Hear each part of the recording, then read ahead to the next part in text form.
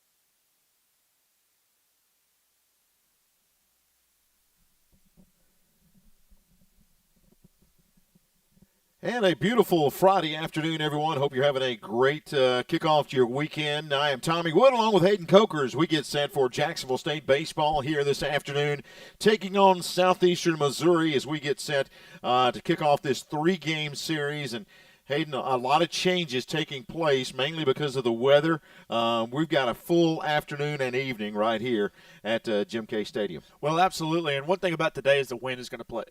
The wind is going to have a massive play on today's game. So it's windy today. Obviously, we have the storms coming in tomorrow. Right. Hoping it doesn't play too big effect on the game today, the wind anyways. So we'll see how that goes. I'm thinking that Jacksonville State with SEMO coming up this weekend in this series. You've got the doubleheader today. You've got the final game on Sunday. I'm thinking if they can get back on track during this game, you get the win the last game against Troy.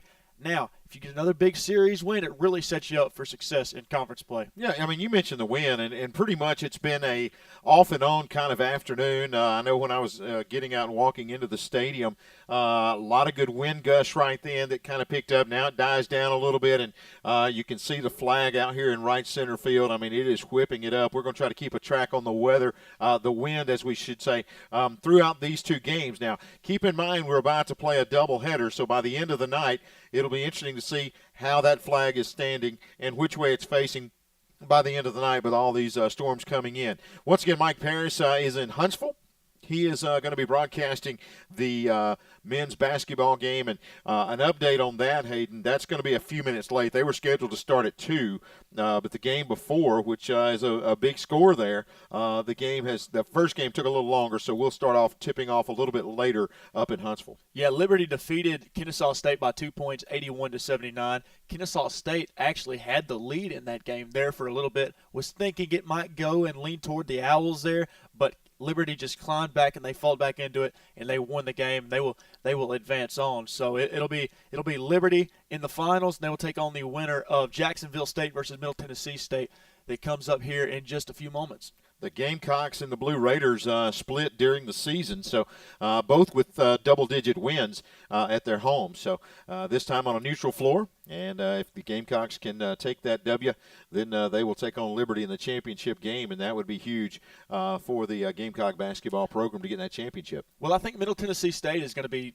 Jacksonville State's Achilles heel, kind of. Obviously, you had Kennesaw State, who is just a pain in the rear window if you're Jacksonville State, but Middle Tennessee has just been one of those teams that's really been consistent all year. Now, they've had a few losses and all that, but they beat Jacksonville State by double digits in Middle Tennessee State. So in Murfreesboro, it wasn't close. Right. I mean, it was close to a 20-point game. Now, obviously, in Pete Matthews, it was a little bit different of a story, but if Middle Tennessee State – or check that. If Jacksonville State can really just stay dominant on the outside today, Jerron Pierre, he's got to be on today. He has to. He's got to be on for the next 2 games. You get into the tournament, and then, boom, your Gamecocks are dancing. Okay? So we're fine. But when it comes to today's game between Jacksonville State and SEMO, man, I'm ready for it. I've got a ballpark hot dog in me. I've got a bottle of water in me. Yep. I'm ready to go. I'm hydrated. I'm hungry. Absolutely. You know, we've got a lot of March Madness going on, a lot of basketball action, but our focus today will be right here on the diamond here at Jim Abbott Field at Jim K. Stadium. Again, SEMO and Jacksonville State, they both come in.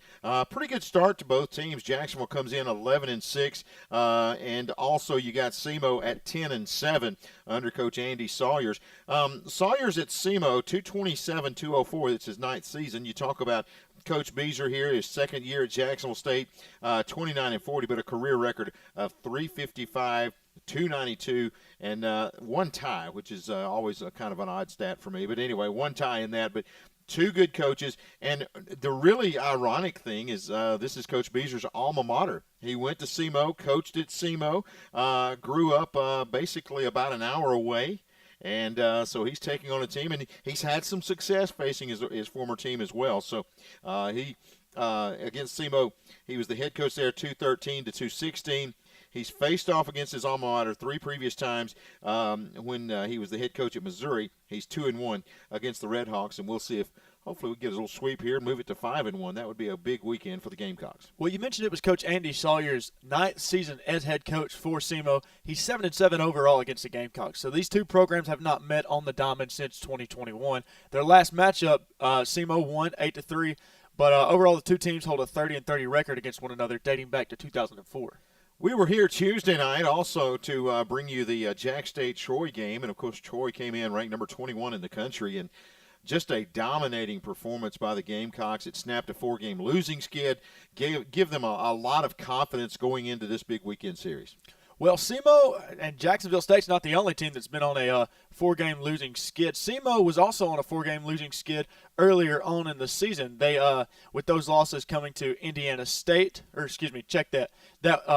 had 2 losses to Indiana State originally, and then they're going to lose 2 more. But they really get back on track. That was early on against Indiana State. They get back on track on the opposite end of the doubleheader against Indiana State, and then Evansville, and then St. Louis. So you had 4 games right there that you win. Now they're coming into Jacksonville State. We'll see if Jacksonville State can make some noise, or is it going to be the Redhawks' day to prevail? These 2 teams have squared off 55 times, and you can't get any more evenly matched than these 2. The Gamecocks hold a 28-27 lead in the series. Last time they played, though, in 2021 up in Cape Girardeau, the Redhawks claimed the series in the last 4 series back to 2017. Redhawks have won the series in 2017 and 2021, but the Gamecocks posted wins in 2018 and 2019. So a very evenly matched series. When you talk about the Redhawks and the Gamecocks, it goes way back, and it's going to be a really good matchup for these Gamecocks. Again, the last weekend before you start conference play, you come off a big win over Troy, one of your rivals. Earlier this week, a very dominating performance, and the Gamecocks would like to continue that momentum this weekend as they head into the conference play. We're going to try to take a timeout. We'll see what happens, and we'll push some buttons and continue to get you ready for SEMO and Jax State Game 1 of a 3-game series right here on the Gamecock Sports Network.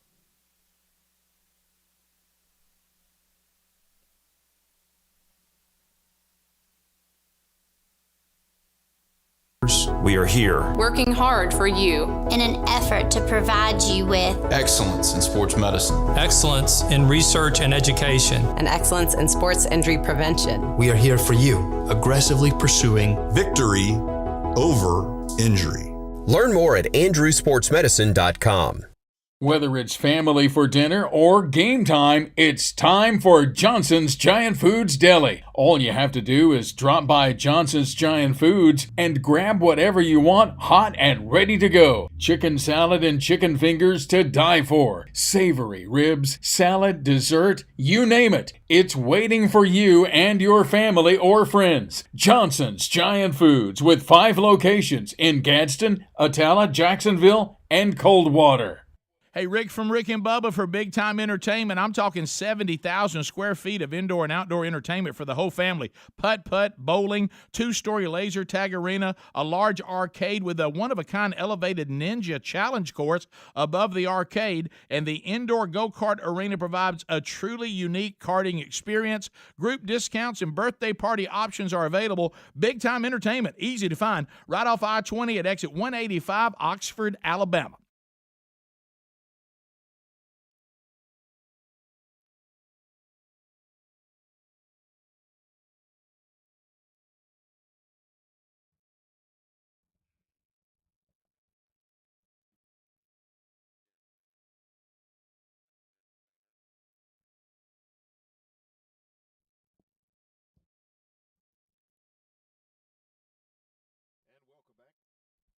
Welcome back here to Rudy Abbott Field, Jim K. Stadium. Tommy Wood along with Hayden Coker on this beautiful Friday. Again, if you're just joining us, we're going to play 2. So if you're anywhere around the Jacksonville area and want to come check out some baseball tonight before you hunker down for the weekend, this might be a good place to spend the evening. Again, we'll have a couple of games here for you, and we'll have all of the action right here where you are listening right now. And we encourage you to keep it locked and get ready for that. Now, speaking of keeping up with Jacksonville State, I want to tell you about a brand new app, Jax State Athletics app. I was able to download it earlier today.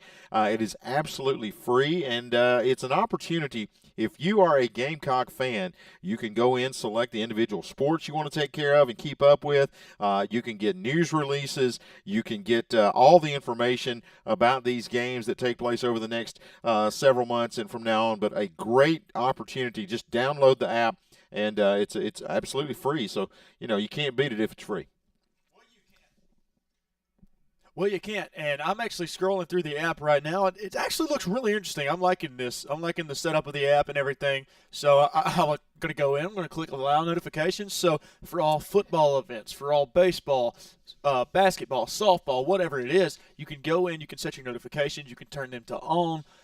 And you can learn all about the app. It's a really cool app. You've got news, you've got the schedules, you can get tickets to games, to matchups, and there's even a little bit of media on there. So you can see the highlights of different games as well.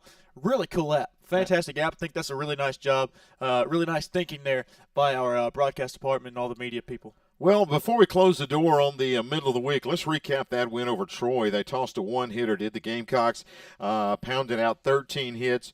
Run ruled the 21st ranked Trojans Tuesday night right here. As we said, it snapped that 4-game losing streak, but I think more importantly, Aiden, it really gave this team a lot of confidence to play one of the top-ranked teams in the nation and just come out and dominate them on your home turf.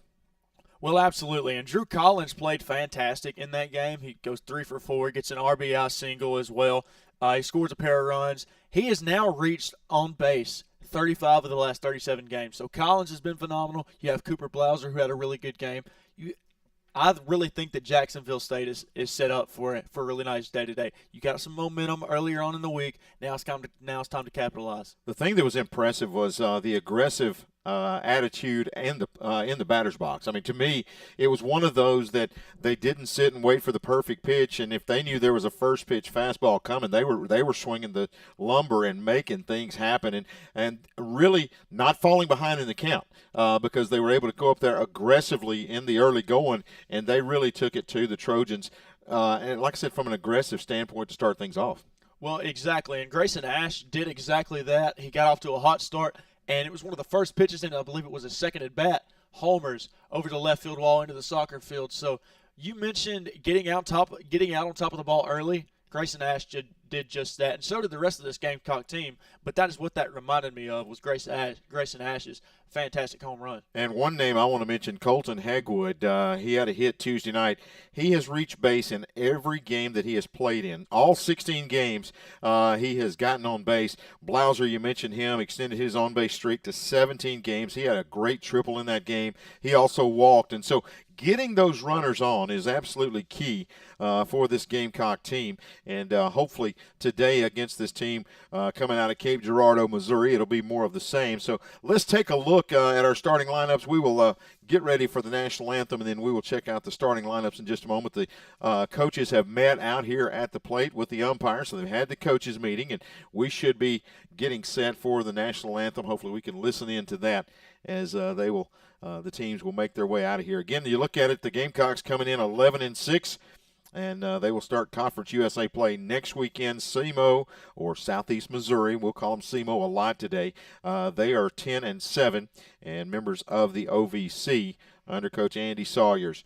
So they begin the hype with the video outside, and then teams will make their way out for the national anthem, and we will listen in and enjoy the festivities on the field as teams will get out here and get ready for that. Again, if you're expecting Mike Paris here this afternoon, he is in Huntsville, and they are awaiting the start of their game. The Jax State Gamecocks taking on MTSU there in the Conference USA tournament. So that should be going on. We'll try to update you throughout the evening as far as those scores and let you know how the Gamecocks are doing there in that semifinal round. All right, let's listen in as we will crank up the mic out here and the stadium and get ready for our national anthem.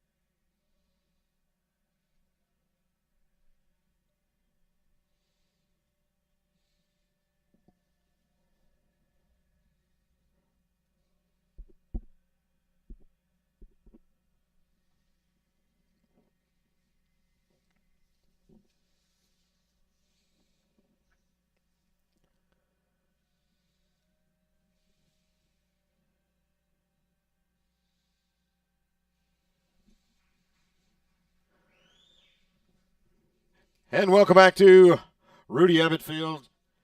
As we get you set for the first pitch of the afternoon, we'll take a look at our starting lineups. First for SEMO, as we will check those guys out. Third baseman Caleb Corbin will lead it off. He is batting .367 on the year. Brooks Kettering playing second base, batting second, batting .259. Center fielder Michael Mugen. He is batting right-handed, .356, playing center field. The cleanup batter, the right fielder, Cole Warheim, and he is batting .375. Batting in the fifth spot is the first baseman, Bryce Cannon, batting .311. And batting sixth, the DH, Mikey Roca. He is batting right-handed, batting .179. Left field, Ty Stoss. He is a left-hander, batting .258 on the year. And behind the plate, Shea McGann. He is batting .250. And also the shortstop bats ninth. That is Andrew Ramirez. He is batting .286. And the pitcher today, Sam Heyman for SEMO. Jax State will counter left field, Drew Collins, as he's batting .323 on the year. He's going to bat left-handed. Also batting second, the right fielder, Colton Hegwood, batting .431. The shortstop, Caleb Johnson, bats third, batting .250. And at DH today, number 15, Carson Horning, batting .283. The fifth batter is the second baseman. That's Cooper Blauser, batting .268. And in center field, batting sixth, Ace Williamson, .267. Batting seventh, batting .167, Brady Thomas playing first base today. Matthew Cash will be at third base, batting .250. Xander Buchanan is batting ninth, and he will be behind the plate. And Jackson Phipps is on the mound for the Gamecocks. Phipps comes in with a .307 ERA. He's appeared 4 times this year.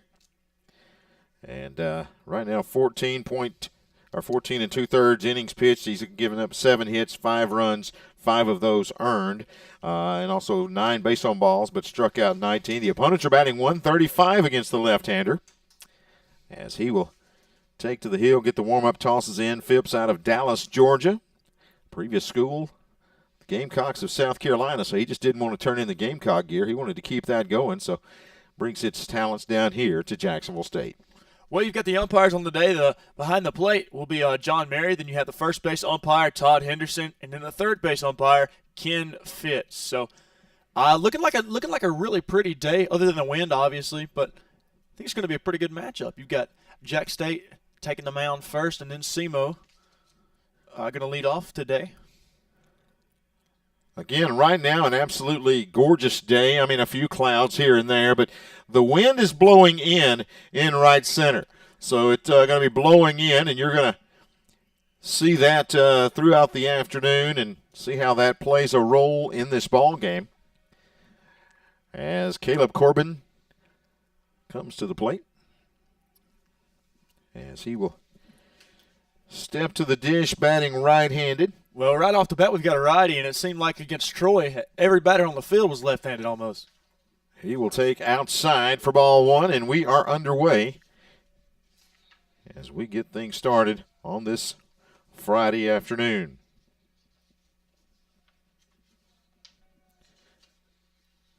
Phipps from the windup. That's going to be a little bit low, and he falls behind 2-0.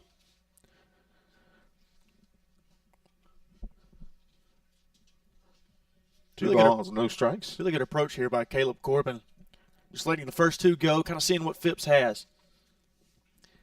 He has a fastball right down the middle on that third pitch to take it to a 2-1 count. Well, that's smart. Not necessarily a need to swing there. Just kind of watching it to see what all he can get. Swung on. That's going to be fouled down the right side. Evens the count. 2 balls, 2 strikes.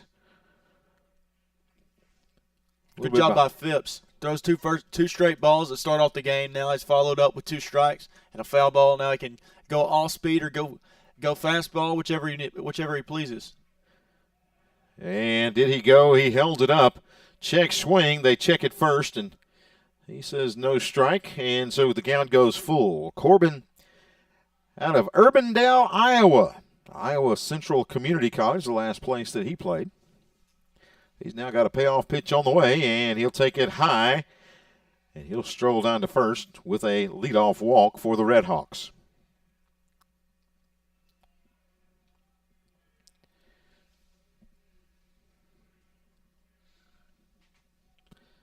Up, going to be a lefty now. And coming to the bat is going to be Kettering, the second baseman. He's batting .259.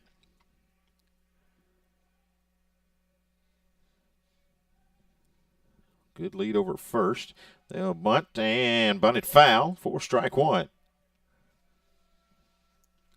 Well, he's got 5 RBIs on the year. Listen to this: 15 hits, 15 walks for Kettering.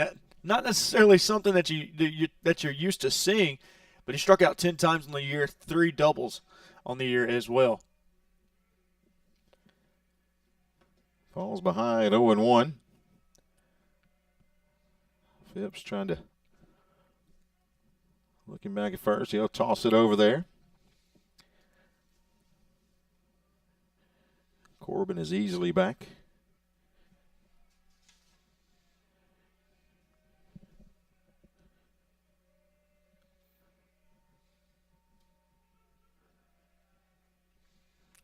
No balls, 1 strike. He'll bring it to the plate and going to be bunted right back to the pitcher. Phipps going to turn, flip it to first for out number 1. Corbin will advance to second, but the Gamecocks get the out. Well, Phipps bobbled it, but good concentration by him, and then getting the ball over to first base. A fantastic job there by Phipps. One thing I wanted to point out was this is Phipps' 10th walk on the year. Only had 9 coming into the year on his 4 appearances. So see if he can lower that total today. Already won in the first inning. Going to bring Muggan up as he will again go to the right side of the plate. Runner down at second, 1 out.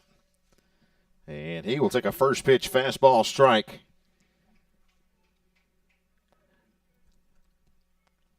A good pitch right there for Phipps as he gets ahead of the hitter.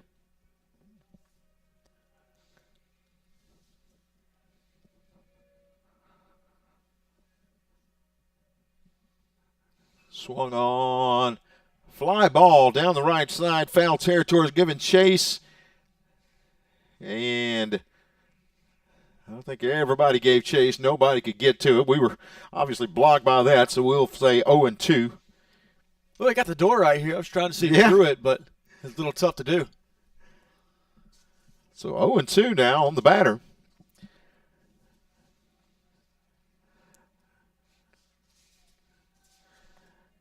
Out of Seaside, California, Michael Muggan. He is a 5'11" senior, and he'll take a ball high there for ball 1. So 1-2 the count.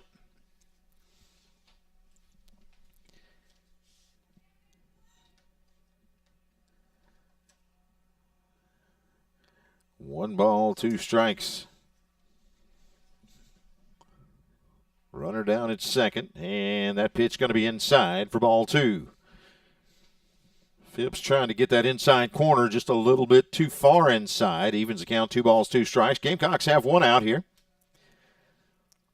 Well, the double play isn't necessarily in play right here, but you got to think if he throws 2 more balls, a walk, then maybe you get the double play. Obviously, that's worst case scenario. Yeah, worst case scenario. Yeah. Obviously, you want to get the out right here, but try to keep it on the infield. Anything in the air in the outfield, I don't think he advances, but he's going to take ball 3 high. So now the count is full. Looks like he's having a little trouble with his command early on. See how that affects the Gamecocks throughout the first 4 innings.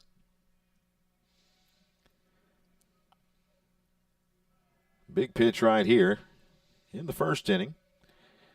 Phipps looks the runner back and going to come bring it home. Swung on and fouled off. Count remains 3 balls, 2 strikes. Well, Caleb Corbin playing some mind games out there with Phipps, bouncing back and forth, which is a good part of the game plan if you're Corbin, but if you're Phipps, you got to stay focused on the batter here. No reason to throw back. Muggins played at Monterey Peninsula College, and he's going to take a ball low, and he'll make his way down to first. So back-to-back walks to start the game for Phipps. That was a little not back to back. I'm sorry. There was both runners getting on by the via the walk, but runners now at first and second. Well, that was a little interesting of a call. I thought it had just clipped a strike zone maybe, but umpire saw a little differently. He's behind home plate. I'm up here in the booth, so. But now the double play's in play, so. Warheim, the right fielder, comes to the plate. And he will take a strike as Phipps just hammered the strike zone right down the middle there. So again, he gets ahead, 0-1. Runners first and second for SEMO. 1 out. Warheim at the plate. They'll throw back to second base. Corbin gets back. Well, you don't mind it. Corbin gets a little loose out there on second base. Gets a little careless maybe, but he's easily back. So see what Jacksonville State can do here. 2 runners on. Swung on. Hit off of the pitcher. Phipps rolls out into right field. Runner around third. Slips as he comes around. Now they're going to have a close play at the plate. He will come in for the first run of the game for the Red Hawks. Runners at first and second. They're going to check on Phipps. As that one went off the shin. And they'll have to come out and take a look. The ball was headed up the middle, obviously, and Blauser had kind of shielded, had started moving towards second. When it ricochets off of Phipps' leg, it goes right where Blauser had left, goes out into right field. That allows the runner to score, and runners are still at first and second now with 1 out and 1 in. Well, this is just one of those things that happen. You can't really do anything about it. It hits Phipps on the shin, and Blauser's not necessarily in his place to do anything about it then. But Corbin come around third. He slipped there for a second, and it looked like he might get home, maybe not. Wasn't necessarily sure about it, but then the throw's obviously late, and SEMO scores the first run of the game. They'll give Phipps some warm-up tosses here to kind of make sure that leg's okay. He gives the thumbs up. And he will remain on the mound for the Gamecocks. 17 pitches in, 9 of those being strikes. And coming to the plate for SEMO. Quick update, Middle Tennessee State up on Jax State 24-22 with 7 minutes and 27 seconds left in the first half. Bryce Cannon to the plate for Southeast Missouri, and runners at first and second. First pitch right down the middle, and that's going to be strike 1. Well, that's a really good way to come back if you're Phipps. Right down the middle, good-looking pitch. Now you've got the rest of the lineup the rest of the count to work with, and you're up 0-1. 2 runners on. This one going to be fouled back for strike 2. So Phipps going right at him. Cannon comes in batting .311 on the year. 19 hits in 61 at bats. And he's behind 0-2. The delivery swung on late, and he'll strike him out. He goes down swinging for the second out of the inning. Well, Cannon just couldn't catch up to that one. That was a really nice pitch right down the outside corner of the plate. So now 2 runners on. But with 2 outs, and that's going to bring up. That's going to be Roca coming up, the designated hitter. Only batting .179. Does have 1 home run, though. And he will swing for strike 1. Last 2 pitches, he's had both hitters look a little confused there. On the last one, it was a late swing, and this one, it was a check swing, but obviously went a little too far around.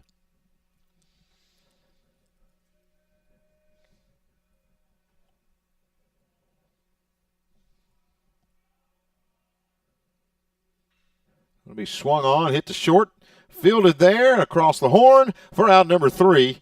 And we will head to the bottom of the first, not before the Red Hawks plate 1 on 1 hit and take a 1-0 lead over the Gamecocks. We'll head to the bottom of the first inning. We're trying to see if we can make this look a little better for you guys that are keeping up with us online. So we will again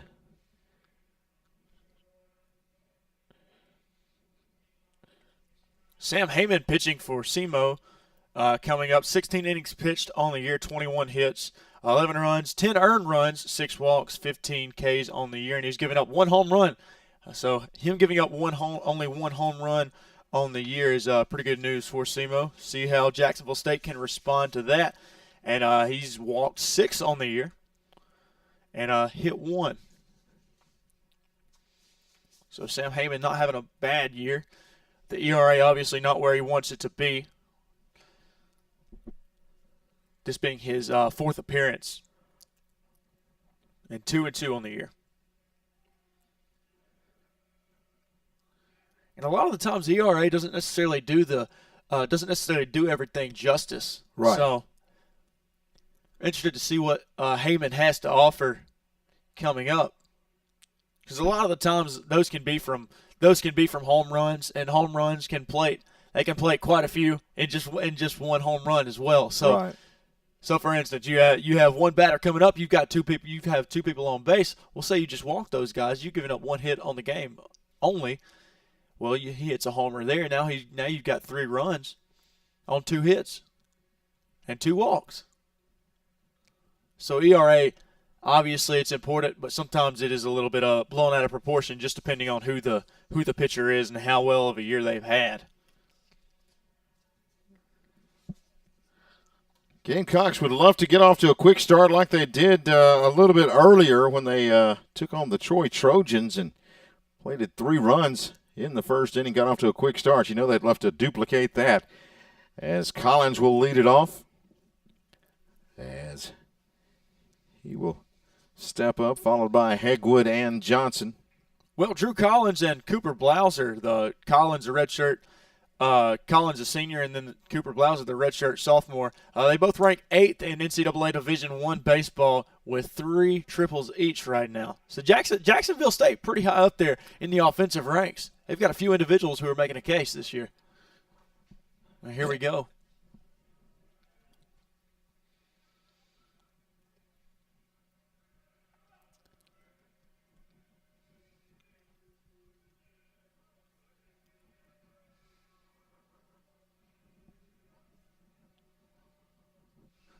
Let me swung on, fouled off down the first base line. Let me foul for strike 1. Well, Collins, one of those guys that likes to get after it early, swings on the first pitch there. Foul ball just off the first base line, goes foul, but we know that he can do some really powerful things with the bat.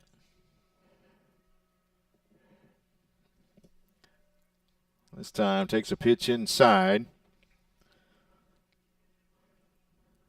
And that's going to be ball 1. So 1 ball, 1 strike.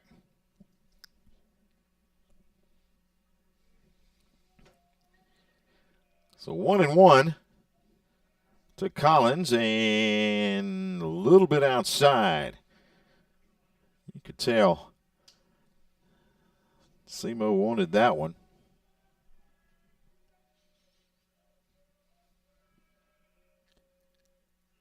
He'll swing at this one and foul it off for strike 2. 2 balls, 2 strikes.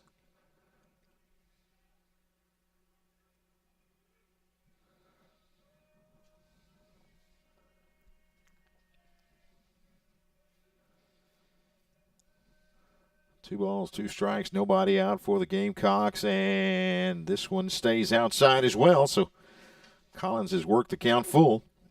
I was expecting him to ring him up on that one. I thought it was a little close. Yeah, so was McGann back there behind the plate. He thought he had him. The 3-2. It's going to be low, and leadoff walk for Collins, and he'll get to first base. And the Gamecocks will try to once again get off to that quick start. Collins is another one of those guys with the emotion that you just love to see on the baseball field. He gets a walk, obviously, but he flips the bat, turns around to his dugout, and gives him a quick clap and then heads off to first. You love the enthusiasm. Jacksonville State, the whole team really, throughout the year, seems to have had that enthusiasm, though, and that's just something you like to have in a team. So if you're Coach Steve Beazer, you've got to be impressed with that. So here comes Hegwood, batting .431, and he'll take a swing at that first one. Big cut for Hegwood. Comes up empty, and it's 0-1. Hegwood having a phenomenal year with the bat in his hand, man. 431 average. The guy's killing it. He's got a 431 average, 13 RBIs as well. 2 triples on the year.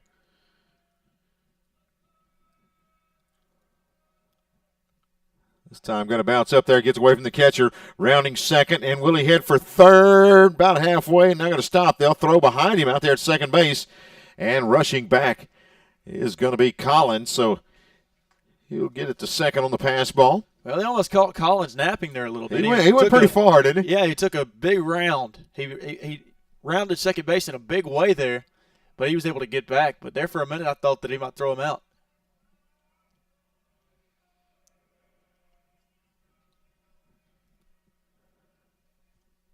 Was a nice heads-up play by Ramirez. This pitch going to be outside. That's where he seems to be missing, just a little bit outside. That one's off the plate. 2 balls, 1 strike to Hegwood. Well, he's went off speed a pretty good bit this inning so far. I know it's just the first inning, but you can kind of tell those things early on. Maybe he's a more predominantly breaking ball pitcher. Well, he got one by him there. Hegwood with the swing and takes it to a 2-2 count. He comes up empty again.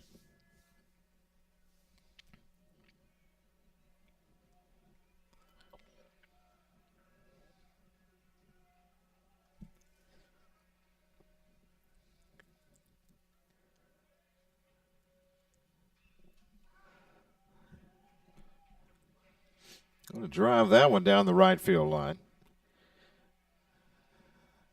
Really just outside the Gamecock dugout. He got around in a hurry on that one. Well, he's really aggressive at the plate, and he just turned on that one, and it led that ball to go foul down the right field line. 2 balls, 2 strikes. Going to swing and hit that one back. Going to land out there on 204. The count remains 2 balls, 2 strikes. Well, they've got the pitch count up to 7 right now. This is a really good at bat from Hegwood.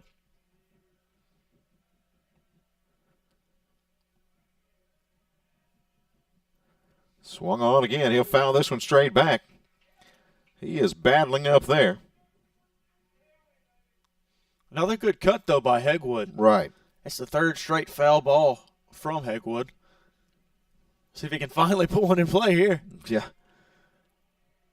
Like I said, he is definitely battling. The 2-2 on the way. It's going to be low for ball 3. Well, 2nd straight batter. They've got him to 3 balls. Collins battles back, takes a walk. Now Hegwood down to 3 balls, 2 strikes. Full count. The 3-2 tried to hold his swing. He does. It's going to third. It's going to be Collins. Runners will be at the corners with nobody out here in the first. A great at bat for Hegwood. Falls behind 0-2. Fouled off some really good pitches to stay alive, and then he'll draw the walk and make his way down to first. Collins, 2 steals in the first inning alone.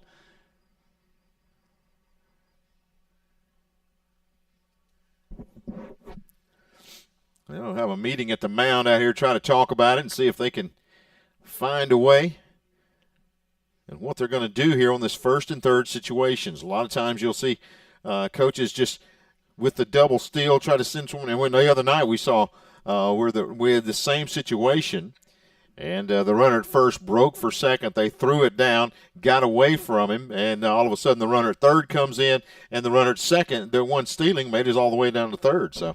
Well, this is a really nice job here by Jacksonville State. You saw SEMO get out early. They've got a 1-0 lead. And now you're kind of on your heels just a little bit. Obviously, even though it's the first inning, still on your heels just a little bit. You've got two runners on right now, and you're only 3 batters in. So really nice job by Jacksonville State offensively. Well, throw back to first, and Hegwood gets back easily. It was a good job by Hegwood of getting back there. And I think they were trying to see there if Johnson was going to try to lay down a bunt here, trying to see if he tips his hand. He did not. And he's going to swing away, and he'll take a low strike for strike number 1.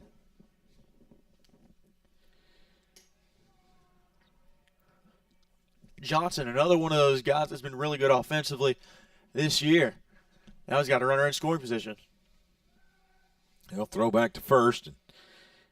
Again, he dives back. Johnson batting .308 with runners in scoring position. And with runners on, he's .316. So he's one of those guys that's been phenomenal with runners on base, especially with runners in scoring position. This time it's going to be low and outside.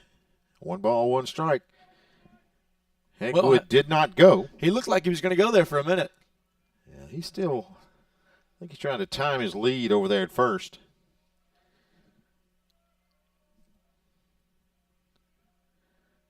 This time he does not go. Going to be a shot to first base. Caught, now throwing it home. Going to be close play. He's in there safe. Great hustle coming down the line for Collins, and we're knotted up at 1. Really good awareness there from Collins to understand where he's at. He goes for that backside of home plate sliding in. It's exactly what you want to do as a runner. All tied up 1-1. That's exactly what Jacksonville State needed to do here in the bottom of the first inning, is get the game knotted back up. That's going to bring up the cleanup hitter, Horning, with a runner down at second. So 1 in scoring position, 1 already in. Still no hit for the Gamecocks. And Heyman will throw it back down to second, as they are some kind of concerned about Hegwood out there on the base paths. Well, for good reason, too. He's a speedy guy, so they have reason to be concerned. They'll bring it into Horning, and it's going to be outside for ball 1. Now he's in scoring position as well. You've got Horning, who's .235 with runners in scoring position, .292 with runners on base, .283 overall. This one just on the outside corner for strike 1. 1 ball, 1 strike, 1 out for the Gamecocks for Horning here at the dish. That was a good off-speed pitch. It was kind of high, it looked like, but a lot of the times these days you'll have the analytics which come into play. Horning going to foul that one off for strike 2. We've talked a lot about analytics this year so far whenever we have been calling games, and that's just something interesting because analytics seem to be trending more and more toward the game, not just baseball but all around. This time the pitch is well outside for ball 2, so a 2-2 count now. But coaches really know what certain players, certain hitters like and what they don't like, and that might be the case here. 2 balls, 2 strikes, swung on, driven to right, going to be deep, but going to be catchable. And actually the wind's going to hold that one up big time. Tagging, going to third base, and sliding in safely is going to be Hegwood. So he moves to third for the second out of the inning. He hit the ball out to right field. The right fielder first took a couple of steps back. And look, the wind is so stiff in that right field, he had to get a running effort and really crank it up in order to catch it on the fly. Well, I was coming into the stadium earlier today, and as soon as I got into the concourse area, I could just feel the wind, and it was blowing me around. So I know it's a little bit difficult out there for these outfielders. So fly balls may be critical today. Blauser comes to the plate. And first pitch going to be inside for ball 1. Hegwood over at third. Blauser in the right field batter's box. Batting .268 on the year, 13 RBIs. It'll take a 2-out hit or a wild pitch for the Gamecocks to take the lead here. And that's going to be a slow breaking ball that finds the outside corner to even the count. 1 ball, 1 strike. Well, Blauser's good with runners in scoring position, .292 this year. Batting .263 with 2 outs. Wow, that's a fastball strike there. Blauser looked back, and I think he was not expecting that. I think he fooled him on that one. Well, I think he thought it was a little bit low as well. 1 ball, 2 strikes to Blauser. Going to be outside for ball 2. He goes off speed down in the dirt, try to get him to go fishing a little bit. Blauser doesn't buy it. 2 balls, 2 strikes, 2 outs. And number 2 at the plate in Cooper Blauser. And he will take ball 3 to even the count. Another batter who's worked the count full. Running the pitch count up here. Ace Williamson on deck for the Gamecocks here on this 3-2 pitch. And that's going to be ball 4. So Blauser will reach base safely as he'll take the walk and make it his way to first. Going to bring up Ace Williamson. Jacksonville State with 3 on base so far. And still no hits. Is that not an interesting one? Well, we talked a little bit about ERA and how it doesn't necessarily define a pitcher. Well, it goes both ways. It goes both ways because this guy hasn't allowed a hit, but he's allowed a few guys on base. See if the Gamecocks can plate another run here with 2 outs in the first. Williamson started to go. He held up for ball 1. Off-speed breaking pitch. Well, he thought about it, and I guess he saw it break a little bit and decided, no, maybe not. But he certainly thought about it there for a little bit. This time the breaking pitch right in there, and Williamson couldn't pull the trigger. Evens count 1-1. Williamson, 267 on the year so far. 321 with runners in scoring position, with runners on base. Only 200. Only batting 200 with runners in scoring position. Swung on, and they had him shifted, played perfectly. The second baseman over to get it. They'll throw out Williamson at first for the 3rd out of the inning, but not before. The Gamecocks score 1. They do strand 2, and we're tied up at 1 after the first inning here at Rudy Abbott Field. Jim K Stadium, glad to have you all along wherever you might be.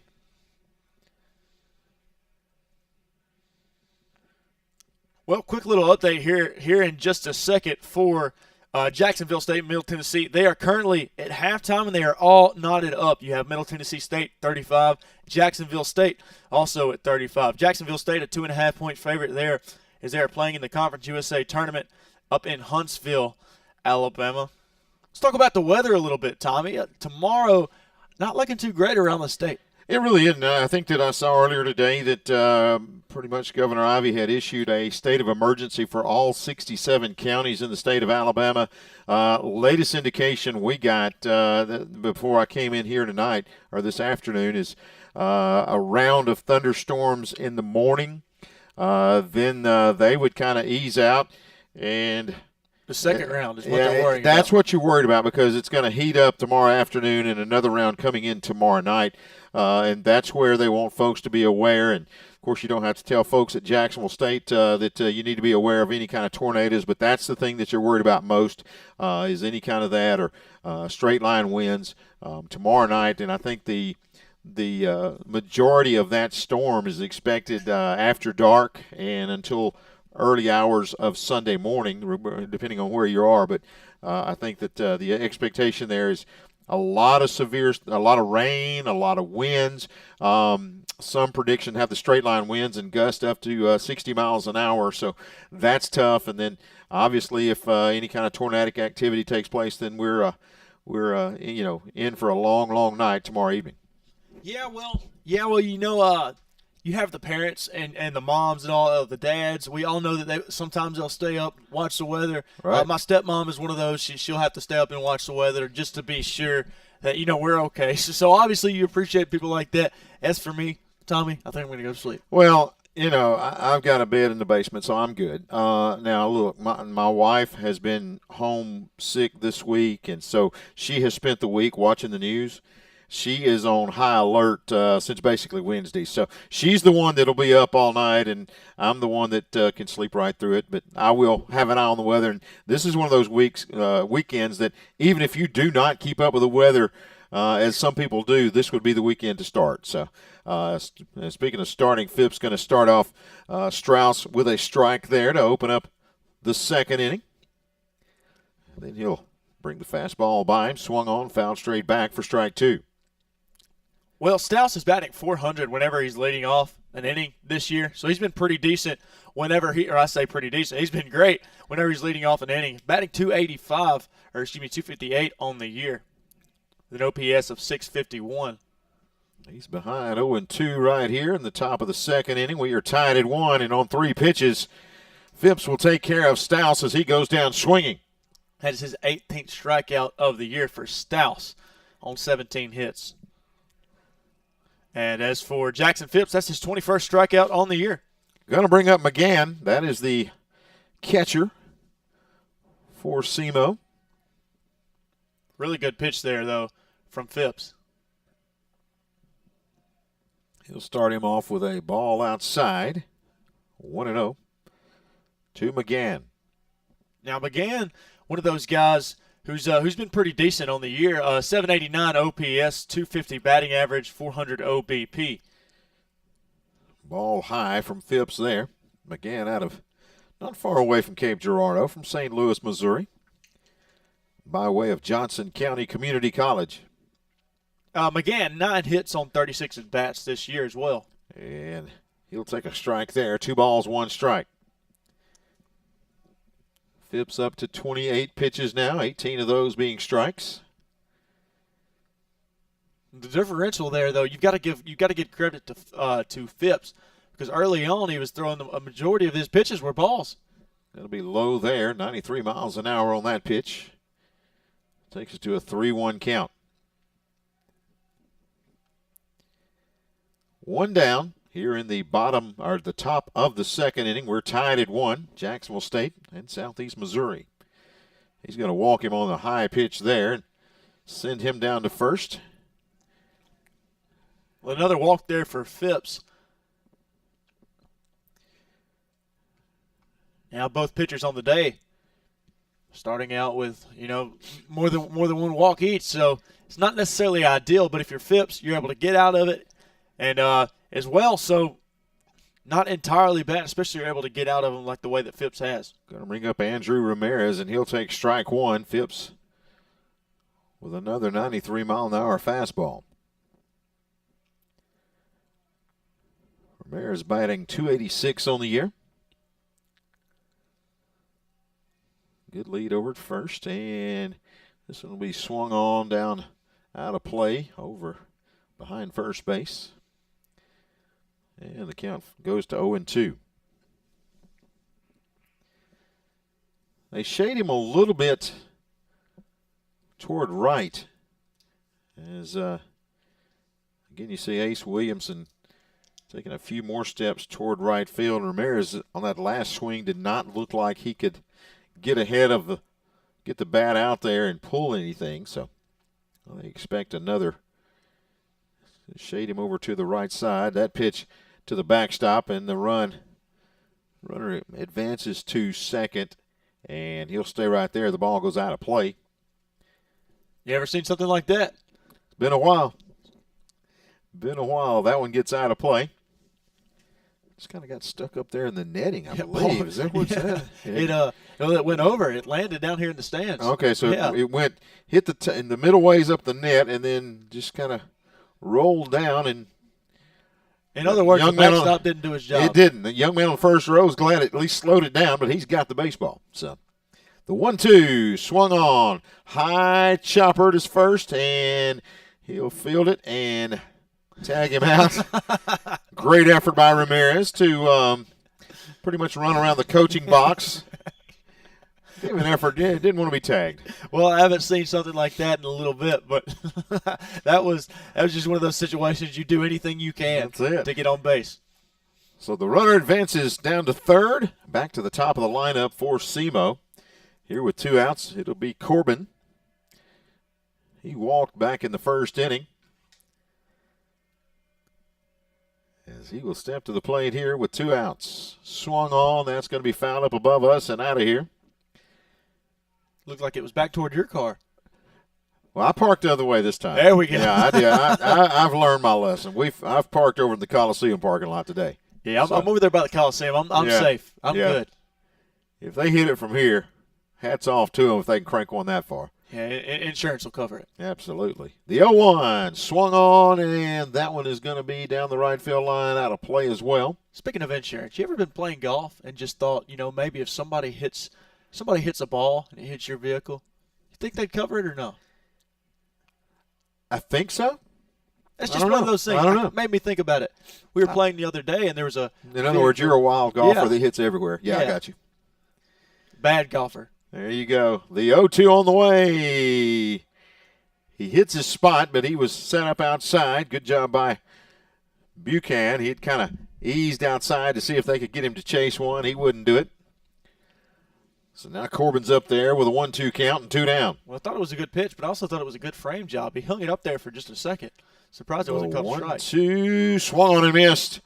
Phipps with another strikeout. The Gamecocks hold SEMO scoreless in the second. We move to the bottom of 2, and we are tied up at 1 apiece. Right here as the Gamecocks and SEMO tied. Well, both SEMO and Jacksonville State leaving runners on today. So far, we have SEMO one of 5. You have 5 runners left on, and one of those have scored.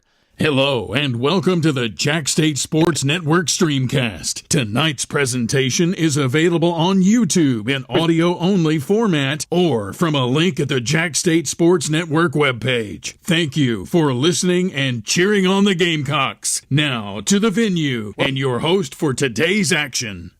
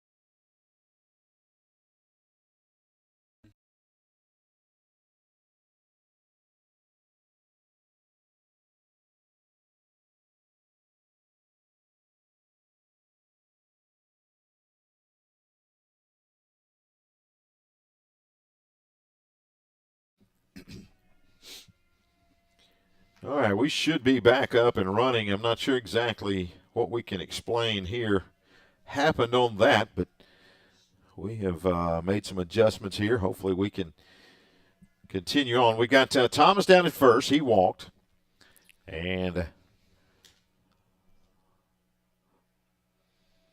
now we got Cash at the plate. He squares to bunt and throw down to second, and they got him.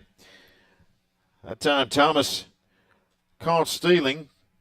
Cash did not put the bunt down, and that'll wipe off the base runner here for the first out here in the bottom of the second inning. 2-1, or 1-1 our score. The count is 2-1 now to the batter.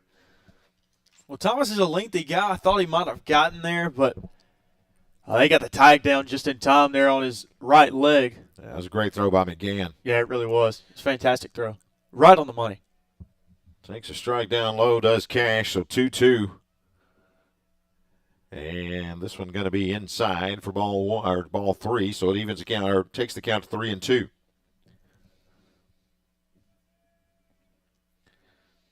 If you're watching online, you see the women's basketball graphic there. Don't worry. We are playing a little baseball here today, and that ground to second base, flipped over to first for the out. Kettering to Cannon, and it retires Cash for the second out of the inning. Going to bring up Buchanan as he will step to the plate. Xander out of Columbia, South Carolina, played at Chipola. Comes to the plate, averaging an RBI of 0.56. He'll take the first pitch for a ball inside. 1 ball, no strikes. Leadoff batter Collins is back on deck here in this second inning. Tied up at 1. Buchanan takes a strike there. 2 balls, 1 strike, 2 outs. Gamecocks still looking for their first hit of the game. That one downstairs. 3 balls, 1 strike. Both teams scored in the first inning. 1 apiece, and that's where we stand. And Buchanan will draw the walk and go to first with 2 down. Now, here's where you've got a chance when you get your leadoff batter up. Even though there's 2 down, these guys can really start a rally. When you talk about Collins batting .323, he is a great leadoff hitter, Hayden, because he puts the bat on the ball. You got to put it in play. Well, that 985 OPS really pops off the page for me as well. And personally, he's got 20 hits on the year, 62 at-bats, 16 RBIs, too. Really, really, really impressive season so far for Drew Collins. It'll be swung late there, and it's going to be fouled off way down the left field line. He falls behind 0-1. Well, Collins, same thing. Very, very aggressive there on the first pitch. Same thing as the first at-bat. That's just how Collins is. That's just how Collins is as a player. So both teams, the leadoff batter has come to the plate in both of the first 2 innings. Takes that low. 1-1 now the count to Drew Collins. Well, Collins was a little late on that very first pitch, but you see that left field gap, massive gap there over in left field. Maybe you can put it right there in one of the pockets over there. It's going to bounce away from the catcher, down to second. Goes Buchanan. He'll round second and hold it right there, but the count goes to 2-1 to Collins. So he's ahead in the count. A contact hitter. He just finds ways to get on the bases. 2 doubles and 2 triples on the year. 1 home run. .469 on base percentage.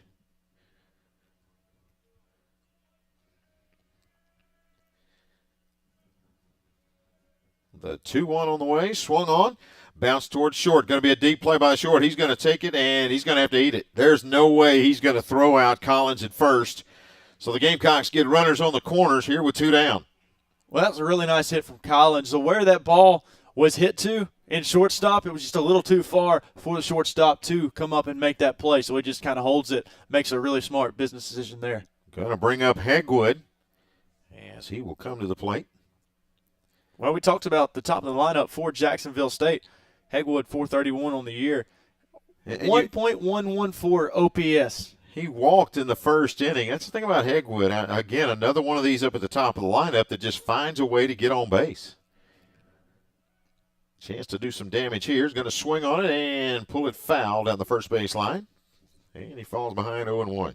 There it is. There's another example of Jacksonville State offensively being very aggressive early on in the count. Get a first pitch swinger. See if Hegwood can't plate 1 or 2. Wind starting to get up out there outside the fence. Going to take a strike 2, going halfway down. Now he's stuck in no man's land. Collins going to try to get in a rundown. They'll tag him at first, and that's going to be out number 3. That's just smart from SEMO there. You get Collins stuck in a rundown, and you saw what Collins was trying to do. Yeah. Collins was trying to get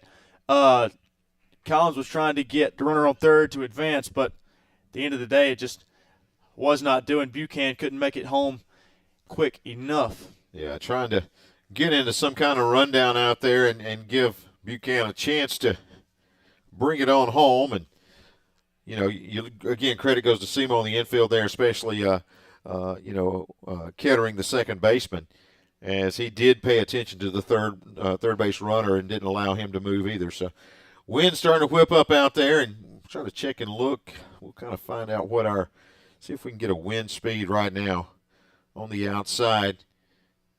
As like we said, it was blowing from right to left a little bit when we started. Now it's just right to further right. I mean, it's, I wish I could tell you all the wonderful activities of directions and wind shears and things like that, but all I know is it's whipping. So that's going to be my best term I can come up with you. Well, we need James Spann out here, and you mentioned the wind and how it could maybe possibly play an effect. Mm-hmm. Look at the fly balls out here. There's been several that have been hit toward that way that could have been fair, but have just blown foul just because of how the wind has been. I mean, it's basically going left to right now, as you and I have sat here and talked for a minute, and it's showing a 13 mile per hour stationary wind right now. That's kind of where it's registering, is 13 miles an hour out there. And I think the higher you get, the more it's going to be. But we'll keep an eye on that throughout the next couple of games. What about basketball? How are we doing over there? You get a chance to check on that? Yeah, basketball was they were at halftime.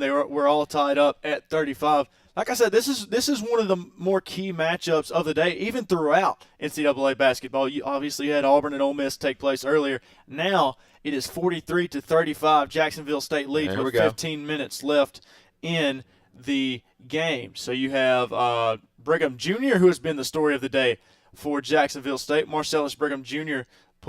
has put up 11 points on the day. And Kelron House. Kelron House is one of those guys that has been really key for Jacksonville State all year.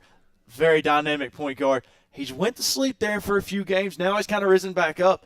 This is kind of what I've said that Jacksonville State needs, is a big, big, big spark from Kelron House. First pitch going to be in there for a strike from Phipps. House and Brigham Jr. picking up where Jerron Pierre Jr. is leaving off. So Pierre is 2 of 6 on the day. You have Brigham and House both 4 of 7 with 11 points. The 0-1 downstairs, ball one. 1 ball, 1 strike. So Gamecocks on the basketball court have jumped out in the second half, outscoring the Raiders 11-3 to open up the second half. Swung on, going to be bounced down to first, and fielding and walking over is Brady Thomas. He'll get the 1 out unassisted there for the first out of the inning. It was a good play there by Thomas, because those can be tricky, especially on the hop like that. Takes a big hop right in between home and first. Massive hop, but he's able to play it safely and tag first and get the out. Going to bring up Mugen, as he will step to the plate, batting right-handed against the lefty Phipps. Comes in batting .356 on the year. Yeah, he's had a really good year so far at the plate. .644 slugging. 1 dotter when it comes to the OPS, 1.081. And he will take a ball high there, 2-0. He did walk back in the first inning. We are tied at 1 here at Rudy Abbott Field, Jim K Stadium. Tommy Wood along with Hayden Coker. Slow-paced game right now, too. That one's going to be fouled straight back. Takes the count to 2 balls, 1 strike. SEMO has Jackson Phipps up to 41 or 42. Check that on the pitch count right now. Mugen has 3 home runs on the young season as he faces Phipps, in the 2-1 on the way. Swung on, fouled back, same place, right over our heads. So it takes the count, 2 balls, 2 strikes.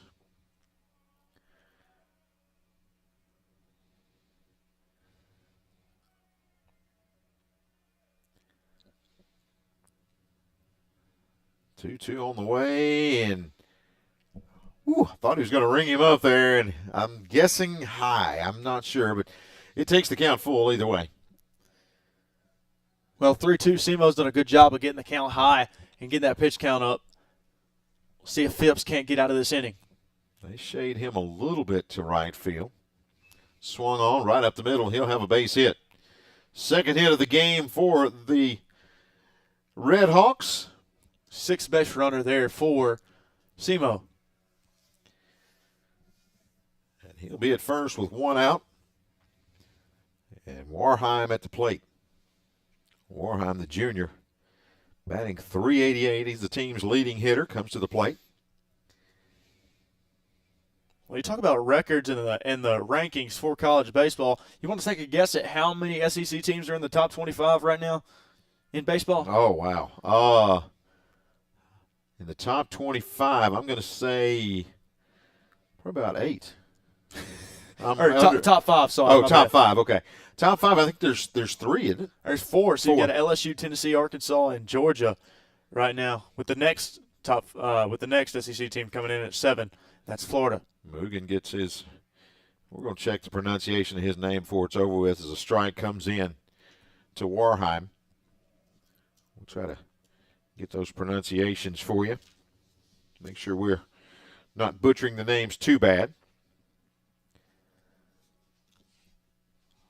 0-2 on the way and swung on, punched to right field and curving foul. Pretty good pop on that one. Got a crowded cocky corner over there. Yeah? This afternoon. How's that? Come on out there and join us.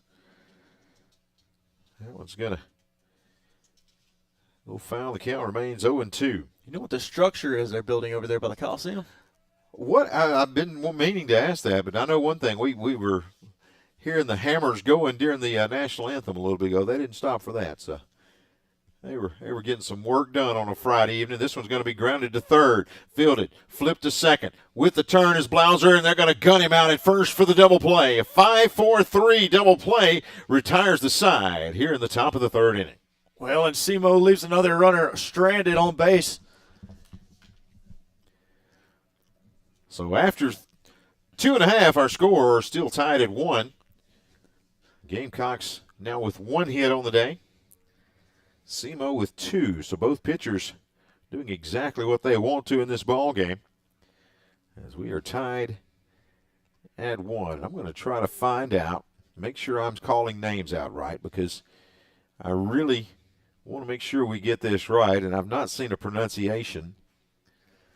But we will see if we can chase something down here. As SEMO, they've left 6 on right now, batting .167 with runners on. And Jacksonville State, 1 of 4 with runners on, batting .250. Yeah, we've, again, trying to chase down, make sure we're saying names right, but we may take a while to chase that. Little SEC basketball action. You got Texas hanging in there with Tennessee, 39-36 with a minute left in the first half. And Auburn won a little bit earlier today, and this is the second game of the SEC tournament. Gamecocks leading over Middle Tennessee. And as you said, the winner gets Liberty. Is that right?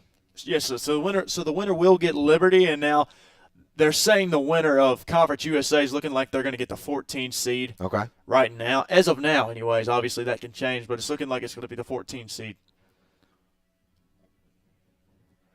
All right, we're going to make sure here, pronunciation guide, Wareheim, I got that right. Rocha instead of Roca, so I mispronounced that one. And how about they don't give me a Mugen or a Muggin? How about that? Yeah, going to the SEMO media guide, see if I could bail my way out of that, and I can't do it. So I won't hold it against you. Back at the plate again is Hegwood. Of course, he was at the plate during that rundown that ended our second inning. So he's fresh count here, and he'll start him off with a strike. 89-mile-per-hour pitch there. Had a walk in the first inning. That's going to be an off-speed pitch. It stays outside for ball 1. 1 ball, 1 strike.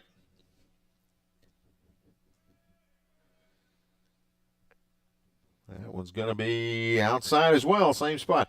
Hey, folks, we want to invite you out to come and join us for Jax State Live. It's every Monday night, 7 to 8 at Apothecary House, Draft House on the historic Air Square in Jacksonville. Tell you a little more about that as Hegwood fouls it straight back. Jax State Live hosted by Eli Gold. And going to focus on our Jax State spring sports. Softball head coach Julie Bolin, baseball coach Steve Beezer. Going to be the guest this week. If you can't make it, you can follow all the action on the Gamecock Radio Network, or you can also watch it on WOTM or TV24. That's 7 to 8 coming up on Monday. As Hegwood battling yet again, fouls that one off. Count remains 2 balls, 2 strikes. That one right there went in the road. We are tied at 1 here on this Friday afternoon, game 1 of a doubleheader. That pitch is low, I guess. That was a close one. That was a close one right there. You know, they always say those, you can't take those that are close with 2 strikes. And well, some people do it and get away a with it. little more discipline for Hegwood than me, I'll tell you that. That's Yeah. going to fill the count at 3-2. He will swing on this and foul ball down to first. Just foul, too, right behind the orange base. So he will, again, get another payoff pitch. I'm not sure how to feel about the new rule about the 2 bases at first. I'm just not quite sure how to feel about it. Taking a little while to get used to. I know softball had done it, and then finally baseball made the move as well. Got the bigger bases in the major leagues, too. 3-2, swung on, driven to center field. Nothing doing. It kind of wind holds that one up, and it's going to be pulled in out there by Mugen, as he will pull that in for out number 1. Mugen, we got it this time. We're going to go with it. You know, if you're from Cape Girardeau or you're a family of this young man, I apologize, but the SEMO pronunciation guide, I think, assumes that everybody can say that word. Maybe it's Muggin. All right. We'll move right along here. Fouling that one back. Going to be Johnson. He falls behind 0-1. Now we'll move along. Not much we can do about it now. That's right. Johnson batting .246, 13 RBIs on the year. He will swing on this one, drive it to second base, fielded on 2 hops, thrown over to first, and it's out number 2. As Kettering retires Johnson. That's going to bring Horning to the plate. Horning batting .277 on the year. 0 for 1 today. Had a fly out. He'll step to the plate here with 2 down. The shift is on. As they will, again, we talked about analytics a lot. Now, this series right here, you're not going to see these teams probably square off again, and you got Horning up there. How does news travel so fast that you have to play the shift? I mean, that's just, you know, it's always odd to me that here he is coming up to bat here in the 3rd inning, and they already have the analytics to show the shift should be in place, and it is. And they're saying it did hit Horning. Okay. He will go to first, or there maybe that was ball. Anyway, he'll move to first base, and that's going to be a runner at first with 2 down. Yeah, ball 4 there. Just a good eye there by Horning. Well, he walked away and he looked back at the umpire and pointed and stopped and I think he was checking on it. The ball did catch him. Yeah. So that's going to bring up Blauser. Going back to analytics, though, I think a lot of it has to do, and the shift with it being so quick. I think the in-ear monitor that the catcher wears has a little bit to do with that, and him telling the players in the infield what to do, possibly. Blauser takes a first pitch strike there, batting .268. Pitch from Heyman, swung on and missed for strike 2. Good cut there. Looked like he was just under it. For Blauser. Over 2, he's got to battle back. Protect the plate. 2 down here in the 3rd. 0-2 on the way to Blauser and fouls it off. He just barely got a piece of it. It looked like he kind of hurt himself trying to get to that one. Yeah, staying alive. Just the tip of the bat on that one. Bent the knees a good bit to get to that one. Just trying to get him something he can handle here. Heyman trying to keep it away from him. So Heyman with the 0-2, swung on, going to be hit sky high. Shortstop coming over, Ramirez is under it, and he will haul it in for out number 3. And we have played 3 innings and still right back where we started. We are knotted up now at 1 apiece. Well, this is the first game, Tommy, that we've had that has been competitive. Yeah, it's been a good ballgame. This is the thing about it, the pitchers are really keeping control, and so that is, that's good to see. And if you're Phipps, you've got to be happy with what you've been able to do today on the season. Of course, had pitched 17 innings. The ERA coming into the ball game at 3.06, and that's going to drop as this day goes on if he can continue to do what he's done through the first 3. So yeah, he's done a good job. He had that rough first inning, but he's done a good job since then. And you talk about the opponents and the matchup here. SEMO and Jacksonville State, they were once rivals there in the OVC. Absolutely. Now Jacksonville State obviously in Conference USA. SEMO has stayed put in the Ohio Valley Conference. Jacksonville State won a couple of those titles. Yeah, I mean, and like we said, the thing about it, they've played 55 games, and it's a 28-27 lead for Jax State. So, can't get more even than those two teams. These two programs have been over the years. I tell you what, whoever is DJing, they're doing a pretty good job. I'm enjoying the music. They have turned it up today. I'm enjoying the music. Phipps out of Dallas, Georgia, 6'4", 225. He is a left-handed junior. He pitched 8 innings against Arkansas State back on the final day of February. Had 8 strikeouts in that game. He's got 3 today. He's given up 3 base on balls, struck out 3, 1 earned run. Well, Jacksonville State 4-0 versus the Sun Belt this year. 3 games against Arkansas State, 1 against Troy. All right, we will move to the top of the 4th inning. Again, this is game 1 of a doubleheader. So wherever you may be, if you can make your way to Jacksonville, Alabama here in the next several hours, you got a chance to catch some baseball. Plenty of action here tonight. Cannon going to lead off the 4th, and he will take first pitch low for ball 1.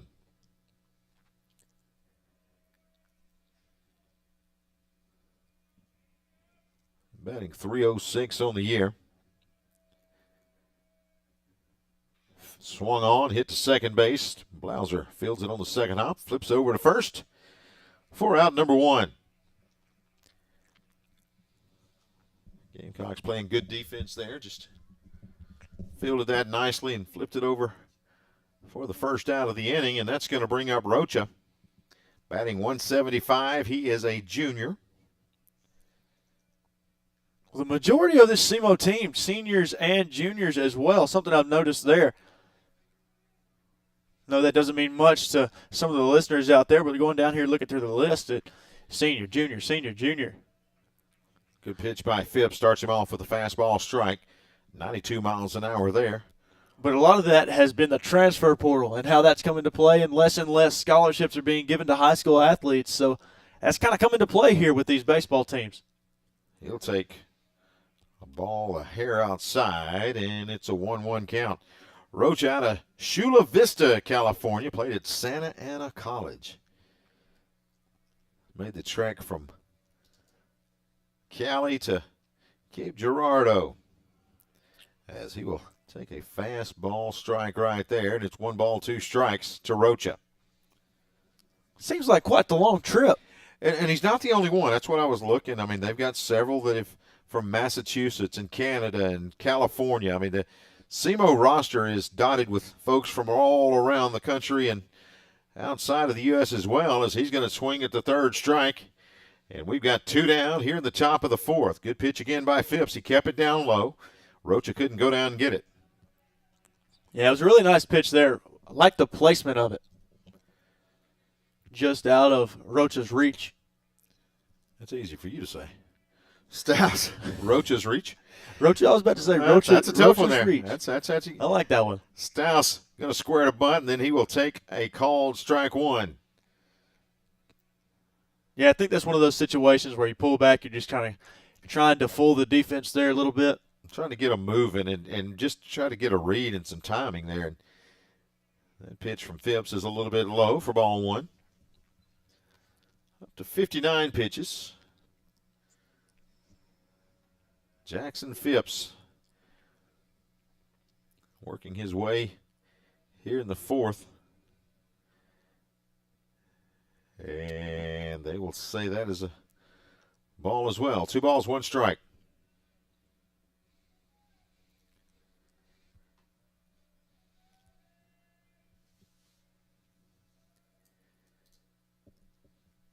The 2-1 in there for strike 2. So 2 balls, 2 strikes, 2 outs. One thing about Phipps is that whenever he's gotten down or got a runner on base early in the inning, he's been able to fight out of it. And right here, he's been able to work through these first few batters pretty quickly. It's going to be swung on down the left field line into the net for the count to stay at 2-2.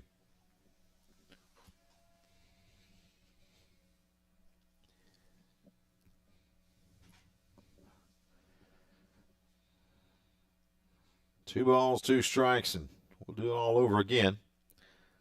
Phipps from the wind.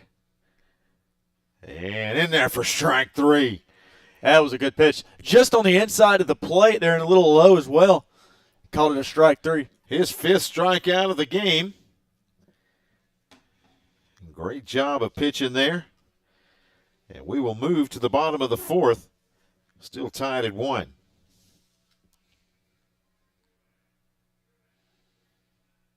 Phipps doing a really nice job here lately. Jacksonville State got to get their bats going. Only 1 hit on the day, though. We'll be back with more in just a moment from Jim K. Stadium. We've got you covered.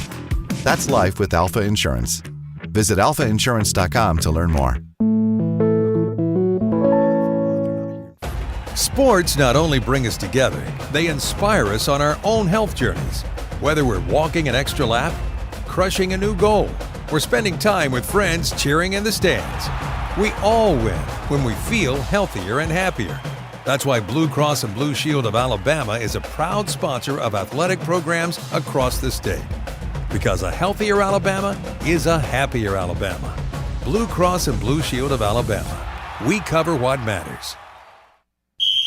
Eli Gold here. Ready for a winning drive? Go see my friends at Cooper Chevy Buick. Choose from hundreds of new Chevys and Buicks, including a great selection of Car Bravo certified used. Score big with low finance rates and ask about their guaranteed credit approval program. Get top dollar for your trade, no matter the yardage. Your road to victory starts today at Cooper Chevrolet Buick in Anniston or online, cooperchevrolet.com, official sponsor of JSU Athletics.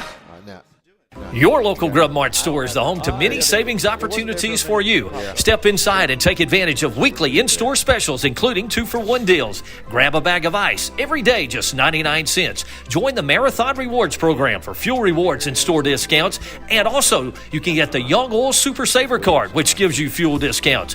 Remember, when you're paying.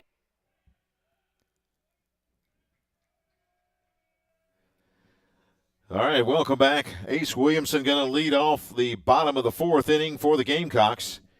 We're still tied at 1. Williamson needs a hit. He'll take the first pitch high for ball 1. He grounded out to second base back in the 1st inning and ended the 1st. He'll lead off here in the 4th.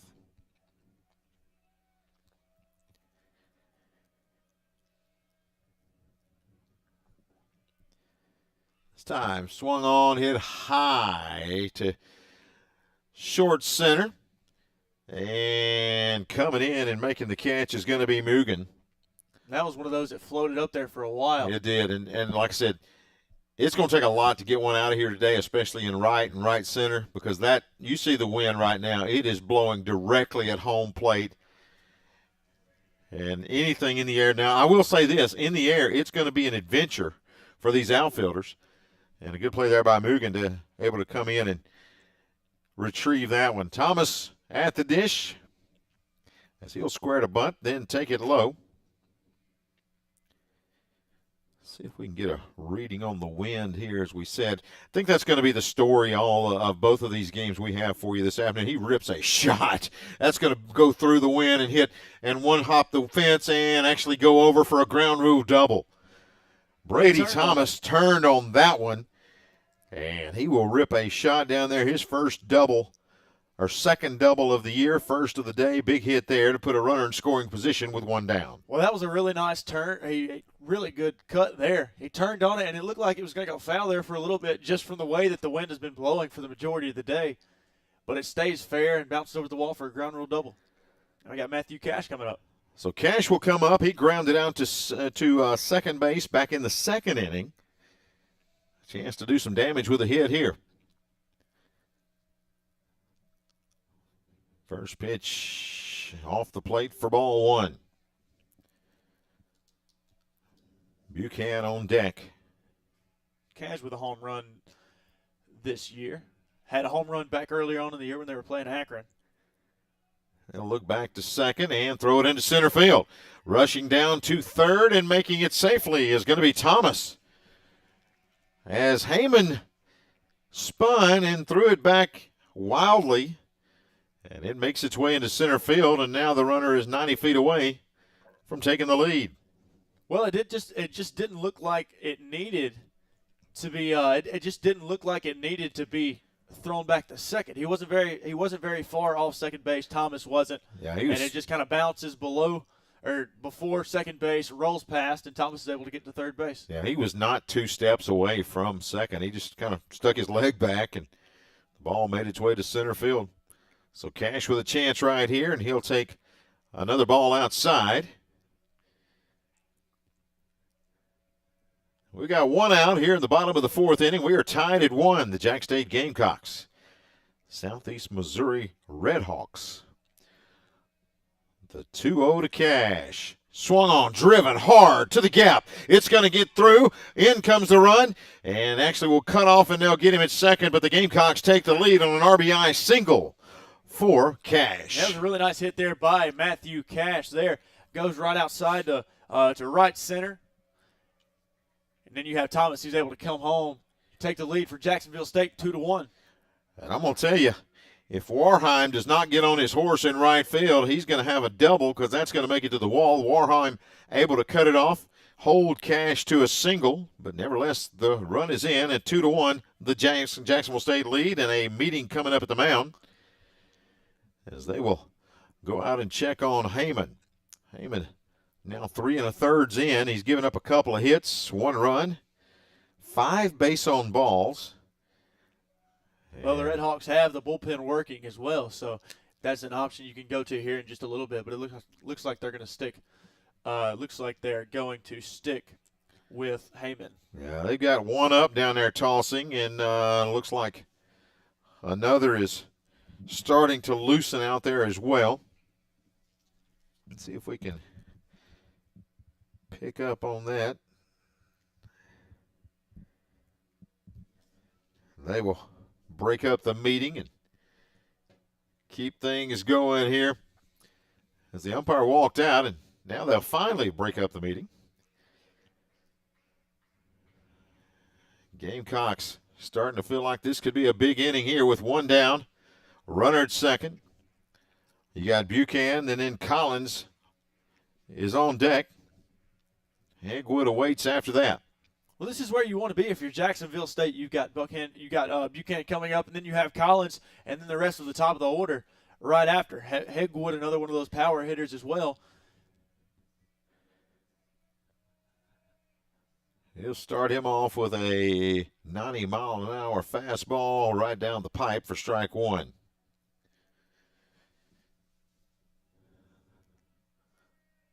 Again, Cash over at first, getting a pretty good lead there. Heyman goes to the plate, and the pitch is outside for ball 1. 1 ball, 1 strike here in the bottom of the fourth inning.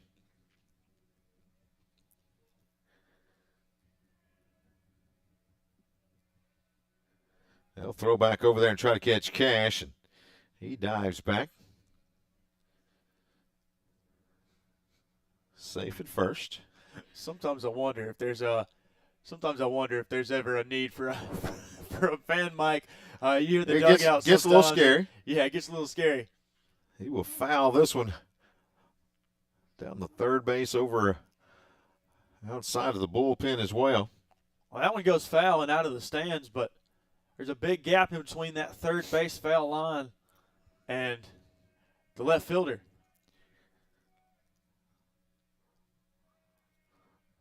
So 1 ball, 2 strikes. They'll throw it over to first. Cash a little further off and had to scurry back to first, but he does safely. How about basketball? How are we doing over there, man? Basketball, I'll get updated on it here in just a second. They were up 8. They were up 45-37. Last time I looked, Jacksonville State up on Middle Tennessee State 64-59. Okay. With 4 minutes and 47 seconds left. All right, 5-point lead for the Gamecocks. 4 minutes left. Man, this is a big one. Absolutely, that's a big game. Best season under Ray Harper, or one of the best, anyways, we've had yet. They'll try to get Cash on back-to-back pick-off moves. Cash scampers back. Done it a few times this inning. No dice both times.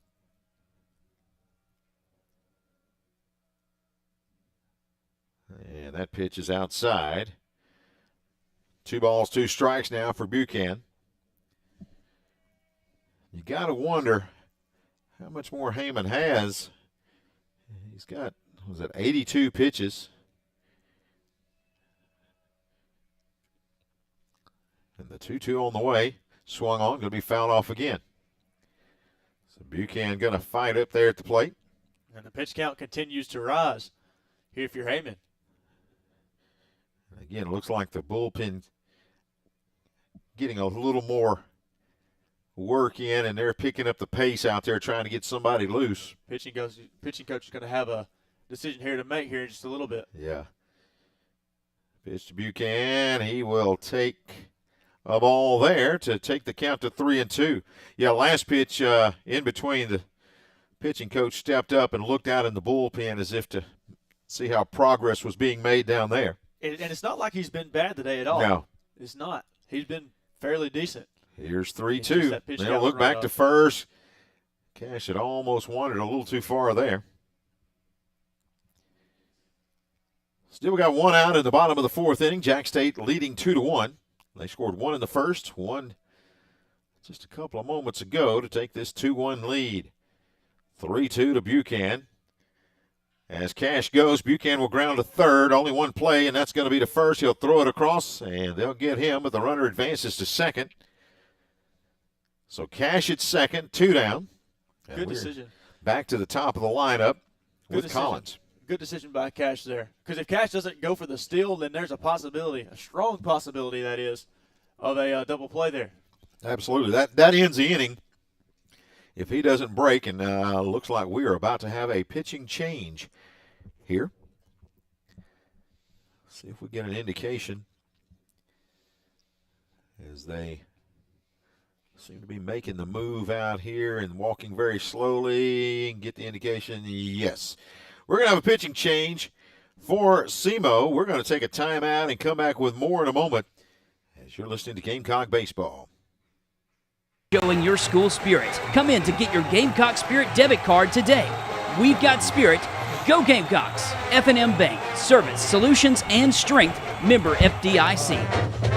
From our home base right here in Birmingham, Alabama. We are here, treating patients from every generation, across the United States, and from around the world. As respected industry leaders, we are here, working hard for you in an effort to provide you with excellence in sports medicine, excellence in research and education, and excellence in sports injury prevention. We are here for you, aggressively pursuing victory over injury.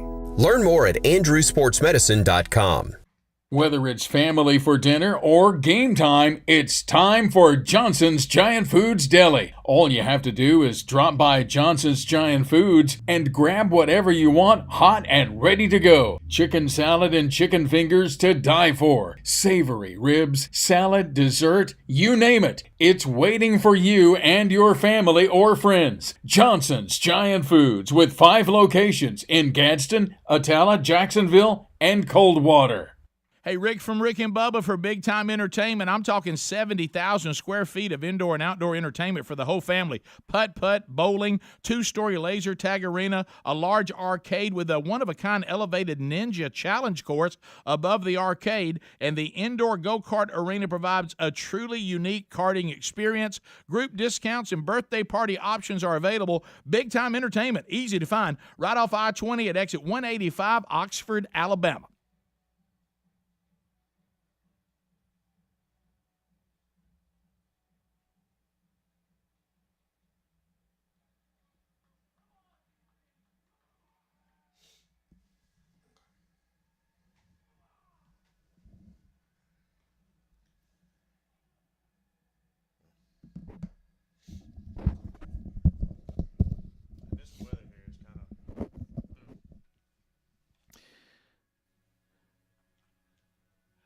Again, with his warm-up tosses now, looks like it's going to be Brian Strange getting the call for SEMO. On the season, he's 1-3 on the year, 18 innings pitched, or 18 2/3, and 19 hits. He's given up 15 runs. His ERA is 5.79, so not quite the start this young man wanted. Strange, again, going to the mound for SEMO. He's 6'1", 200 out of Westfield, Massachusetts. And he will get the luxury of facing Drew Collins to open up here with 2 down. Well, I got to say, I do not loathe Brian Strange right now. No, that's not going to be – you are definitely not wanting to be in his shoes with the runner down at second. That's Cash.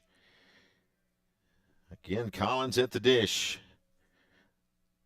And he'll start him off with a breaking ball on the outside for ball 1.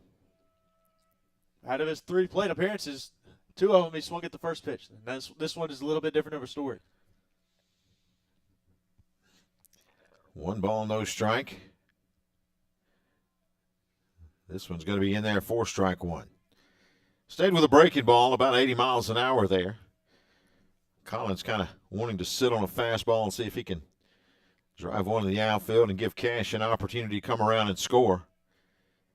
And deliver on a 2-out hit here. Strange. He fooled him on that one. Again with 3 straight breaking balls. That one had him out in front. Yeah, he seemed a little confused on that one. See if Collins can't plate Cash here. Count now 1 ball, 2 strikes for Collins. And going to bounce up there. That way, good break on that second base all the way down to third goes Cash as he just read that one out of the pitcher's hand as it bounced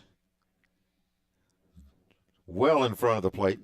Yeah, he got a good bounce on that one, Matthew Cash. He rounded third, and now he's in prime position to score. Prime position to be that third run across the plate for Jacksonville. Another one of those, and he will. 2-2 to Collins. See if he can deliver here. Swung on, got to pop it up. Over in left field. Coming up and making the catch is going to be Stouse, and that's going to end the 4th inning. The Gamecocks score 1, though. We are looking at a 2-1 Jacksonville State lead over SEMO. This is game 1 of a doubleheader. And we encourage you, if you're out and about tonight, I know tomorrow everybody's going to be hunkering down, but maybe this afternoon you can make your way on out here and enjoy some baseball before we all take shelter for the next 24 hours or so. Again, those storms are anticipated for tomorrow morning and then another round tomorrow night throughout the state of Alabama. Seeing some of the pictures of some of the hail over the last few days. And amazing videos and pictures for a lot of the state, and especially Mississippi as well. So we encourage you to make sure you are. Biggest thing is to stay informed tomorrow. I mean, make sure that you've got all your alerts ready, so if you need to take cover, you are well aware and have plenty of time to do so.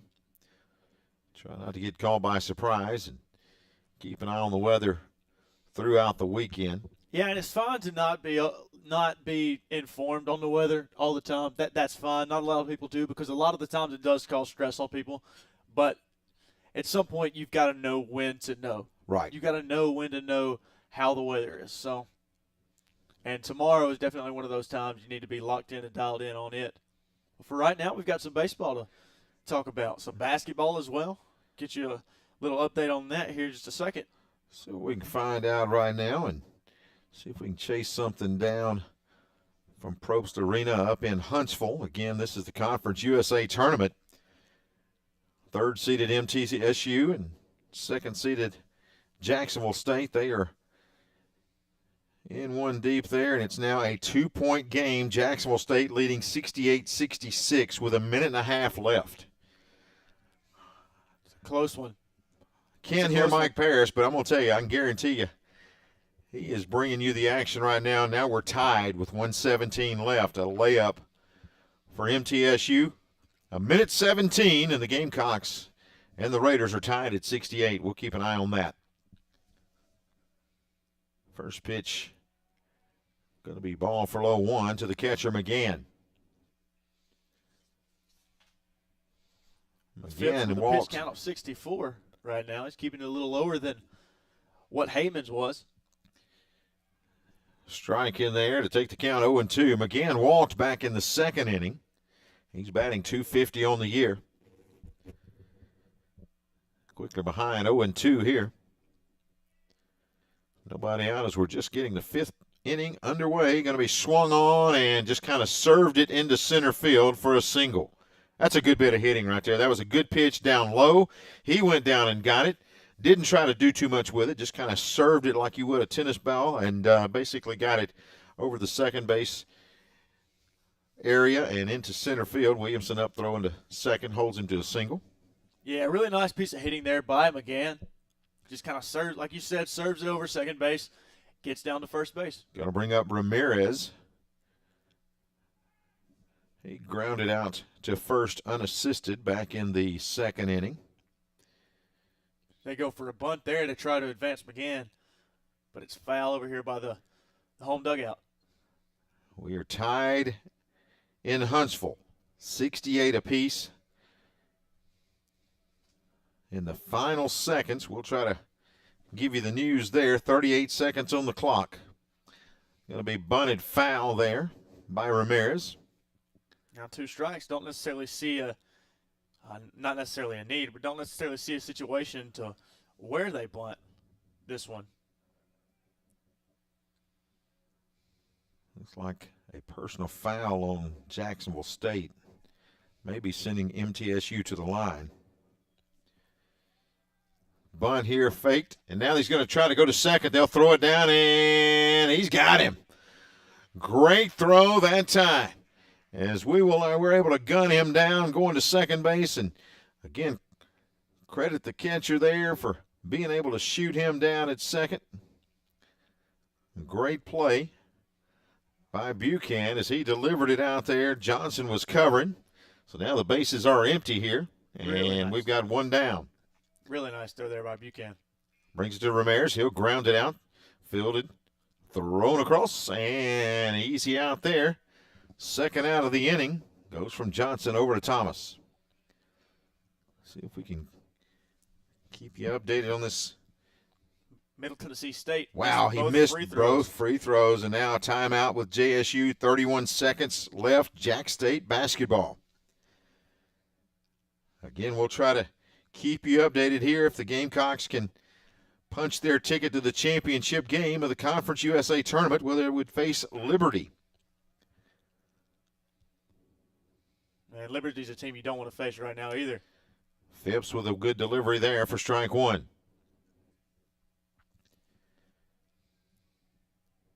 Corbin at the plate. He is the leadoff hitter for SEMO.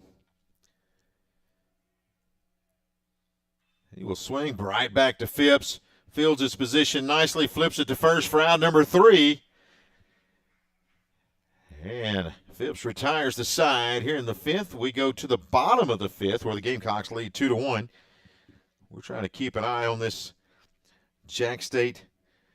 They lead, or check that, tied at 68, 31 seconds on the clock.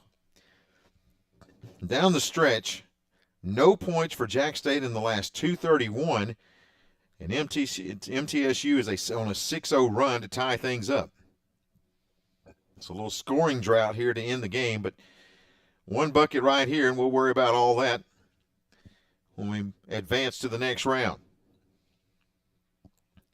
We are trying to keep up with it and see what we can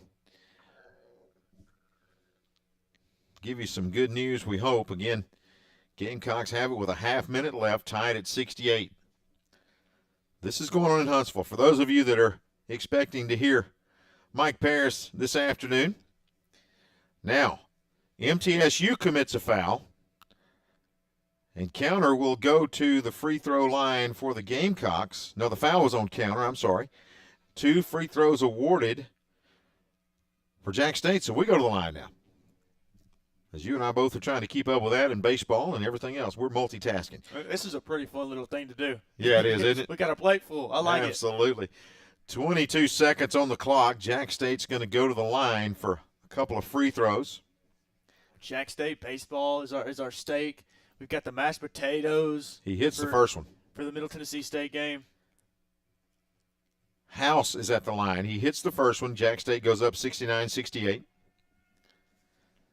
I'll let you watch that part. I'll get back to the baseball here. As Hegwood will come to the plate for the Gamecocks. Facing off with Brian Strange, who closed out the last inning, coming on in relief. Hegwood comes to the line. He walked in the first and flew out to center in the third. He'll square to bunt and take strike 1. Nice job to pull back there as Jacksonville State makes a second free throw, 70-68. 14 seconds left in the game. Again, Hegwood starts to swing, holds it back, and he'll take ball 1. 1 ball, 1 strike, nobody out. We're just getting underway here in the 5th. 70-68, Gamecocks leading in basketball. Hegwood will take strike 2. 14 seconds. We'll try to keep you updated. For those of you that are wanting to keep up with the basketball side.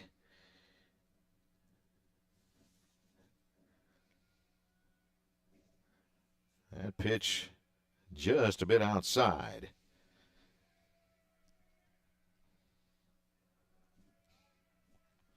Hey, 2 balls, 2 strikes here. Hegwood. Shot, base hit to right field. Out of the reach of the second baseman, just between the first and second baseman, just a good old hard ground ball makes its way out and finds some grass, and Hegwood is on at first. Yeah, really nice hit there by Colton Hegwood, just in between Kettering and Bryce Cannon there. Gets it to the outfield and gets to first base safely. So Hegwood extends his hitting streak to 17 games with that hit. 17 straight games with a hit for Hegwood. How about it? How about it for Hegwood? Good to see that. After Hegwood's single, that's going to bring up Johnson. Shortstop comes in, batting .242, and he'll take strike 1. Johnson was really nice early on offensively. Still a great offensive player. He just had he's just been struggling a little bit here from the plate over the last couple games. See if Johnson can't maybe play Hegwood here. Horning on deck. Swung on, drill to center field. Big hit there. And we've got runners at first and second and nobody down here in the bottom of the 5th. Good bit of hitting that time. Nice shot for Johnson. Really Back-to-back hits to start off the 5th. Good shot there. Right into the outfield. Now you've got Horner coming up. A power hitter coming to the plate. Batting .277 on the year, 8 RBIs. See what Horner can do. He'll come to the dish.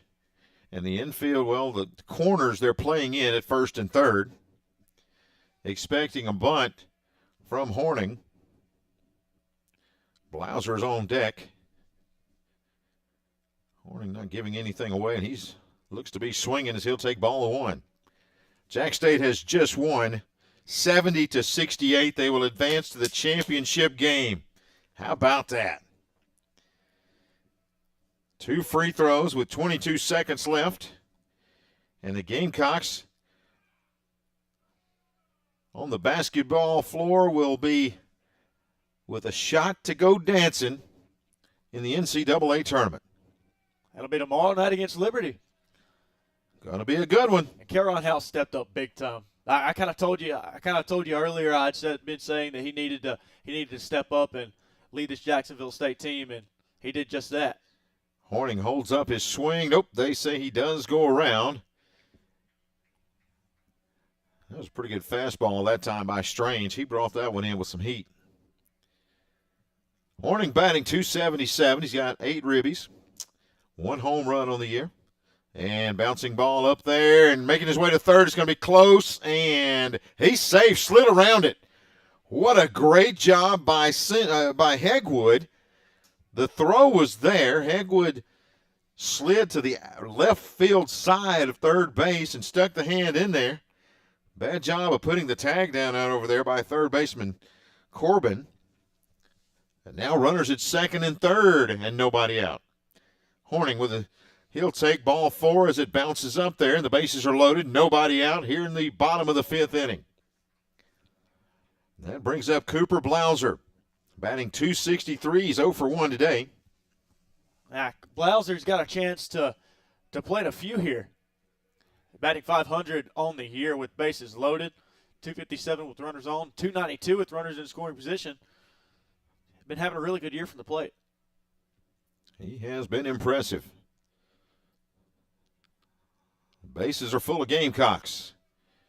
So Blauser at the plate. Chance to increase the Jax State lead. Right now it's 2-1. He'll take the first pitch high for ball 1.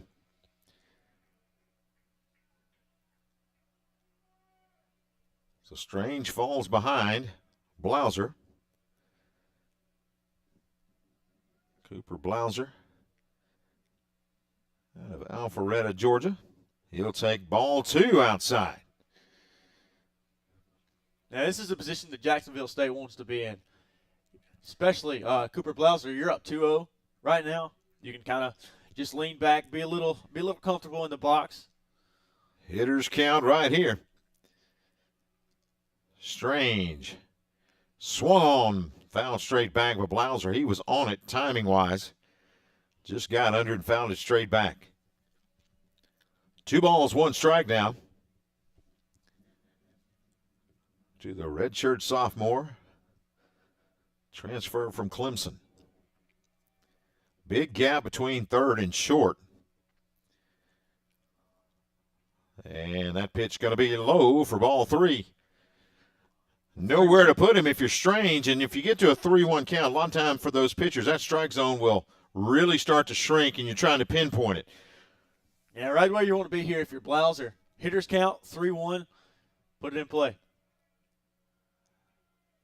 That one outside for ball 4. And Hegwood will plate. And the Gamecocks take a 3-1 lead. Bases loaded still for Jacksonville State. Ace Williamson has a chance to do something special here. The ball just got by the catcher. And looks like another meeting at the mound. We've got a lefty warming up out there in the bullpen. I see him. Let's see who else. We may be looking at another pitcher. I think I see somebody moving toward the gate. Let's see. As the pitching coach makes his way out. I don't know if he's going to make the change or wait for head coach Andy Sawyers to do it. But right now you're talking about situations. You are outless with the bases juiced. Proposition for Jacksonville State. It's a great opportunity. Ace Williamson, again, one of the top hitters in JUCO last year. got off to a really good start, kind of slumping lately. A hit right here, and like I said, I had the chance to kind of follow his JUCO career, and he's one of those that it seemed like he might go 1 for 12, and then all of a sudden he's 10 out of the next 11. So it's one of those players, if he can get hot, watch out. Yeah, it's you know, that's what he needs. After he gets one hit, he'll get started, and a lot of high hopes for Williamson out of Carrollton, Georgia. Williamson batting .250 with runners with the bases loaded this year. See if he can improve that average. They'll stick with Strange on the mound. Swung on by Williamson, fouled straight back. And Williamson aggressive to come out. Falls behind 0-1. Thomas is on deck for the Gamecocks. The 0-1 bounces up there, gets by. Runner from third coming in easily into the plate. Scoring is going to be Johnson. And the Gamecocks take a 4-1 lead. Runners advance also to second and third. Ace Williamson still at the plate with a 1-1 count. 1 ball, 1 strike here for Williamson. Runners on second and third.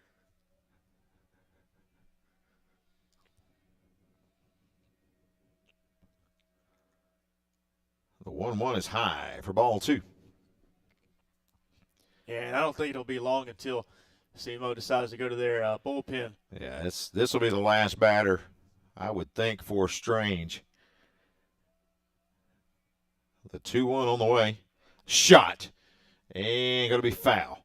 He got all of it, but he yanked it down the line, and going to be foul ball, so a loud strike for a 2-2 count now to Ace Williamson. Well, that one was loud. That one was hit hard as well. He down hammered the right field line, just foul. Now it's going to be 2-2.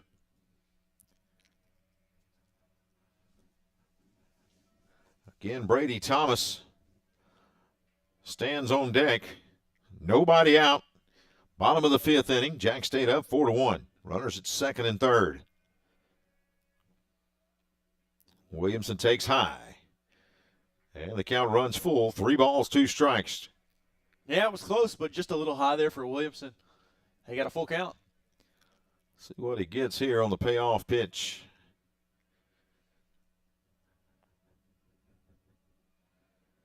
Strange. It's drilled to right field. Tailing. Diving catch over in right field. Tagging from third.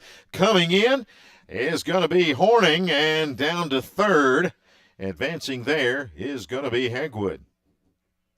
Or check that, Blauser. Blauser down to third.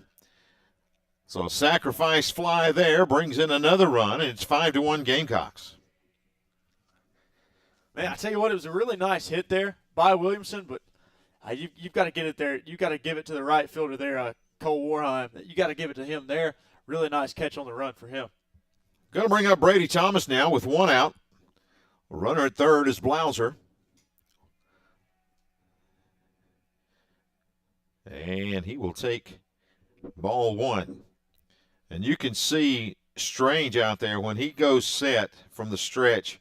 That wind is really blowing that jersey. Luckily, we are in an isolated booth up here, so we're not feeling any effects of the wind. Inside again for ball 2. In fact, that air conditioner feels nice. It really does. It's a very comfortable air conditioner day, isn't it? It is. I enjoy it. Yes. Climate controlled. Yes, we're spoiled. Yes, absolutely, we're spoiled. 2-0. I don't mind it at all. Thomas swing on and misses that one. Takes it to 2-1. Kind of fooled him there. 91 miles an hour pitch.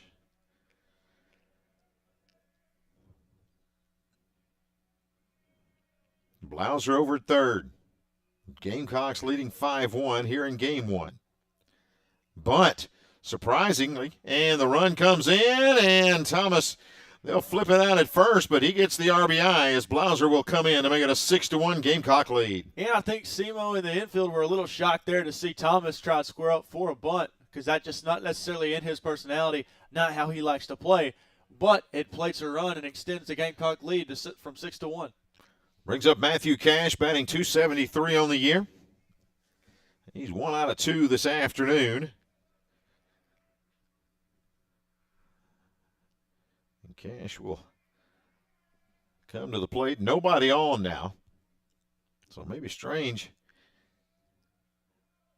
For a while, I didn't think he would get out of this inning. He's got a chance to.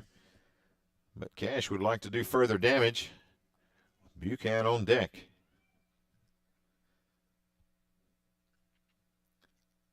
That one kind of bounces up there. Evens the count, 1 ball, 1 strike. Again, a beautiful blue sky, a few clouds hanging out there. The wind blowing in from right field. I think it would be perfect if the wind wasn't blowing. It'd be perfect. Yeah, absolutely. But, I mean, you really can't complain. Other than the wind, there's nothing to complain about. It's a gorgeous day. We're sitting here, we're watching baseball. Yeah, we're good. We definitely can't complain. Pitch to Cash, down low again. 3 balls, 1 strike. I guess the question now is, will Strange get out of the inning?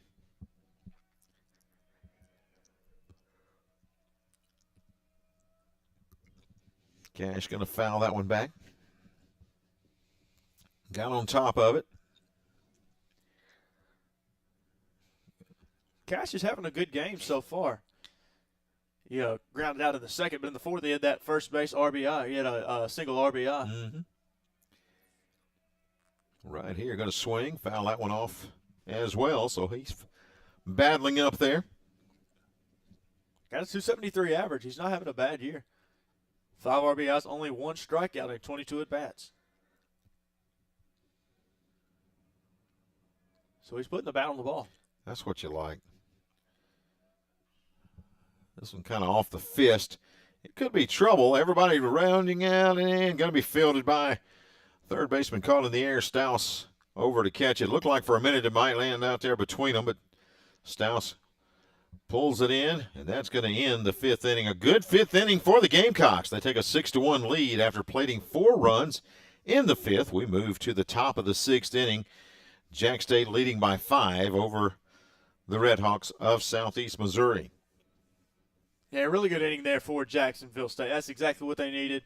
You played a few runs, extend your lead to 6-1. Now you're going to the top of the 6th with a comfortable lead. And Phipps, probably going to be his last inning pitching on the day. But you get 6 innings out there, 1 earned run only. It's not a bad day. No, he comes out giving up 3 hits, 1 earned run. He struck out 5 and walked 3. So he's had a really good outing here. Yeah, he's been fairly decent today. I say fairly decent. He's been very good today. As he will step out there and get his warm-up tosses in. If you're just joining us, we brought you up to date on the basketball scores. The Gamecocks men's basketball team wins 70-68 over MTSU in the Conference USA tournament. They will play for the championship tomorrow. That is a night game, as the Gamecocks will be facing off with the Flames of Liberty. Well, tomorrow you have a bunch of the conference tournament championships as well. Obviously the SEC and the Big Ten, I believe, are the only 2 conferences that have a semifinal game tomorrow. And they have their championship game on Sunday, which I've always thought was a little weird. You have your championship game on Sunday, which is Selection Sunday. But I guess it actually kind of makes it a little more interesting to watch, because you actually don't know who the seeds are going to be for the SEC. So they have to wait for that to be over with. But regardless, tomorrow's going to be a fun day to watch for college basketball. You have Sunday as well. So I guess weather and basketball. That's the thing. I mean, you would hope there'd be a good crowd going up to Huntsville from here, but a lot of folks will be concerned about the weather, won't be able to make that journey. So, again, check out Mike Parrish. He'll have all the action coming tomorrow evening. Good pitch from Phipps there. The knees buckling on Kettering. Thought that was a little inside, but it broke across the plate for a great strike 1. Honestly, with it being in Huntsville, I guess you'd have to check the radar and all. Yeah. But swung on this time by Kettering. It's hit out behind short, but back to get it is going to be Johnson. He'll haul it in for out number 1.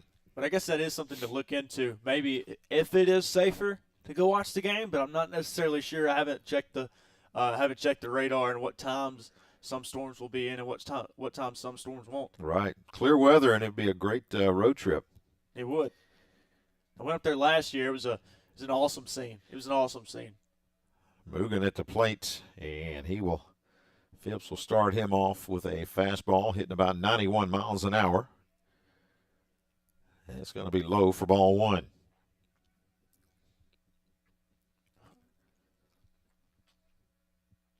Swung on, hit to second on the line, and fielded by Blauser. He'll catch that line drive for out number 2.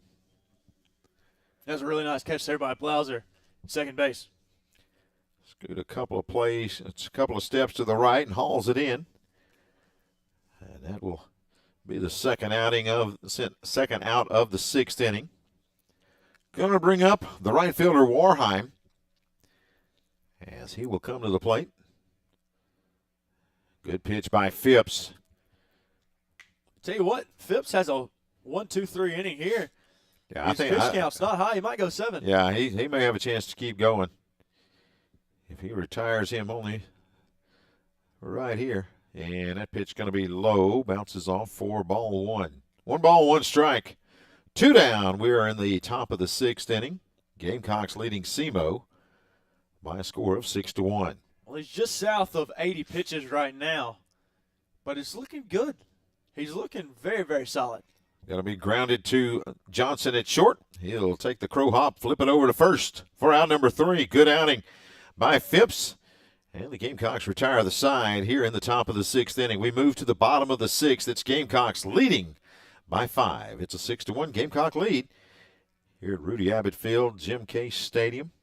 Now, we were just talking about Phipps possibly going for a seventh inning, and now it's looking really possible. Yeah, I think you got to go. You got to let him go. And again, the longest he's gone was 8 against Arkansas State. But I mean, he's looking strong. He's still hitting his spots. And is SEMO going to? It looks like they're going to keep Strange in there. So Strange decision. Absolutely. Well done there. I tried. It took a lot of the brain power. It did. Yeah, that was a slam dunk. That was easy. As he will get the warm-up tosses out here. Gamecocks up by 5 here, 6-1 as we are in the bottom of the 6th. And you got to think about it. I mean, it's a 3-game series. You got to play 2 today. So you got to wonder how you're going to adjust your pitching when you play a doubleheader and then 1 day off and then come back for the season finale on Sunday. So how you adjust your pitching rotation during this is very interesting, and it's something that, it's a different animal altogether than when you play one each day. So I think that they're going to see how far Strange can go, and you're down by 5 here, and see if he can get them through a couple more innings before they have to turn things back over to more in the bullpen. Well, here's hoping. And I didn't think when the skipper come out for Southeast Missouri State earlier that they're going to stick with Strange, but they did. And but Strange did a really nice job last inning of getting out of there. He got caught up in a jam, let a few runs by, but really got caught up there late. And to get out of it with as minimal of damage as he actually did was a good job on his part.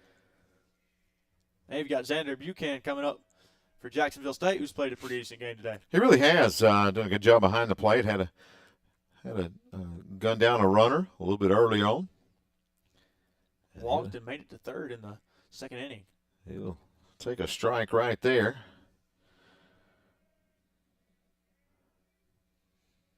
Jacksonville State, 5 of 17 on the day, batting .294.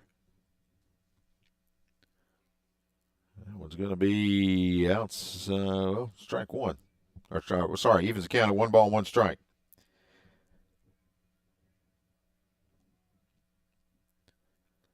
Swung on, hit high. Is it going to stay in play? It's tailing toward the Gamecock dugout, and it is going to land in about the 3rd row, bounce once, and then the 2nd time right in front of us. Man, that was fun. The fan mic might have caught up got a little scary there. Some of the sound on there. Hey, don't forget, folks, we want to invite you to come on out to Jax State Live Monday night, 7-8 p.m. at Apothecary Draft House on the historic Square in Jacksonville. Encourage you to come on out there and be a part of that every Monday, 7 to 8. Pitch outside, making it 2-2. Of course, Jax State Live is hosted by Eli Gold. And focusing on Jax State spring sports. Softball head coach Julie Boland. As Buchanan will swing and miss for the first out of the inning. But, Julie Boland, the softball coach, also baseball coach Steve Bees are going to be the guest this coming week. And if you can't make it, you can follow all the action right here on the Gamecock Radio Network. Also, you can watch it on WOTM or TV 24. Again, that's every Monday, 7 until 8. It's Jax State Live at Apothecary House on the Jacksonville Square. I'll tell you what, Jax State softball off to a good start this year. 19-7 on the year. 3-0 in conference play. They just swept UTEP. Athletic program is really turning heads. I mean, it's been a great school year, academic year, I should say, for Gamecock athletics. Collins at the plate, going to foul one over into the Gamecock dugout. You talked about the success of Jax State athletics as a whole. Basketball's making a run for the conference title. You had bowling last year, who won the national championship. Football, who won the Conference USA championship as well. Golf is doing well. Tennis as well. So Jax State athletics is on the up and coming. Absolutely. And you just wonder with all the NIL if some of these bigger schools are gonna start competing, or I say start competing, but are going to outdo some of the mid-majors. And Jacksonville State has kind of proved that to not be as true as a lot of people say it is. They've done really well. Ball high to Collins. Takes the count to 2 balls and 1 strike.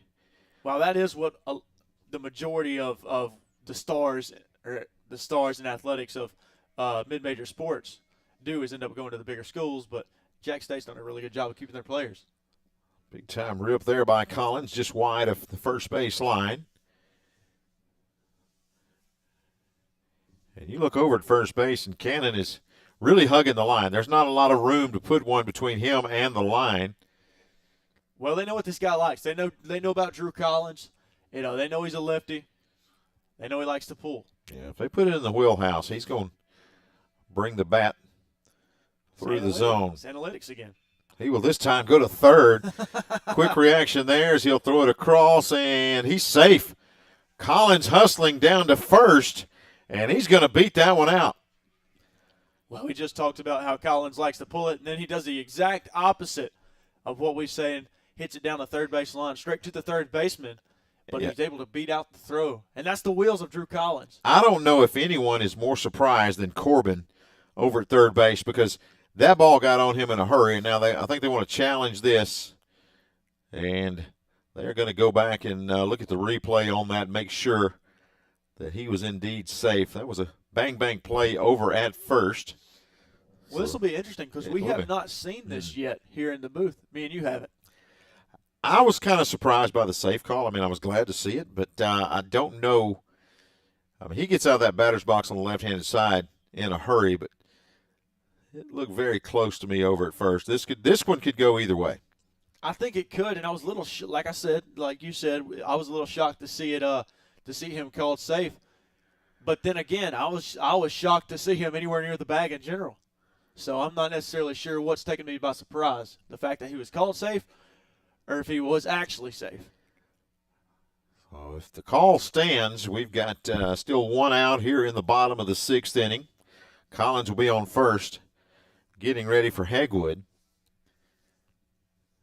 If not, it's 2 down, bases empty for Hegwood. Well, this will be interesting because Strange is still out there on the mound, and now they have run his pitch count up toward 50. And that's pretty big. He's only been out there a couple of innings, and the Gamecocks have really figured him out and been able to foul off a lot of close pitches. And here comes the ruling from the officials, and umpires say he is out. Oh, wow. Yeah, the call is overturned. So Collins will exit, and the bases will be empty for Hegwood. Well, that's what you love about instant replay. It is. I mean, the job is to get it right, and that's what that's why it's in existence. And a lot of the times there will be plays that are too close to call, and that's where that comes into play. That's why you love that. You love it. So Hegwood up for the 4th time today. He's walked in the first, flew out to center, and singled in the 5th. He takes low for ball 1. 1 ball, no strikes, 2 down.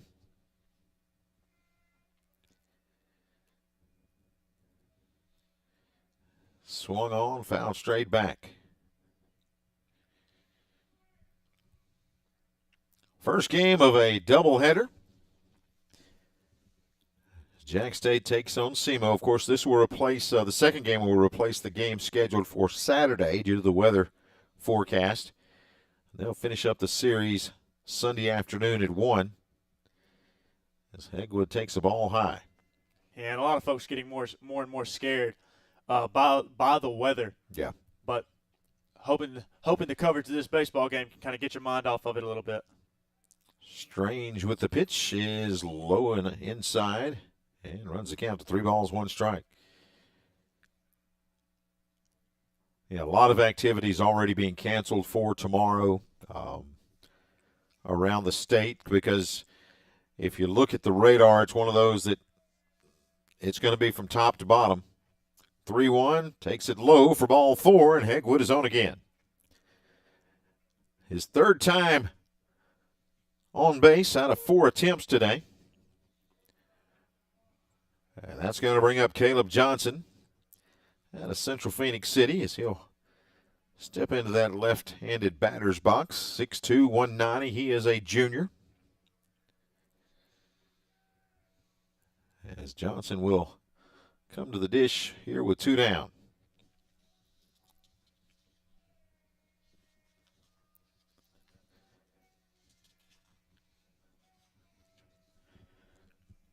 First pitch, and Johnson squares to bunt and then takes it low for strike 1.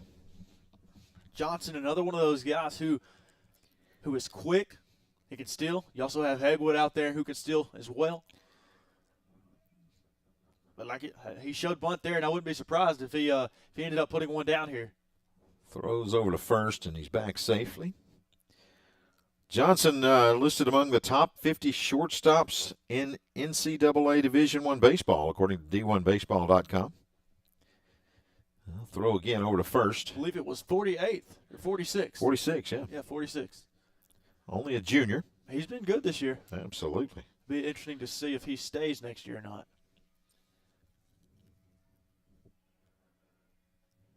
The 0-1 takes it high for ball 1.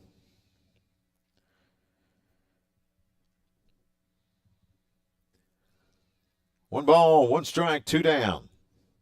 It's Caleb Johnson, runner at first is Hegwood. 2 outs in the inning. And he's going to take a breaking ball for a strike there. Yeah, it just wasn't necessarily his pitch. Yeah, there wasn't a whole lot he could have done with that one, even if he swings. And he's looking for something with 2 down. I mean, he wants to try to make sure that there's a way to try to get the runners advanced and he can get on base here. And Strange will step back, and I believe the catcher has some type of issue. I don't think he's able to hear. Yeah, I think at very best, all he would have been able to do there is get a slow roller down the left field line. Yeah, not necessarily an ideal pitch to him. Nothing to drive there. So 1 ball, 2 strikes, 2 out.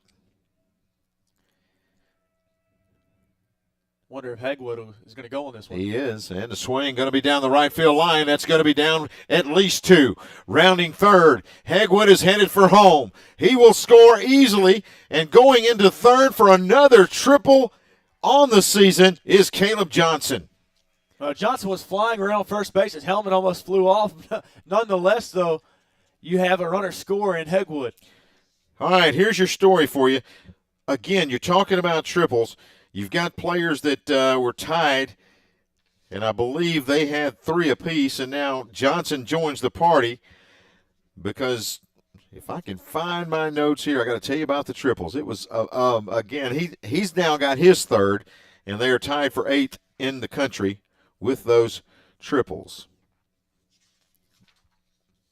That pitch is going to be high and outside for ball one to Horning. It's an interesting stat, and it just goes to show how good Johnson has been this year around the base paths. Well, he's got great speed. I mean, he is like the, just a solid hitter, rips it down the line, and with the speed that he has, he easily coasts into third. And now Horning has taken the count, 2 balls, no strikes.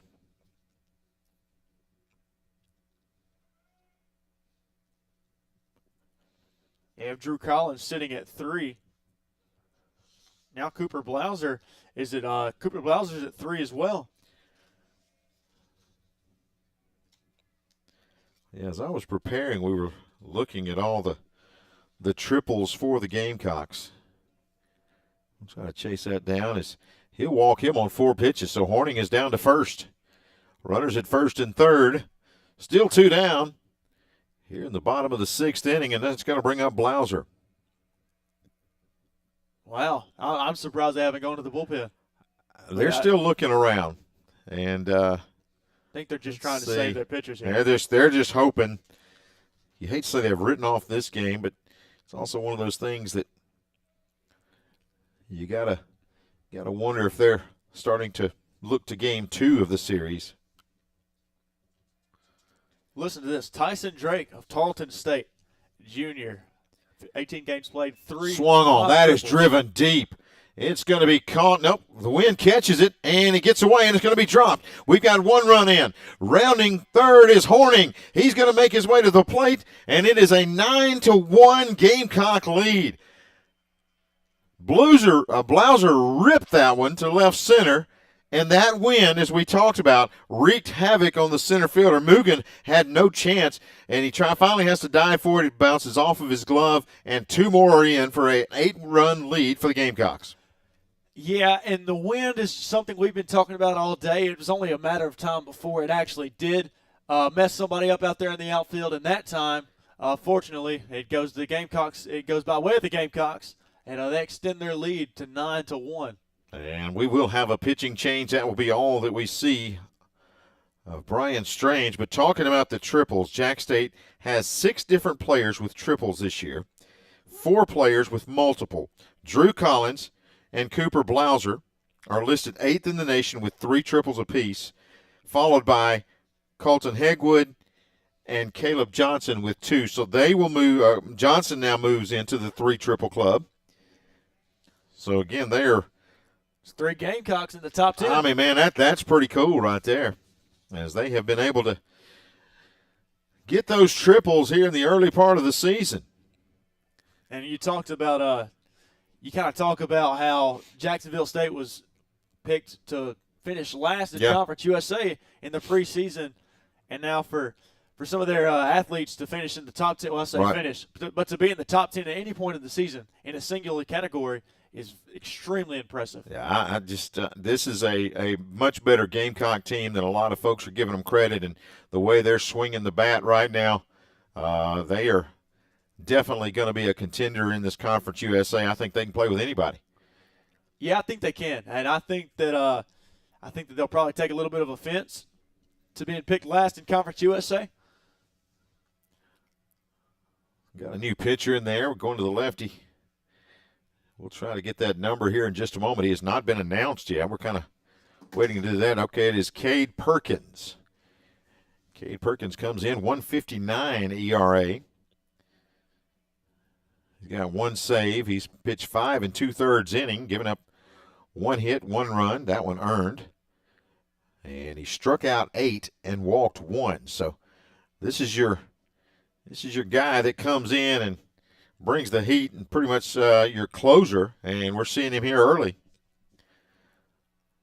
As Cade Perkins, 6'2", 195 out of Manhattan, Kansas. And he will Kansas State. Yeah, he'll get up there on the hill and see what he can do. I think he's facing Ace Williamson now. Have you ever been out to Kansas? I have when I was a kid. I went out there. I went to Kansas City when I was a young child, but it's been a long time. It's very flat. Yeah. There's not a mountain in sight at all. And that's what I think is so interesting about places out west. Mm-hmm. It goes from flat to the mountain range. That's right. Real quick. That's it. You got Colorado. My mom and them just got back from vacation from Colorado. Right. They said the mountains they're gorgeous. They're beautiful. Sure. Yeah. We've been out to Yellowstone, and it's gorgeous out there. And then it's just like in the Midwest, Kansas area, flat. Ohio, it's flat. Nebraska, it's flat. Oklahoma as well. Ace Williamson going to move to the plate for the Gamecocks as JSU leads 9-1. He'll foul the first one back. Williamson made some pretty good contact on his last at bat as he had a sacrifice fly back in the 5th. Brought in a run. He'll take a ball outside, makes it 1 ball, 1 strike.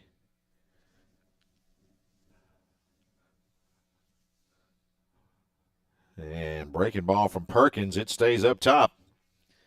2 balls, 1 strike to Ace Williamson. Brady Thomas on deck. Williamson tried to pull the trigger, held back, and the ball broke low. So a 3-1 count now to Ace Williamson. Blauser down at second. And he'll swing over that one. That was a good pitch. That was. Down and away, went to the well. Another breaking ball, 80 miles an hour, and Williamson out ahead of that. He was expecting a fastball. 3-2, 2 down. And it'll hit him on the elbow, and he will make his way to first.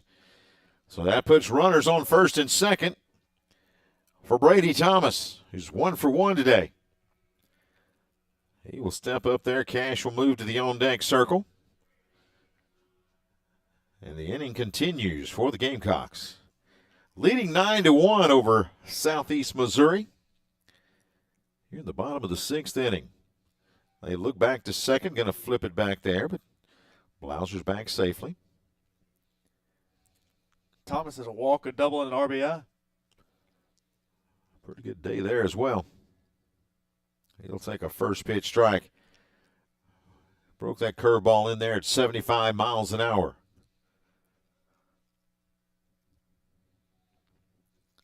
Thomas calls for time. He'll get it. Got something in his eye. Again, the flag in right field is blowing. You can see the flag blowing directly into home plate. I think the odds of hitting one out in right field today are pretty slim. I mean, you're going to have to crush one. It's near impossible. Yeah.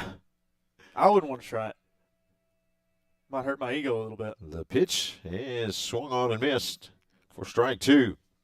Tell you what, Thomas has a pretty swing. It kind of reminds me of Matt Olson from the Braves. Watch his swing right here. Kind of slow. About the same size, 6'5", 215, and that breaking ball is down for a ball. Trying to get him to chase one there. 1 ball, 2 strikes. Disciplined by Thomas there is pretty good. That one outside the zone. Evens the count 2-2. Also have 2 outs. Runners at first and second. 9-1. Gamecocks lead by 8. Thomas at the plate. The 2-2 pitch on the way, and it's outside for ball 3. Notice how Jacksonville State has 7 hits and 9 runs. A lot of that came from walks earlier on in this game. Just taking advantage of the opportunities when they've been given.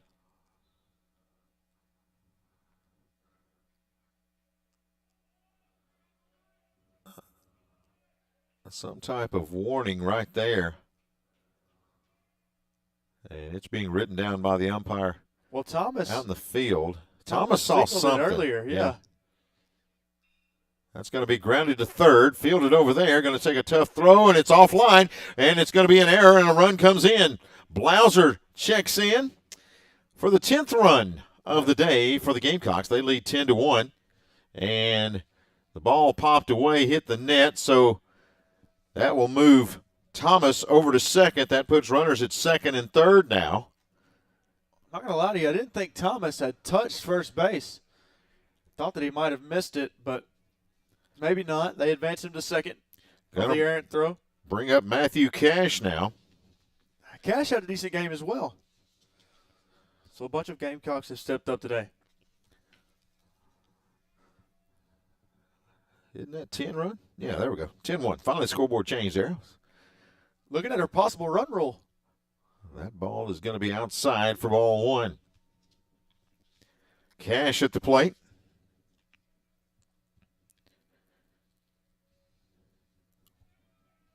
There's been an offensive onslaught over these last few games for Jacksonville. He'll take a strike there to even the count 1-1. So check this out. After this pitch, I'll give you that information. Swung on, fouled off. Through 17 games, now 18, Jax State has scored 10 or more runs now in 8 of those 18 games.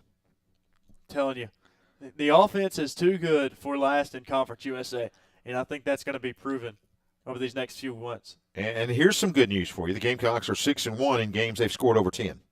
That's a bad pitch, and here comes another run in. It's a 10-run lead for the Gamecocks, as catcher had no chance of that.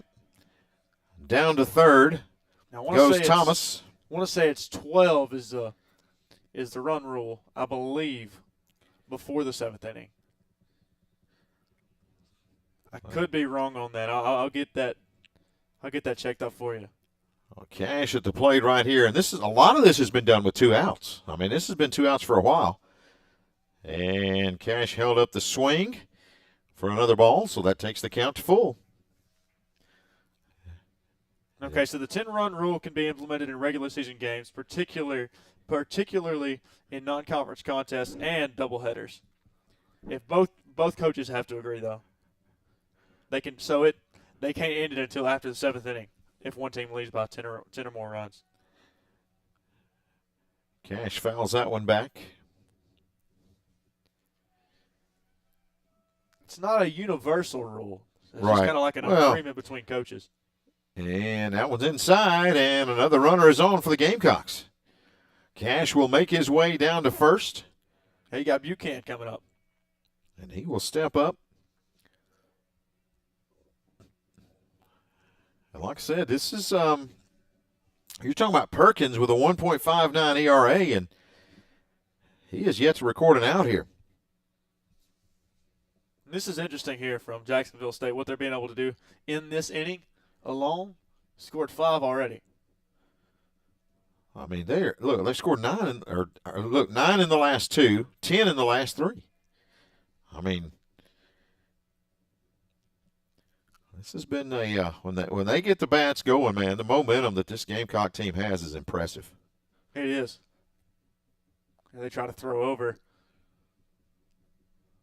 Matthew Cash gets back just in time to avoid the out call. He's safe.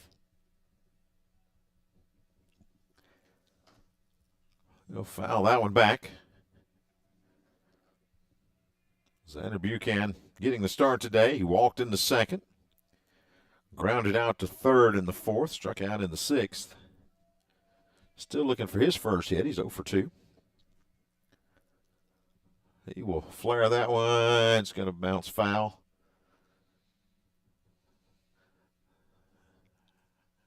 As Cannon tried to give chase over here, but couldn't get to that one. Count remains 0-2.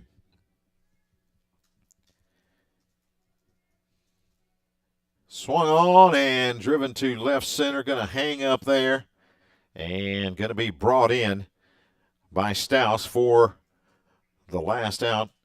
You said it was 18 games. They've scored 10 or more runs through 8 of their 18 games. Mm-hmm. Just kind of shows how good Jacksonville State's offense has been up until this point. And that's led by Blauser. You have Johnson, Drew Collins, Hegwood. They've all been really phenomenal.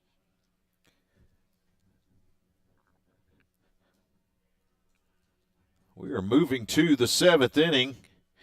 Gamecocks 11-1 the score.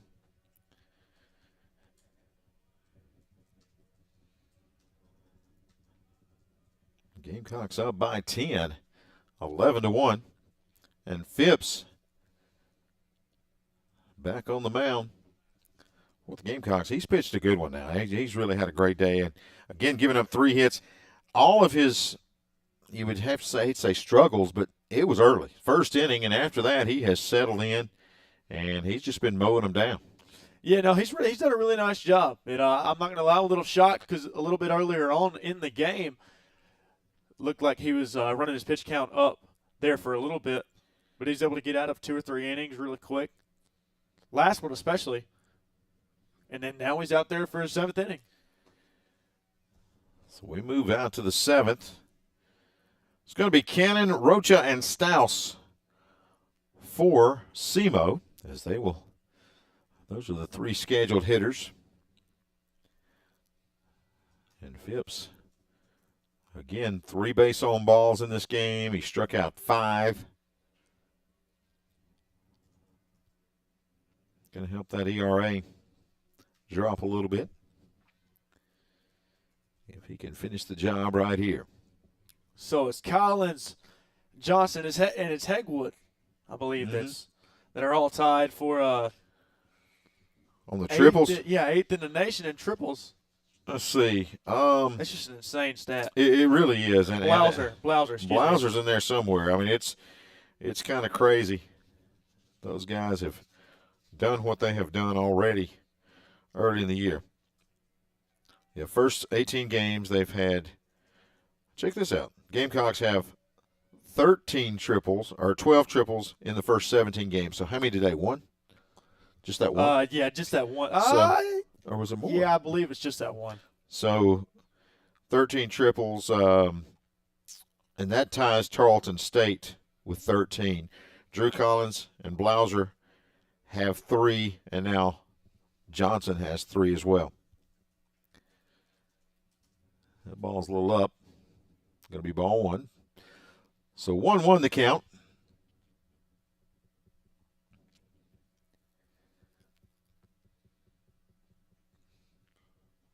And a little higher there to take it to 2-1. Now this has been very impressive from Jacksonville State here.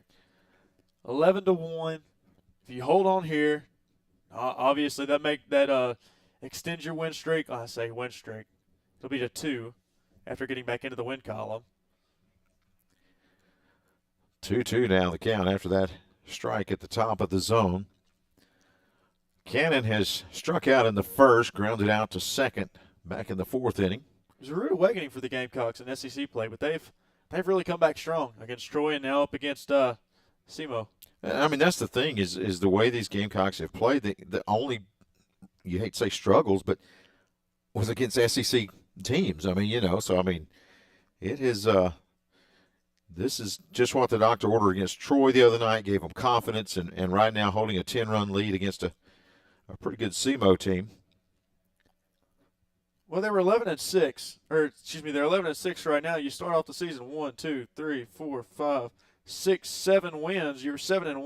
Mm-hmm. You lose to Alabama 7-2, then you sweep Arkansas State. Yep. Then you have that losing streak, and that's kind of led to where you are now. But it's Alabama and Ole Miss, and that's the thing about it. I mean, other than the SEC, nobody's been able to take down the Gamecocks. Fly out to left field, over to make the catch is going to be Collins. Well, they haven't, and you faced off against the number 23 ranked Alabama Crimson Tide in 1 game, or 2 games this year, excuse me, and then you had Ole Miss 3 straight games, number 17th ranked team in the nation at the time. You lose 4-7, 12-4, and 13-2. Okay, did lose to Oakland on Valentine's Day. I'll give you that one. There you go. That was one of the ones. That's the only other one. Here's Rocha, and I knew the math was not mathing very well there. I was like, there's 5 games, and then we've got 6 on the loss column. So there we go. Oakland was the other. I skipped a few. I just notified them. After going 1-1, no one has beat the Gamecocks except SEC teams. Rocha takes it high, and Phipps falls behind 2-0. Well, I'd imagine Coach Beezer kind of let his team hear it after the loss to Oakland, because you're going to 1, 2, 3, 4, 5, 6-game win streak, and then you go to Alabama. Yeah, what was an offensive onslaught there? It's a long season. 31 runs scored in that game against Alabama. Absolutely. Yeah, that was a big one right there. 20-11, the final score. 3-0 now. Phipps has fallen behind Rocha here. And that's going to be a strike. don't think he thought it was a strike there. Yeah, he had already – he was ready to go to first on that one, but he'll acknowledge that 3-0 pitch is in there for a strike, so a 3-1 count. It's an exciting feeling, though. 3-0, man, I'm about to get on base. Or that was me, anyways, as a kid. And I didn't get on base much. He will now after the high pitch on that one takes it to ball 4, and Rocha goes down to first base. So a runner on first, 1 out. But you have the double play now, which is officially in play. Stouse comes to the plate. Lefty against lefty here. 1 out in the top of the 7th inning.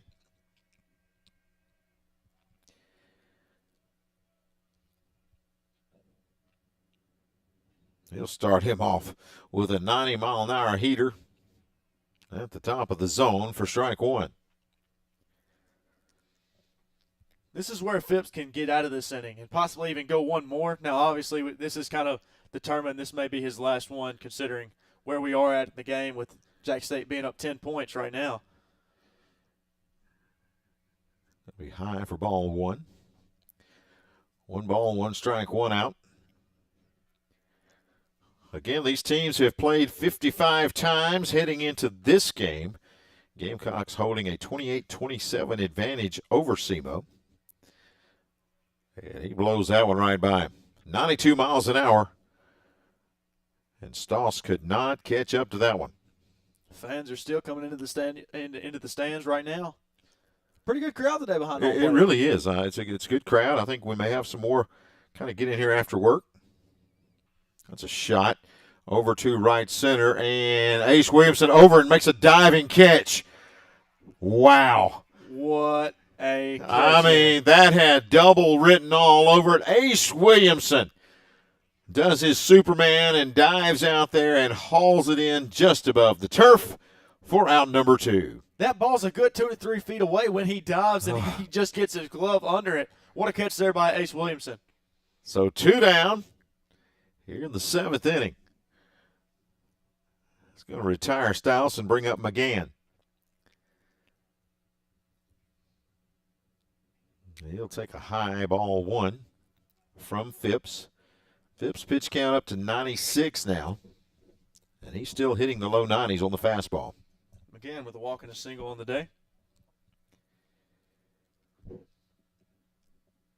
Swung on, foul tip. For strike 1. 1 ball, 1 strike. Tell you what, when they get to the dugout, Phipps is going to have to give Williamson a good old pat on the back on that one. Yeah. All you can do is tip your hat. Swung on. That one's hit straight back. But, yeah, that had double written all over it. I mean, it's in the gap. Runner at first had already gotten close to second. I mean, he was almost determined that was going to hit the ground, and Ace Williamson with a spectacular catch for the out. The 1-2 on the way is high for ball 2. Yeah, just a little high there, but he's done a pretty good job. We talked about his command early on in the first game of the season. In the first inning of the game, But he's gotten a lot better with it throughout this game. The 2-2. Did it get him? I thought it did. Not looking like it did, though. I don't think so. Looked like it may have gotten that back leg, but nevertheless, Rocha runs down to second. And McGann somehow avoided it. It did get to the backstop. So runner in scoring position for SEMO. Here in the top of the 7th with 2 down. McGann at the dish. Phipps on the hill. The 2-2 inside for a full count. Actually, scoreboard was behind. That is going to be ball 4. That's what I was trying to remember. So that will be ball 4. Now 2 runners are on for SEMO. First and second, you got Rocha at first. Rocha at second. McGann at first. And it's going to bring up Ramirez, who's 0 for 2 today. Grounded out to first. And grounded out to short.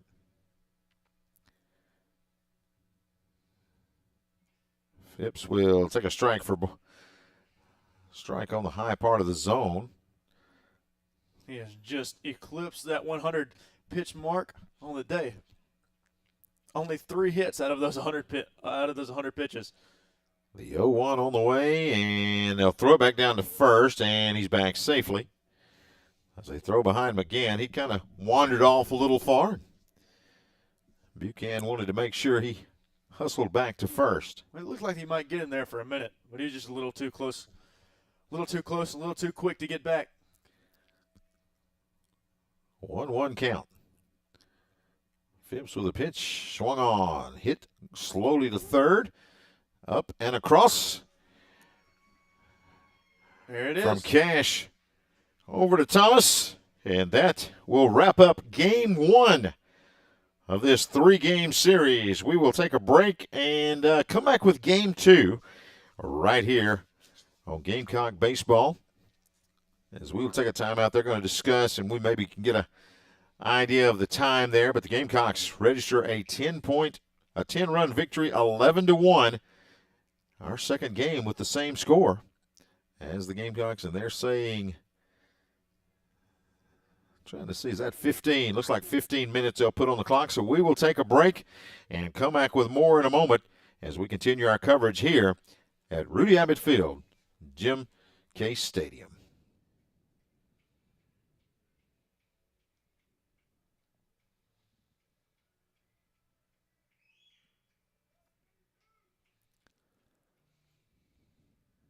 Hello, and welcome to the Jax State Sports Network Streamcast. Tonight's presentation is available on YouTube in audio-only format or from a link at the Jax State Sports Network webpage. Thank you for listening and cheering on the Gamecocks. Now to the venue and your host for today's action.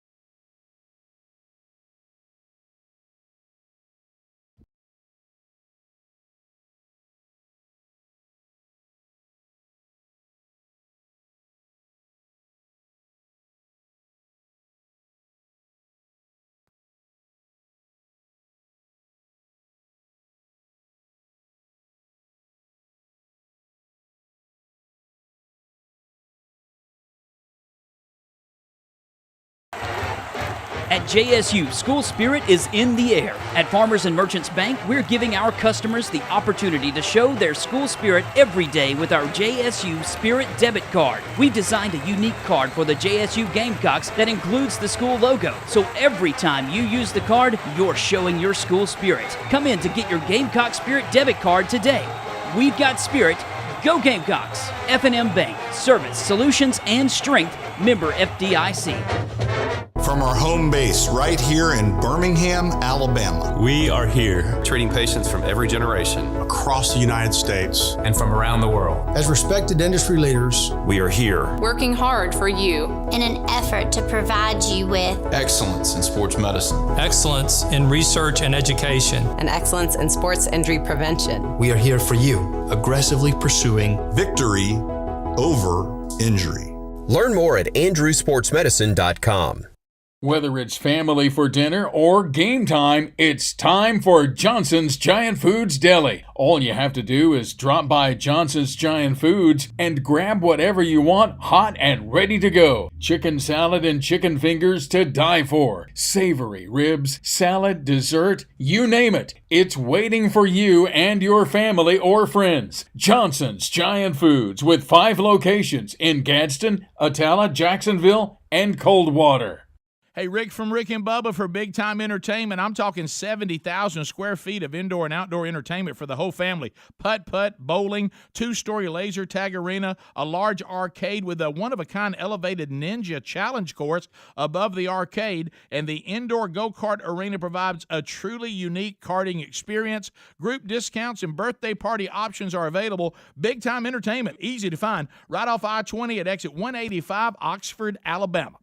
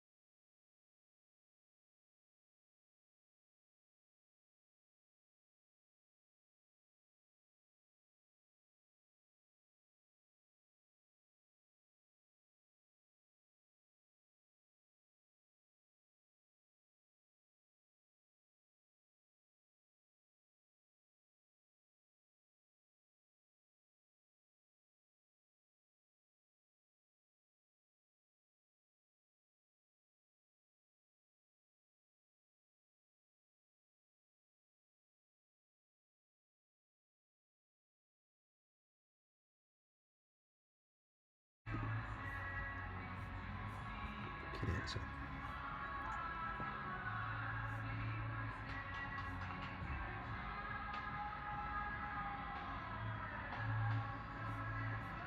So that should be fine coming right there. It's coming out of the USB, doing exactly what it's supposed to. We're hearing it just fine. Something with that computer. Were we on air? We were on air, right? Hold on.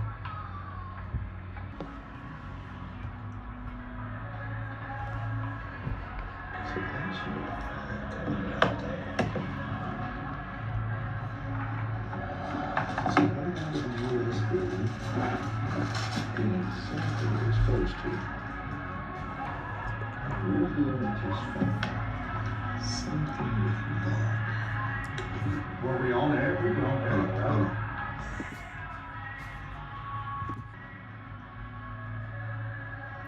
Test.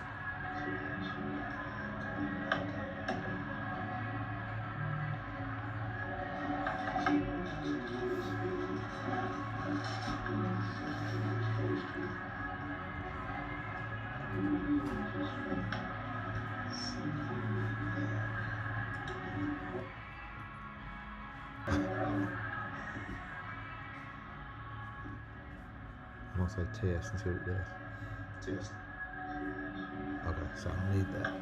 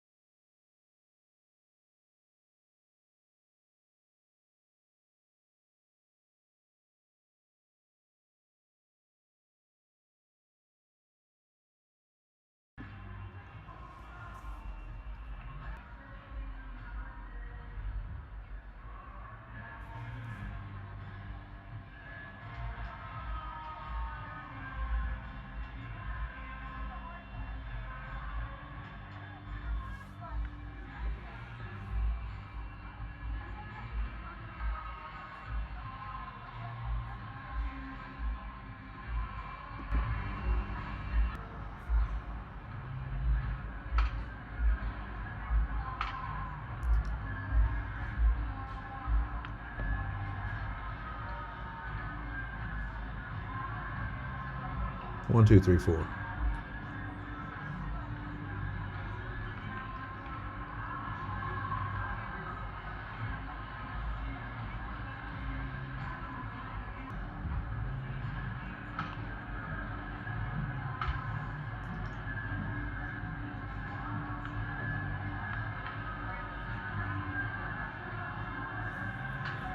One, two, three, four.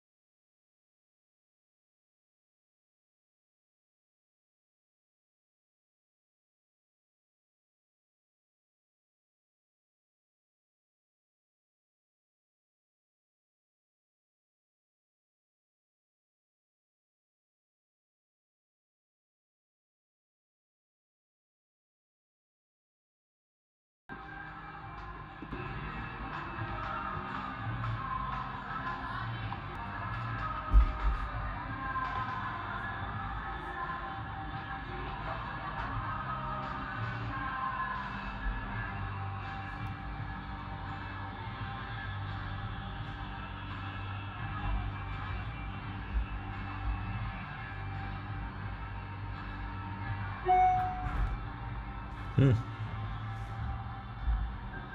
right. See if it picks up my.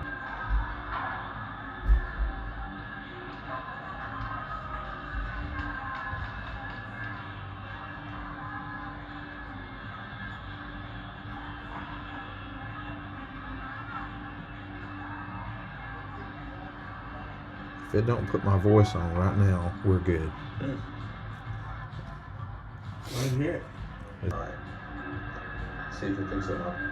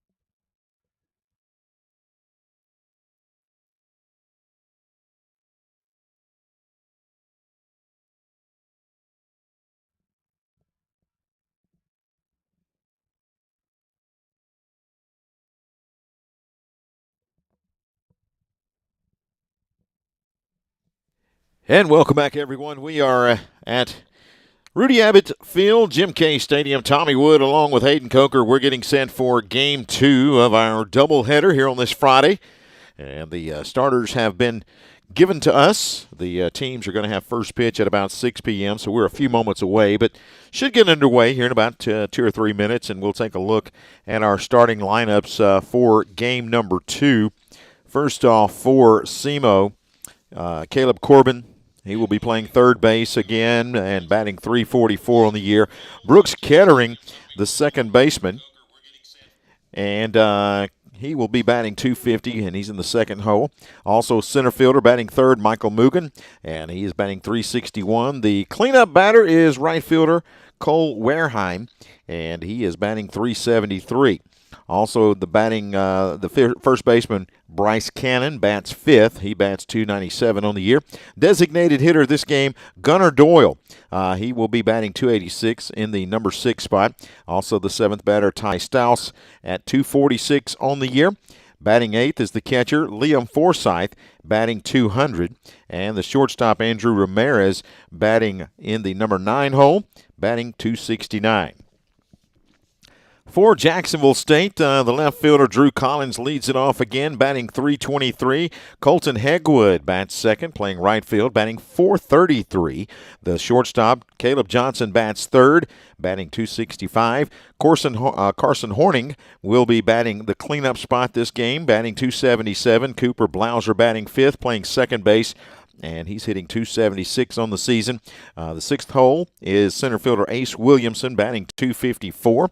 Sam Silas batting seventh, playing first base, batting .314. In the eighth spot is third baseman Matthew Cash, batting .261. And the catcher Grayson Ash bats ninth, batting .237. Talk a little bit about our pitching lineups for tonight. Hayden, as you take a look at some of these guys, Stephen Cash gets the start for the Gamecocks. He's the lefty out there getting his warm-up tosses right now out of Centerville. 6'1", 190, a junior. And take a look at some of his stats and ERA as you take a look going into this ball game. Well, he's got a 4.82. Well, he's got a 4.82 ERA on the year in 4 games. He's pitched 18.2 innings this year, giving up 19 hits, 10 runs, and 10 earned runs as well. 7 walks, 13 strikeouts on the year. Batting average against is .260, and he's had a pretty good year. He's had a pretty decent year. The 4.82 ERA, not necessarily where you want it to be. Notice the 1-0 stat line and then 4 appearances. So he hasn't necessarily made it far into games. Those 4 games, 18 innings pitched, not terrible, but he hasn't necessarily made it far into the games that he has pitched, especially with only one of those games going into the win and loss record.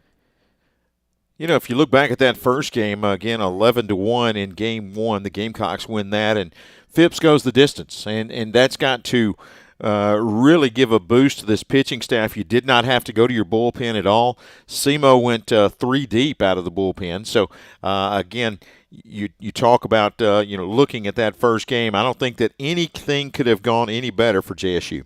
No, it really couldn't have. They were really dominant all day offensively. I say all day. We're still in the same day. But all game, they were dominant offensively. And, Phipps was just fantastic on the mound as well. All right, let's take a look as we're throwing it down, and we'll see who's leading off. It's going to be Caleb Corbin, also followed by Kettering and Mugen, as they will come to the plate here to get this second game underway. We talked a little bit about the wind earlier today. It continues to be a story in this ball game. Looks like, again, blowing in from right field directly to home plate as we get this game underway. First pitch on the way, and it's in there for a strike. And the Jacksonville State dugout down here alive and well this afternoon. The 0-1.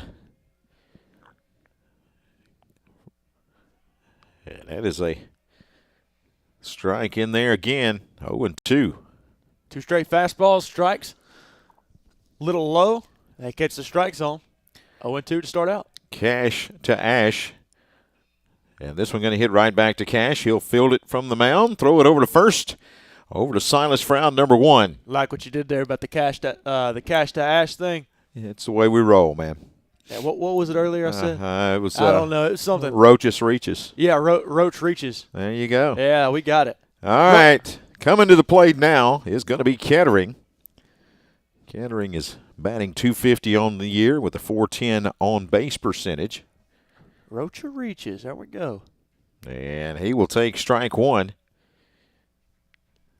86 miles an hour, that pitch there. 4 straight strikes.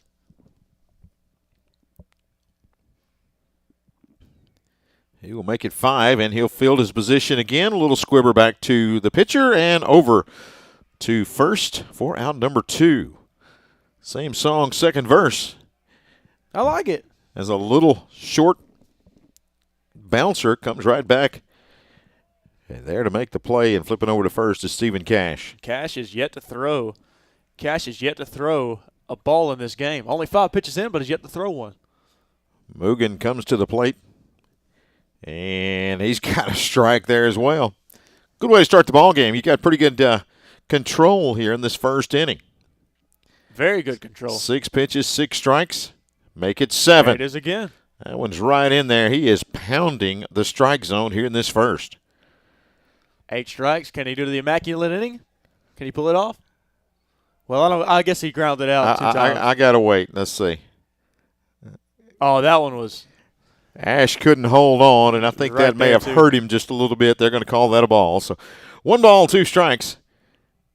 7 strikes out of 8 pitches. Not too shabby. That one's fouled back. And the count remains 1 ball, 2 strikes.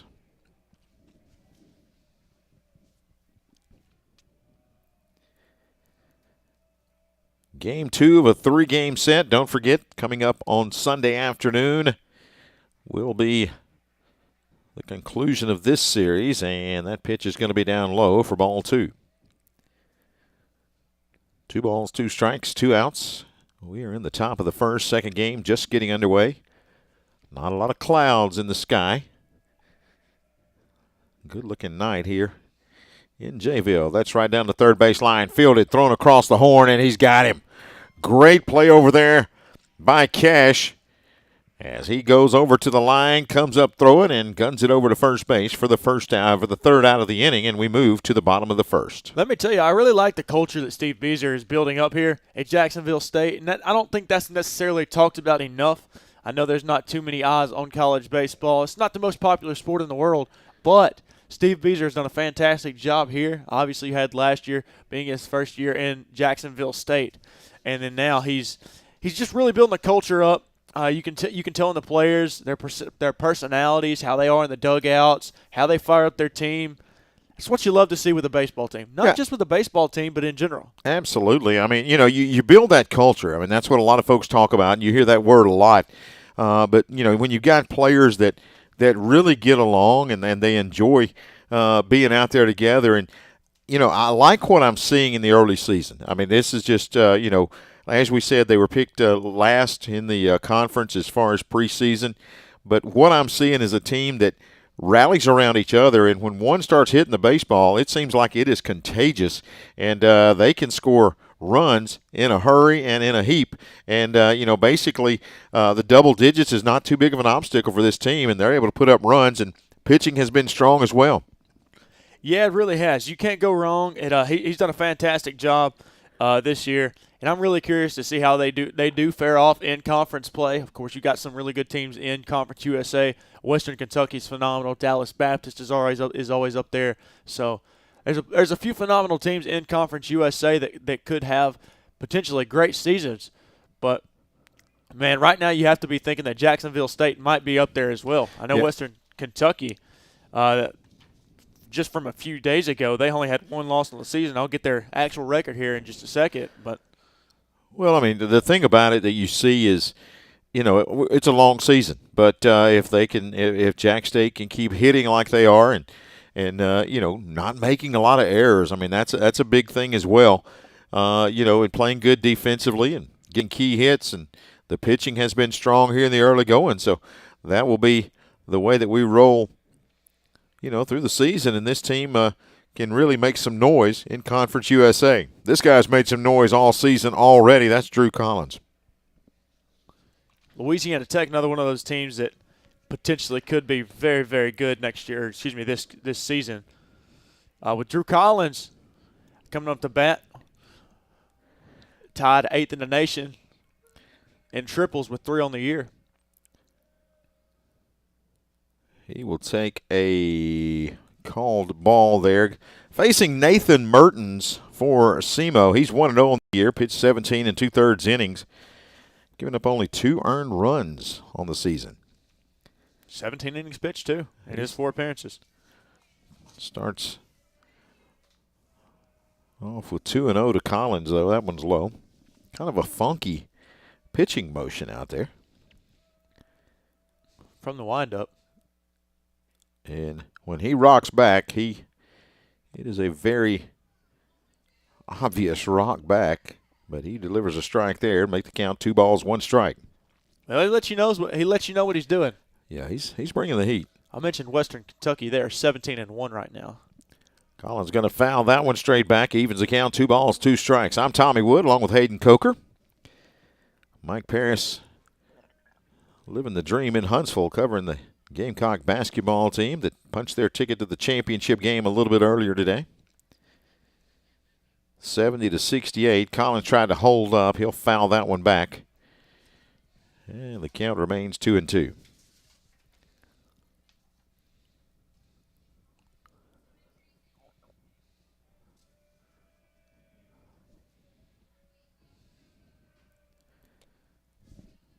Mertens with a pitch, and Collins goes down swinging.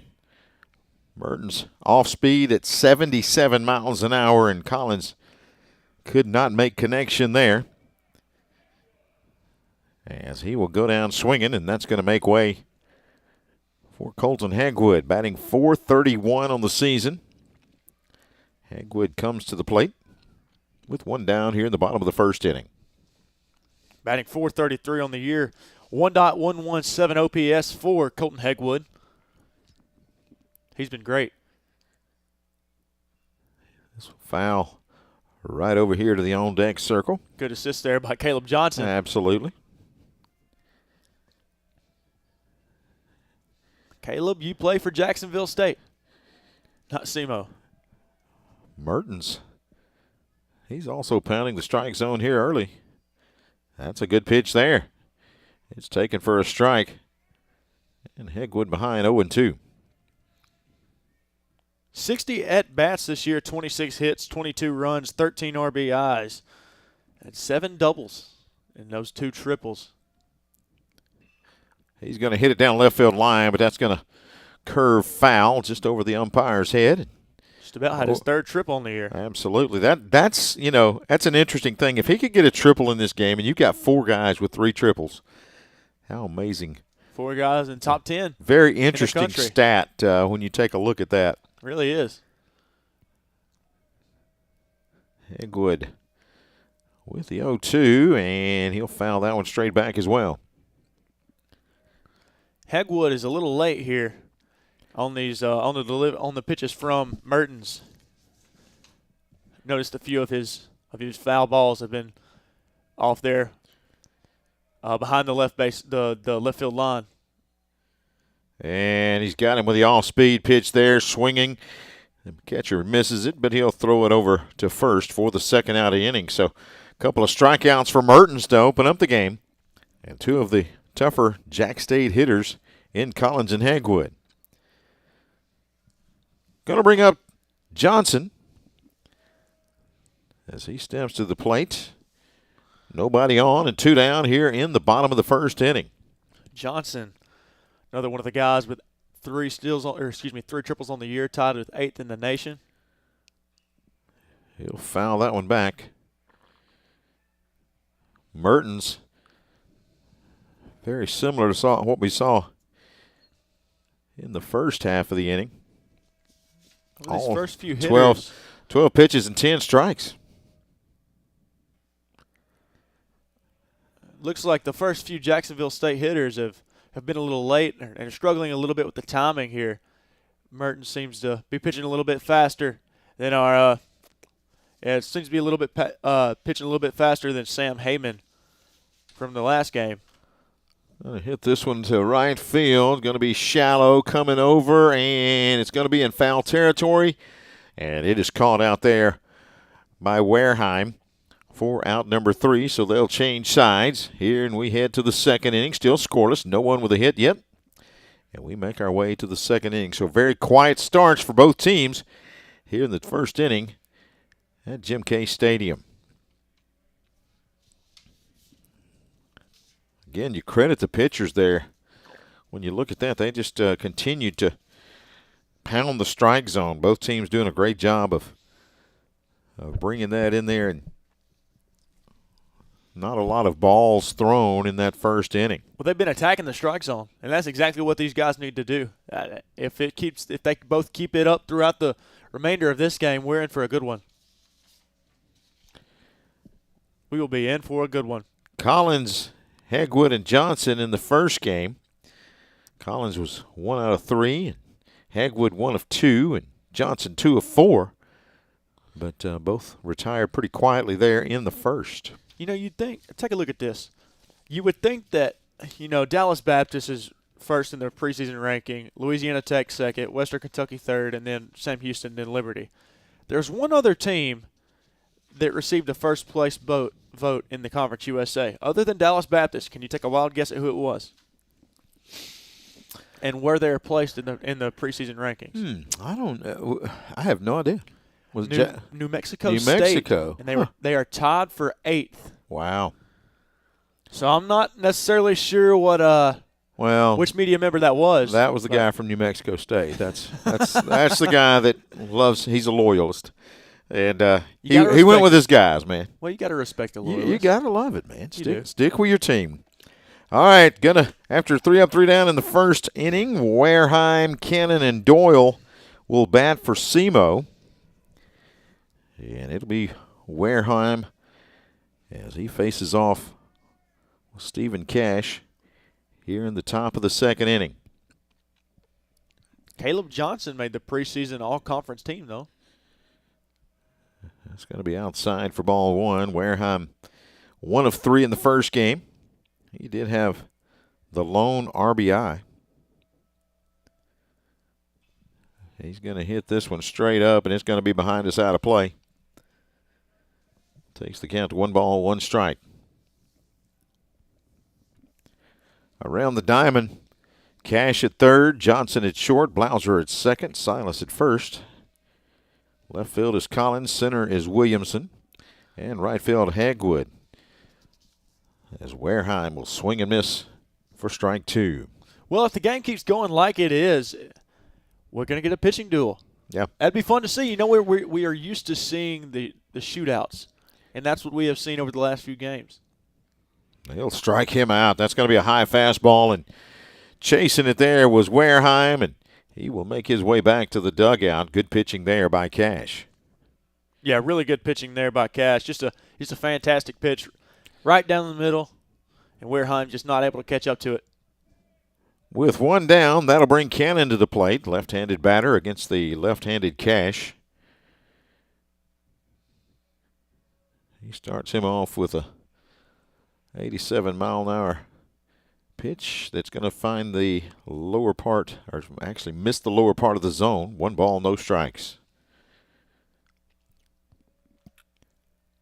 Cash this time bounces it up there, squaring to bunt, then pulling it back was Cannon, so quickly 2-0. Yeah, that pitch right there just down in the dirt or turf, I guess I should say, but just a little down in the turf. If he can get it up, it'd be a good one. The 2-0 on the way from Cash, and that one's right in there for a strike. There's a lot of velocity on these pitches. It gets on you in a hurry, and sometimes, you may not be able to tell it from other angles, but from our perspective here, you can tell how quickly it gets on the batter. You can. The 2-1 is in there for strike 2. Shadows now starting to take over most of the outfield. Collins out there kind of having to shield his eyes out in left field. The 2-2 on the way And it's outside. He wouldn't chase it. Leaves it alone. Now the count 3-2. Ash liked the placement of that one. Pointed back to his pitcher. Saying put it in the same spot. Trying to get Cannon to go down and try to get something here. Now it's 3-2 count. And that one low for ball 4. So 1-out walk for Cannon. Going to bring up Doyle. We didn't see him in the first game. He is a senior as he comes to the plate on the left-handed side. Our first look at this young man. Cannon over there on first. 2 stolen bases on the year.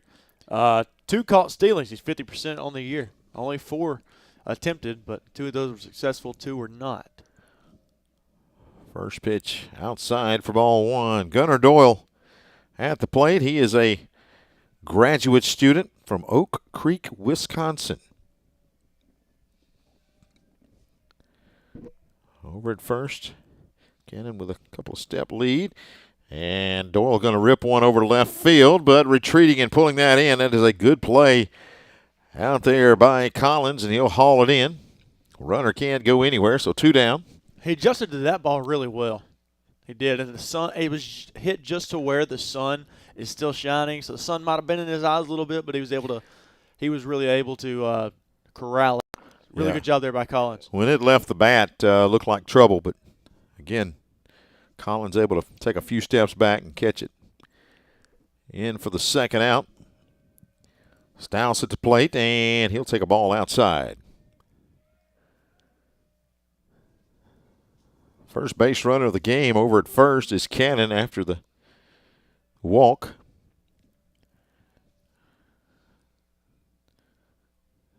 That goes Holmes.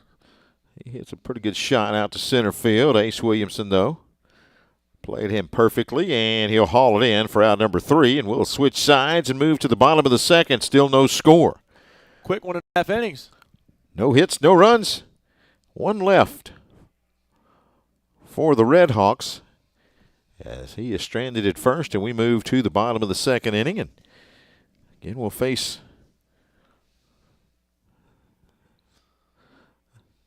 Merkins and see if we can find some way to get it going. This guy came out landing the first inning, struck out 2 of 3 batters. Yeah, he did. 14 pitches thrown, 2 strikeouts on that first inning. He did a really nice job. Got him up, set him down. But it's one of those, it's a, as I said, kind of a funky pitching motion. He'll go from the windup, and just as he's about ready to deliver, everything looks normal, and then there's like this big dip back to the right, back towards second, and he comes kind of over the top with it. So there's a little herky-jerky motion there, but anyway, he seems to know how to handle it, especially based on that first inning. Yeah, and I think his ERA kind of speaks for itself. Gamecocks going to send Horning, Blauser, and Williamson to the plate here in the bottom of the second inning. Horning and Blauser, two of the more predominantly known hitters on this team. Both had a pretty decent first game. Yeah, you see them both over here really studying Mertens, trying to get the timing down. The timing of his pitches, they're really weird. And that's what I'm saying. You know, when you've got a motion like that in a pitcher, it's coming from a different angle, but it's also your timing. I mean, you a lot of times you base it on when the leg hits the top. He doesn't really take much of a, he doesn't really go with a high leg kick, just kind of a slide step. But that motion is a little different than we've seen in the games we've been up here to But he's been pitching call the from action. The stretch and the windup. Yeah, he mixes it up a little bit. So here comes Horning as he will step to the plate here. On his windup, he's going to be pitching out of the windup here. He steps back, and then he kicks, and he leans back, and he throws. And he delivers a strike right there, 89 miles an hour, right down the pipe. Seems very unorthodox, but it's very effective. The 0-1 on the way, and in there for strike 2. He sped it up that time. Did you see him? It went from 89 to 90, and it's amazing what 1 mile per hour will do for you. All right, the 0-2. A little bit low for ball 1. Yeah, you can tell he's a pretty good pitcher. Yeah, he is. Especially with that second pitch of that sequence. Right. He sped up his windup. So instead of rocking all the way out or rocking all the way back. And had him out ahead of that one. Horning able to get a bat on it. He threw the off-speed pitch there at 79, so he goes from 90 to 79. And Horning able to battle that one off and stay alive. And now the 1-2 on the way. Swung on, hit between shortstop and third, and he'll round first for the first hit of the night for the Gamecocks. Good bit of hitting right there by Horning. Yeah, it was. Just between just between shortstop and third base there for Horning. He gets the first on a good single. All right, nobody down. Brings up Cooper Blauser, batting .276, as he will step to the right side of the plate. Nobody down here in the bottom of the second inning, still scoreless. This is game 2 of a 3-game set. Don't forget, game 3 coming up Sunday afternoon. That ball is high, right above the letters of Blauser. So Mertens falls behind. 1 ball, no strikes. Now he's going to be coming out of the stretch. It's going to be coming out a little quicker. He'll throw it back over to first. Horning back easily.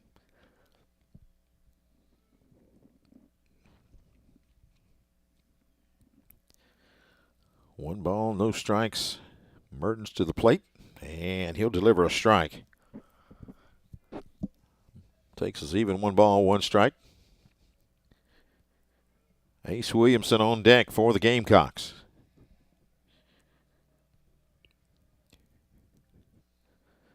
And he'll bring the breaking ball in there, and that broke in perfectly for strike 2. 1 ball, 2 strikes. He'll throw it over to first. A little check on Horning over there.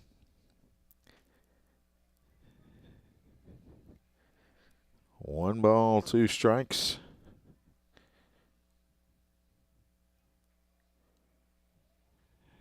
And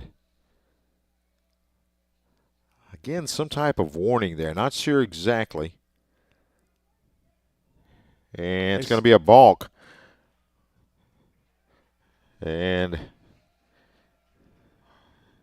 so now the count is 2-2. That's a ball on Blauser.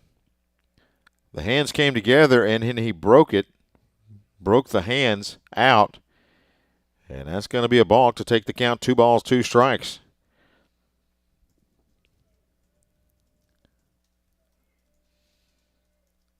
In there, outside corner. Actually just off the plate, takes the count full. Cooper Blauser's worked it.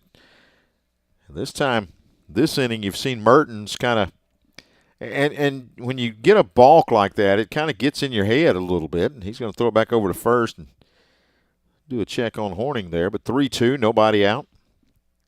So I know some folks may be concerned out there as to why Horning did not advance, but that is not necessarily. That rule does not necessarily apply in college baseball. Yeah, it's just it's a ball on the batter. Now Horning will try to advance to second, and he's going to make it to second with a stolen base. Cooper strikes out, so Blauser's down. That's the first out of the inning. Horning makes his way to second base. And he is there safely. Going to bring up Ace Williamson now. There's confusion. Hang on just a second. Horning is asking the question. Now they're going to call him out. Are they going to call catcher interference? Let's see. That's all or batter interference. Whoa, the umpire here is trying to make sure we're all on the same page. So the home plate umpire is asking why he's not at second. Oh, he's moving the umpire over. Okay. The umpire out beside second base. The home plate guy had to move him to the third baseline. So now the bases are empty. They're going to call batter interference on the throw.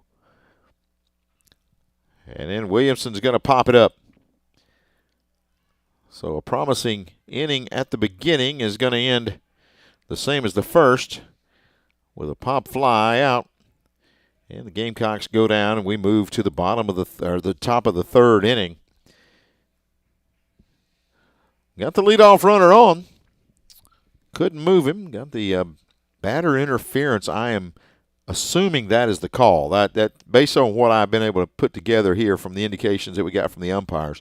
And so that wiped off the stolen base to second for Horning, so that he is called out as well. So the double play of such. And then the fly out by Williamson ends the inning. So we move to the top of the third inning. We are still scoreless here. As we invite you to come on out if you're listening in our area and want to come check out some Jax State baseball, you can do that. I encourage you to come and be a part of it. We have Liam Forsyth, the catcher, coming up for SEMO, followed by Andrew Ramirez, and then back to Caleb Corbin. Hey, don't forget, we invite you to come on out to Jax State Live Monday nights at 7 o'clock, last till 8 at the Apothecary Draft House on the historic square in downtown Jacksonville. Jax State Live is hosted by Eli Gold. Going to focus on the Jax State spring sports. That includes softball head coach Julie Boland and baseball coach Steve Beezer. They're going to be the guests this week. And if you can't make it, you can follow all the action and keep up with everything Jax State related with the Gamecock Radio Network. You can watch the show on WOTM or also TV 24, Jax State Live, 7 till 8 every Monday. No score. We move to the top of the third. No hits for SEMO. Jax State's got the one there by Horning.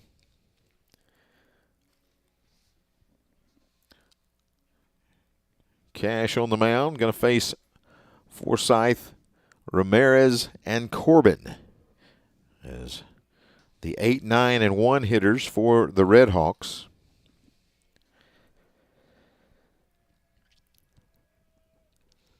Talked about college basketball and everything going on today, but wondering that if Jax State does win tomorrow against Liberty, who may they face?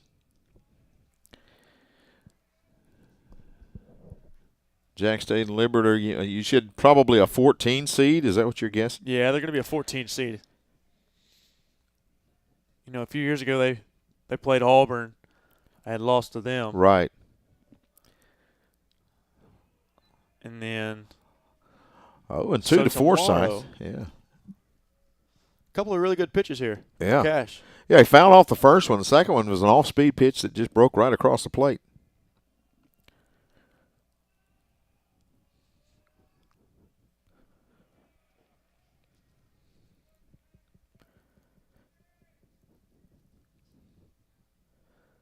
That one's going to be low for ball one, so 1 ball, 2 strikes.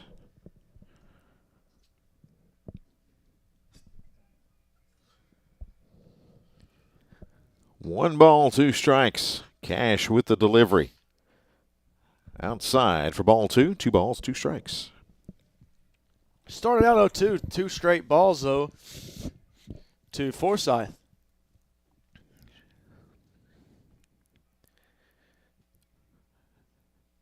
Cash a little bit high right there. We'll take the count full. 3 balls, 2 strikes.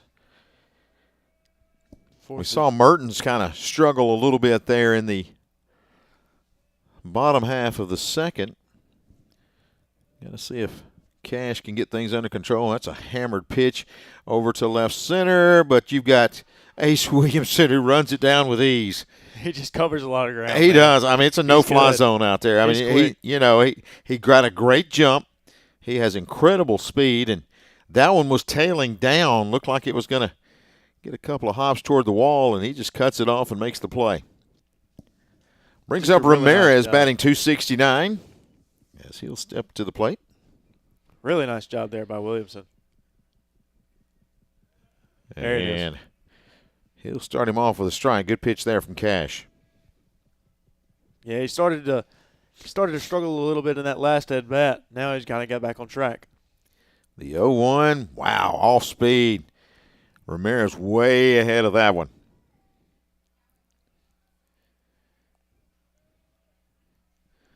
Oh-2 now, as Cash has jumped ahead here.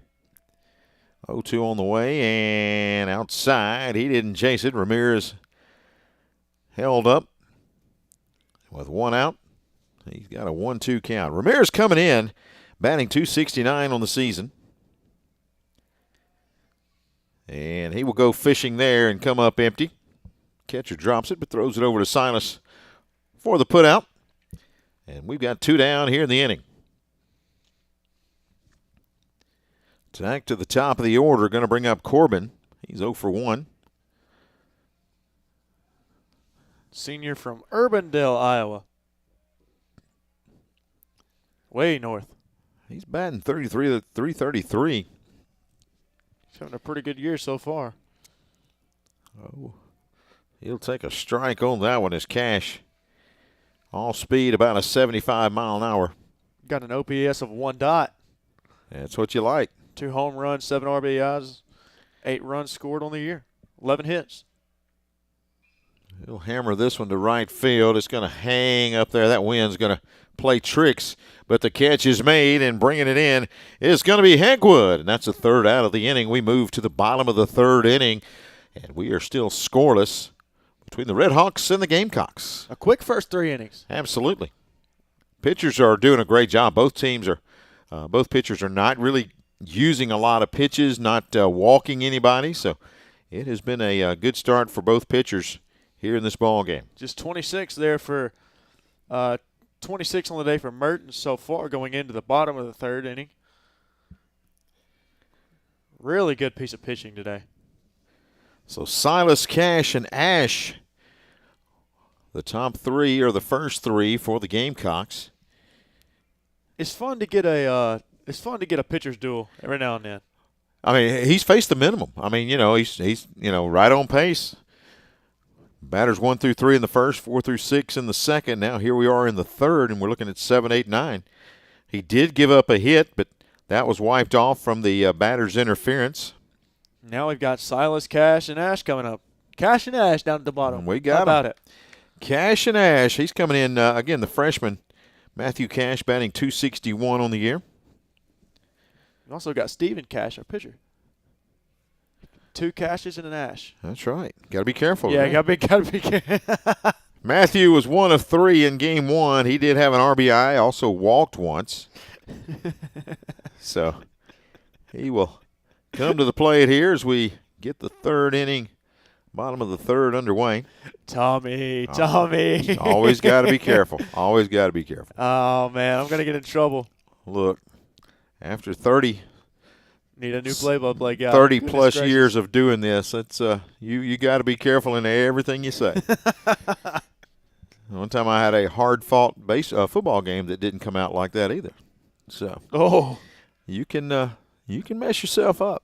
No, what exactly was that? I'm not picking up on what you put down. Just a little slip of the tongue here and there. So it happens. It happens. All right, let's see if we can have a slip of some base hits here. Let's get some runners in for these Gamecocks. Silas going to lead it off, batting .314 on the year. And Mertens will start him off with a fast strike. Again, 27 pitches, 20 strikes for Mertens. He's dealing right now. And he deals another strike. Quickly ahead, 0-2. You got to think about the timing on some of these pitches because he's in the windup right now, so it's coming out a little slower than just in the stretch. But watch him. He'll leg down. It's a little quicker that time. Silas will foul it off, and that's something that I see, and he's not balking or anything like that. It's just sometimes it's a high leg kick, sometimes it's low. That was kind of more of a, just a slide. Sometimes it's a little slower. Like that one was a little quicker and than that's the others. It's throwing the timing off of these Gamecock hitters. That one was Silas will take a high pitch there for ball 1, so 1 ball, 2 strikes. That pitch was much slower. Or his motion, yeah. I mean, that's the thing. He's mixing up his motion there. That's got to play a big effect too, because timing is a lot of what baseball comes down to. Silas was asking for something there, I think. And okay, now he does get a balk there. I said he was not balking, but that time he does. It's the second balk of the game. And 2-2 is the count. by mixing up the motion, evidently it's it is by design, but every once in a while he'll get a little off balance, but there he deals a strike. He brings in the heat there at 91, and Silas couldn't pull the trigger, and he's down for the first out here in the bottom of the third. Yeah, that's just a really nice pitch there. Caught Silas looking. Going to bring up Matthew Cash as he will come to the plate.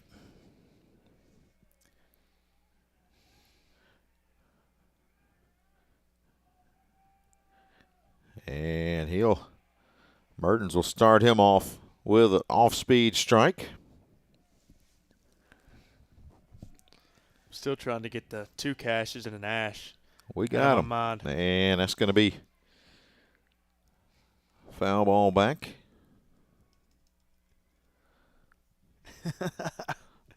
Man, I'm still stuck on it. All right, here we go. Wind in. 261 on the year for Matthew Cash. He's got 5 RBIs. He's behind in the count, 0-2. Mertens bounces that one up there for ball 1. 1-2. He's got to be selective about his pitches here. Anything close, you got to try to put a bat on it and see if you can make them play a little defense here. Just got to protect the plate. That one bounces up there as well. There it is, 2-2.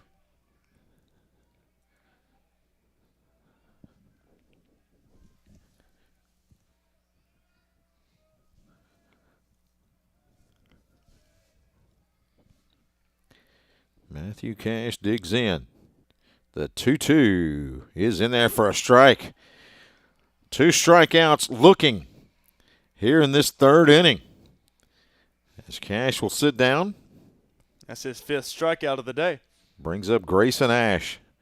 Yeah, I mean, you look at Mertens. I mean, he, like you said, he is dealing. I mean, giving up that 1 hit, but he's done it all year. His ERA now, .89. Just a really solid pitcher. I mean, that's a – with hitters in position, .84 with 2 outs, 261 batting average. Yeah, he may be the ace of this team. That one's going to go to Ash. He's going to fly it out for the 3rd consecutive inning, maybe. And yeah, that's going to be it. Gamecocks fly out to end the inning. So 2 strikeouts and a flyout has been pretty much the recipe here in this ball game. You could tell that ball started to play around a little bit out there. Yeah, the catcher started off going toward the pitcher's mound, then caught it back behind the plate. But we move to the top of the 4th inning. We are still scoreless. Only 1 hit in the game so far. Gamecocks, Carson Horning had that one. And we move to the top of the 4th inning. Tommy Wood along with Hayden Coker. Hope you're enjoying the call tonight, and we've enjoyed being here throughout the day. Again, this is game 2 of a doubleheader. 3rd game coming up Sunday afternoon at 1. So if you can make it out tonight, as we've been telling folks all day, hunker down tomorrow, and then make your way out here coming up Sunday afternoon about 1. Check out some Gamecock baseball. Folks may be getting off work or checking us out now. We need to kind of let you know that the men's basketball team got a huge win this afternoon, defeating Middle Tennessee State by a score of 70-68. So the Gamecocks go to the championship game, taking on the Liberty Flames. Well, I believe the Western Kentucky Hilltoppers fans are on our side here as we took down Middle Tennessee State. Big rivals there. But I know Jacksonville State fans all around the state, all around the southeast, wherever they are incredibly happy right now, especially with a big win in baseball earlier as well. So 11-1. Yeah, good day today. 11-1, defeating SEMO in game 1 to move to 12-6 on the year. Let's see. Gamecocks get a chance to go dancing next week for March Madness.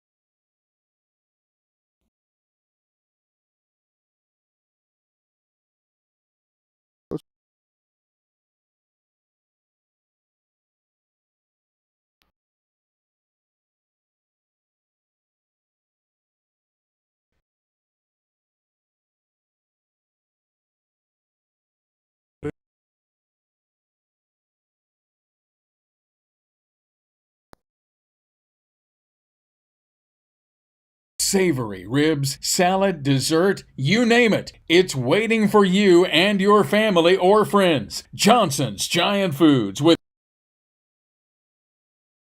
in Gadsden, Atala, Jacksonville, and Coldwater. Hey, Rick from Rick and Bubba for Big Time Entertainment. I'm talking 70,000 square feet of indoor and outdoor entertainment for the whole family. Putt-putt, bowling, two-story laser tag arena, a large arcade with a one-of-a-kind elevated ninja challenge course.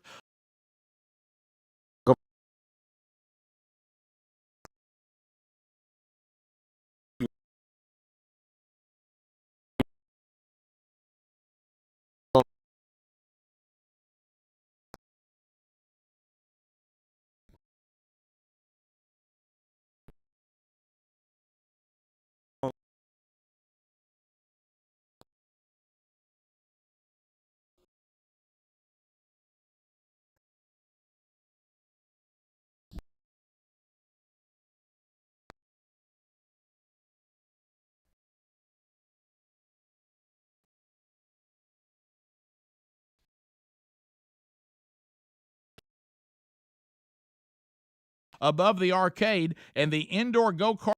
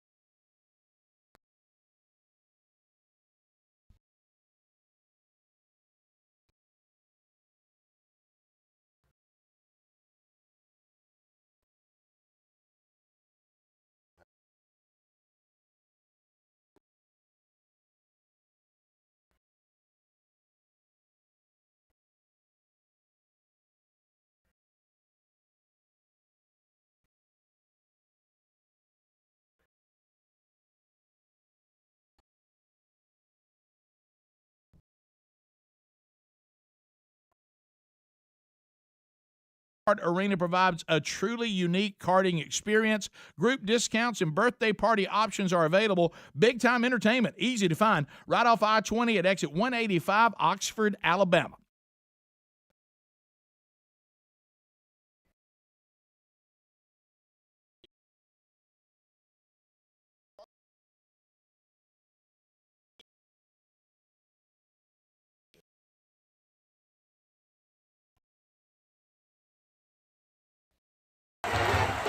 At JSU at Farmers and Merchants Bank, we're giving our customers the opportunity to show their school spirit every day with our JSU Spirit Debit Card. We've designed a unique card for the JSU Gamecocks that includes the school logo, so every time you use the card, you're showing your school spirit. Come in to get your Gamecock Spirit Debit Card today.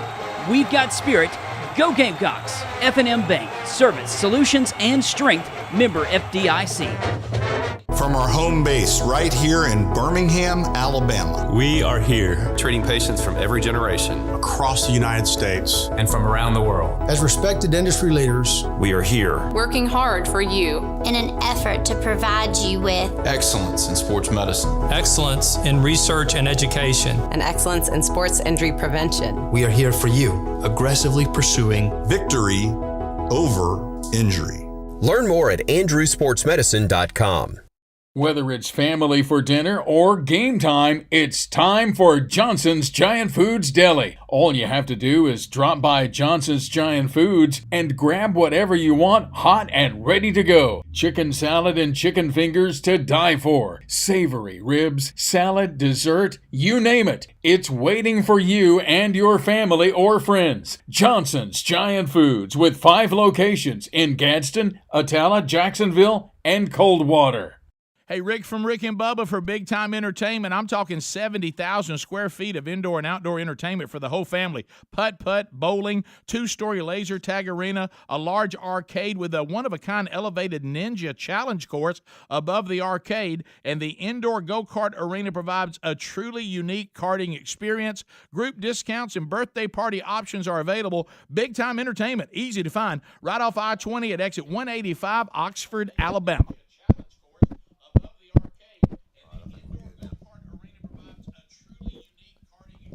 When this stops, I'll turn it off. That should be the last one.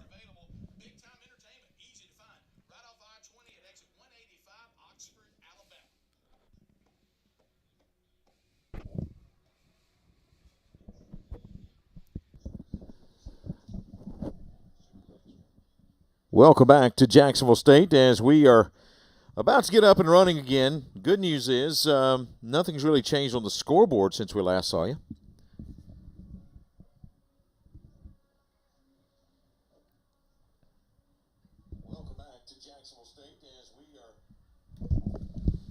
All right, we're going to continue to roll here, and hopefully we've got things back up and running. We have lost internet. We've lost a couple other things, but we have not lost any scoring because we are still scoreless here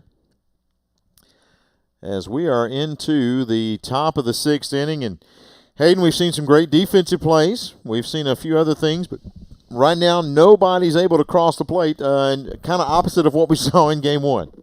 Yeah, it's very confusing. Well, I say confusing. It's actually really, really fun to watch, actually. This has been one of the better games to watch this whole season, in my humble opinion, for when we get our pitchers duo. And 2, it hasn't necessarily been great spouts of no action. We've had a few walks, we've had a few strikeouts, and we've had a few hits. So this game is just a culmination of what every baseball fan loves to see. Forsythe up to bat for SEMO. He's going to ground it over to first, and stepping on first is Silas for out number 1 here in the top of the 6th inning. Cash still on the mound for the Gamecocks.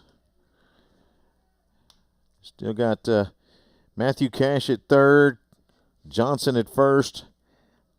Now in at second base is Rob Gordon. Hagwood, Williamson, and Collins still in the outfield for the Gamecocks.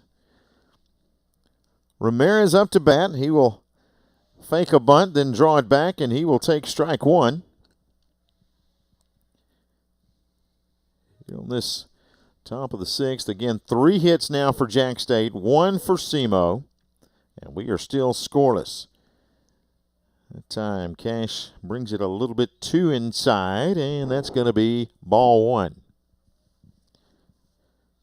Like I said, the bad news is you've missed a lot of good plays and a lot of good at-bats, but I guess the good news is we are still scoreless, and if these pitching efforts for these 2 guys are any indication, we may be here a while before we see somebody go across this plate. Cash with the delivery and another foul ball over into the JSU dugout. I'm Tommy Wood along with Hayden Coker. We apologize for kind of losing you for a while. We are back up and running now. Hopefully we'll be here for the rest of the night and no more technical snafus. We just said technology's great when it works. How about that? Going to be a reaching out for a short fly ball. Gordon is out there and he'll haul it in. Gordon coming into the game making an instant impact. He replaces Blauser there at second.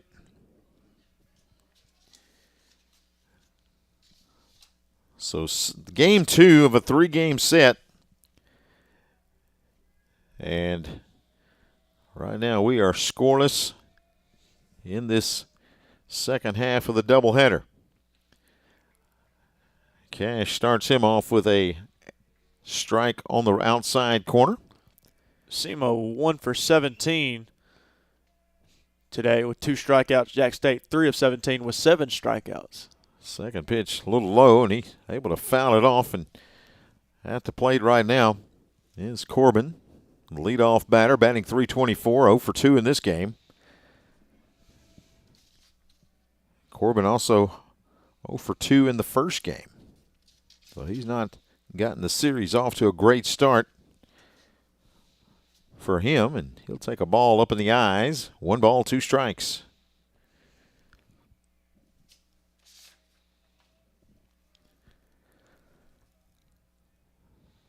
Two down here in the top of the 6th, and that pitch going to be fouled back. Count stays 1 ball, 2 strikes. Yeah, pitch stayed a little high, but Corbin really saw something he liked, so he took a hack at it and fouls it back into the backstop.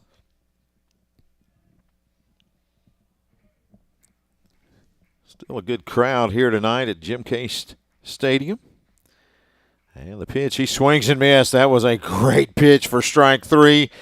And that will retire the side. We move to the bottom of the 6th inning, still scoreless. Gamecocks coming to the plate.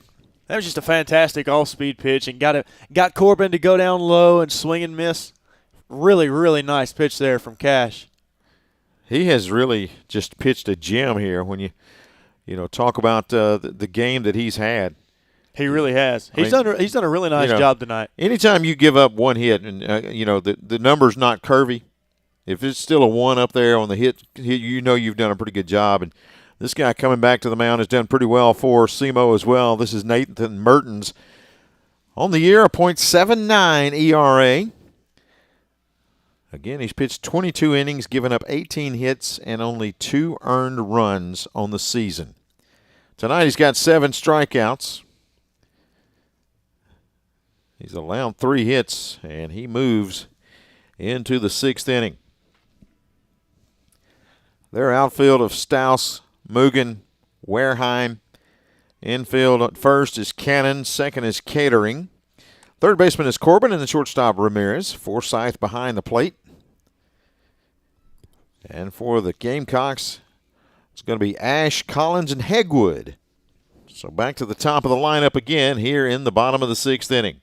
Ash, 231 on the year, 9 hits and 39 at bats. Scored 10 runs on the year, 10 RBIs, 2 walks, 7 strikeouts, and 2 doubles. And here's an interesting stat for a catcher. He's got a stolen base.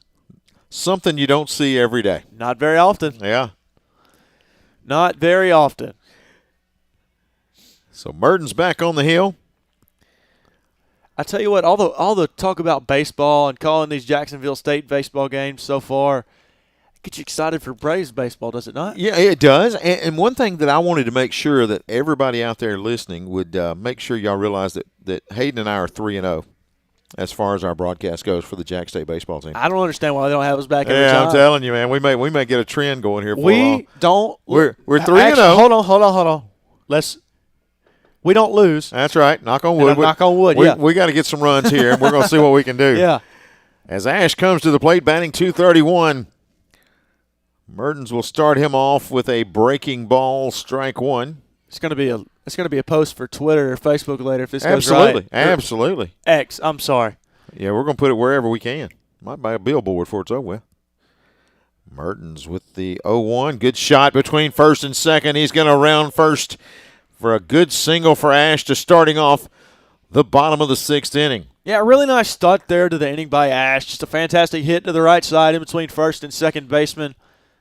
Really good piece of hitting there by Grayson Ash. Well, it was an outside pitch. He just went with it and just took a pretty good whack at it and drilled a good base hit out into right field. So he's at first with nobody out.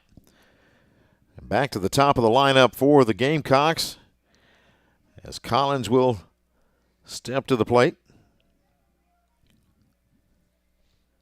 Something we've not said a lot this year, but Collins 0 for 2 in this game. Well, the top of the lineup for Jacksonville State hasn't been great in this second game of the doubleheader.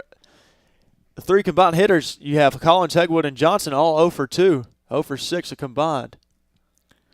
He'll throw it back over to first. Ash gets back. Horning is 2 for 2 so far on the day. That boosts his average to 306 on the year. Drew Collins 313. Hegwood at 419. Good time to take that goose egg off the score sheet here. That pitch is outside, and Collins will take it. Well, I feel like Collins is one of those guys that we're going to be talking about that's possibly going into the Major League Draft next year with how well he's played early on. Mm-hmm. He's been phenomenal. And I think with how well he has played, you have to talk about it at some point. He will swing and foul that one back. Maybe not an instant impact player because obviously with the major leagues, it's always different from the National Basketball Association and the NFL. Mm-hmm. It's never you go straight to the league. Right. Jackson Holliday spent, I think, 1 season in the minors, and it was unheard of. And now he's up in the majors, and now it's kind of looking like maybe he spent not enough time in the minors. But that's just how baseball works, and I find it fascinating. So maybe Drew Collins, one of those guys that does end up in the minors for a few years. Jake Peppers from a few years ago got drafted out of Jacksonville State into the White Sox organization. Collins with a swing and a miss, and he will make the right-hand turn after striking out for the second time in the ballgame.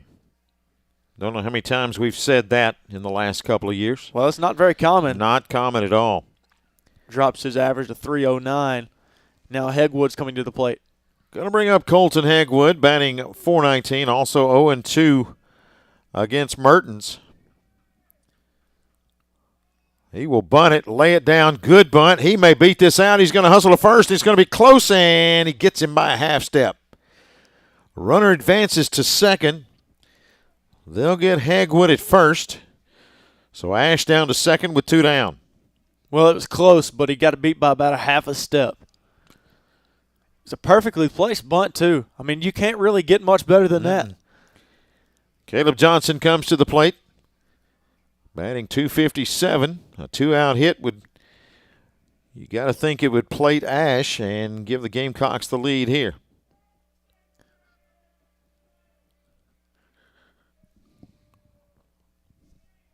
Mertens now with 72 pitches in the game. And his 73rd is right down the middle for strike one. Now Johnson, over 2 on the day, 257 on the year. Runners in scoring position, he's 296, and with 2 outs, he's 318. With runners on in his general, he's 341. Pop this one back for strike 2. He falls behind 0-2. Horning is on deck. If Johnson can reach with 2 outs in the inning. Stands have started to fill up here. We've got just under us in the press box. We've got a few good bit of fans, and then behind home plate as well. 0-2 is high and outside for ball 1.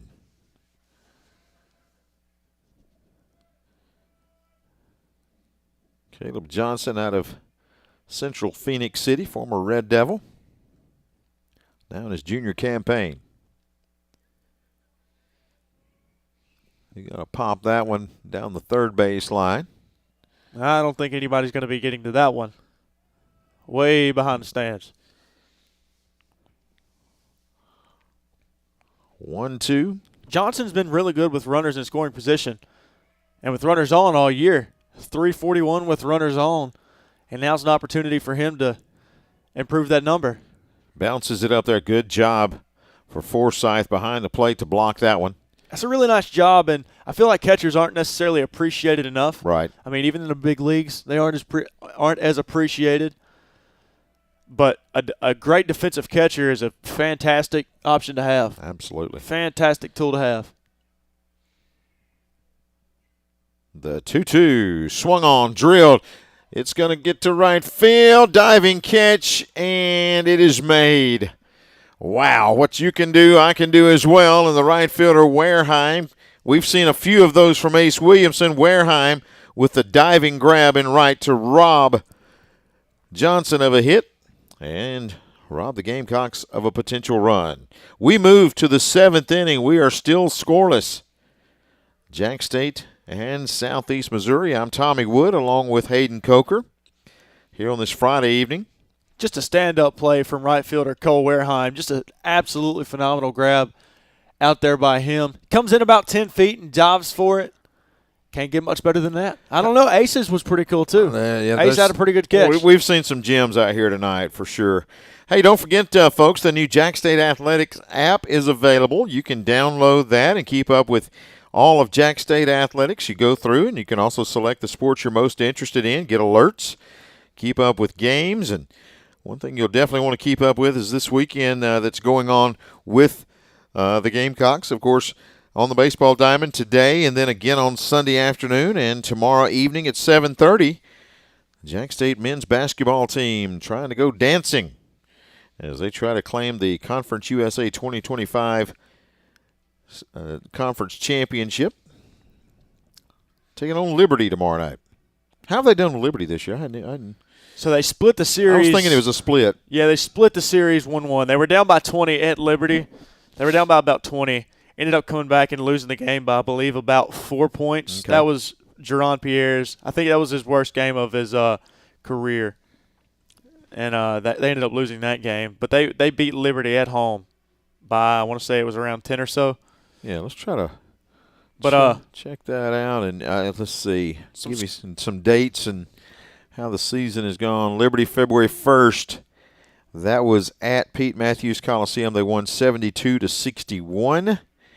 And then, like you said, they fall 59-55 at Liberty on February 27th. So another split, just like with MTSU, both teams winning at home. Some scores around college basketball right now. You have Duke beating up on North Carolina 52-30. Houston up on BYU by 17, 45-28. And Florida over Missouri 52-43. Kettering leads it off for SEMO, and he's going to rip a shot down the right field line, going to get to the fence. Going to be taken in out there, and he's going to round second, and he'll hold right there. But a leadoff double for Kettering. And it's going to be a runner at second, nobody out for SEMO, and he pretty much turned on that and went down the right field line with it. Just excellent execution there by Kettering as well. And they're going to check and see if he missed first. Going to flip it over for the appeal. Let's see. Or are they? Yeah, he's got to get to the mound and do this.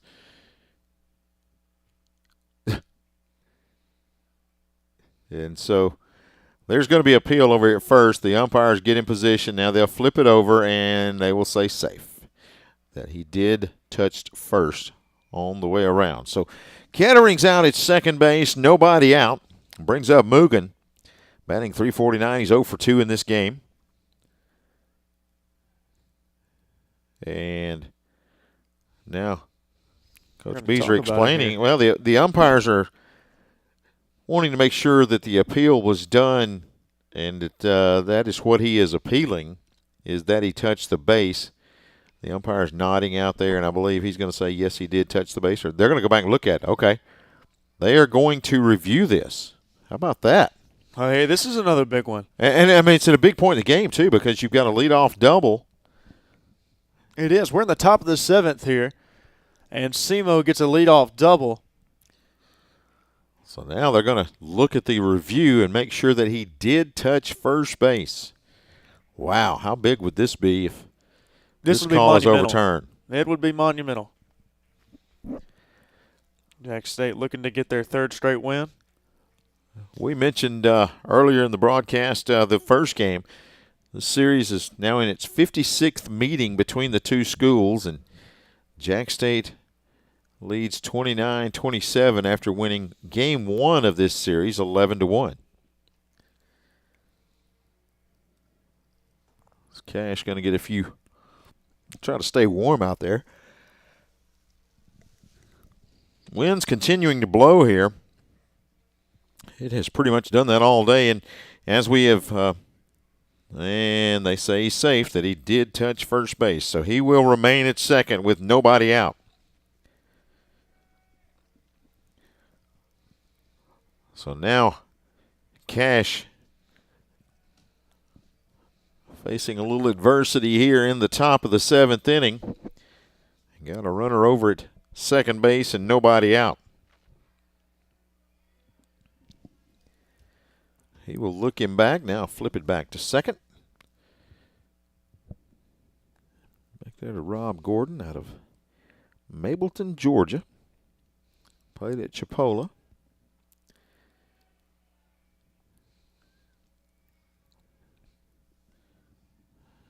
Mugen at the plate. Runner down at second. Nobody out. He squares to bunt, then pulls it back and takes it high for ball one.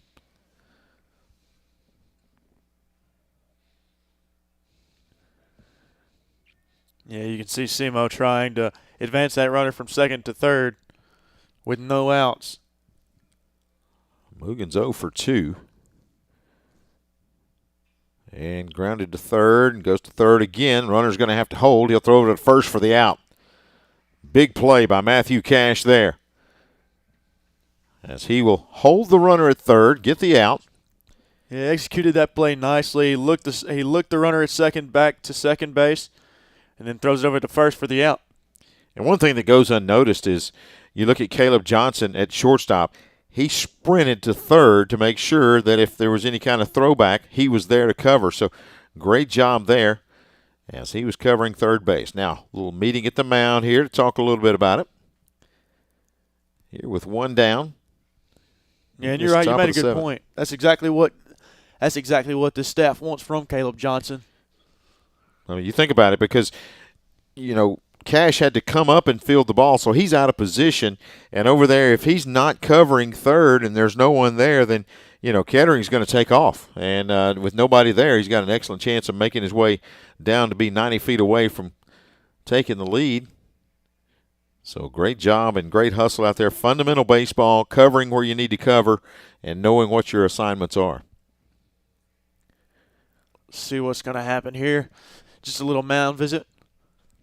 And the umpire comes out and tells Beezer that's his time. Let's see, 70 pitches, 50 for strikes for Cash. He's done a good job here. He will see what he can do with Wareheim, who's 1 of 2 today. He's got a single back in the fourth and struck out in the second. And they're going to put him on.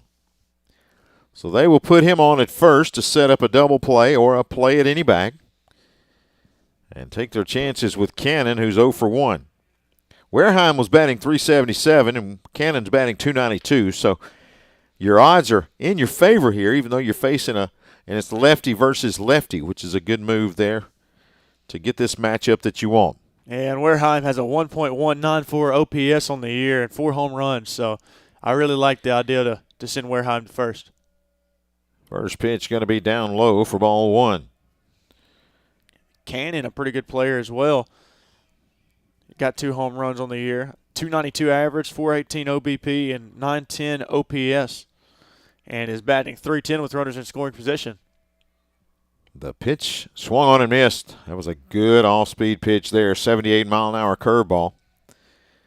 Had him all out in front there, so it evens the count. 1 ball, 1 strike. We've got 1 down here in the top of the 7th inning. Still no score.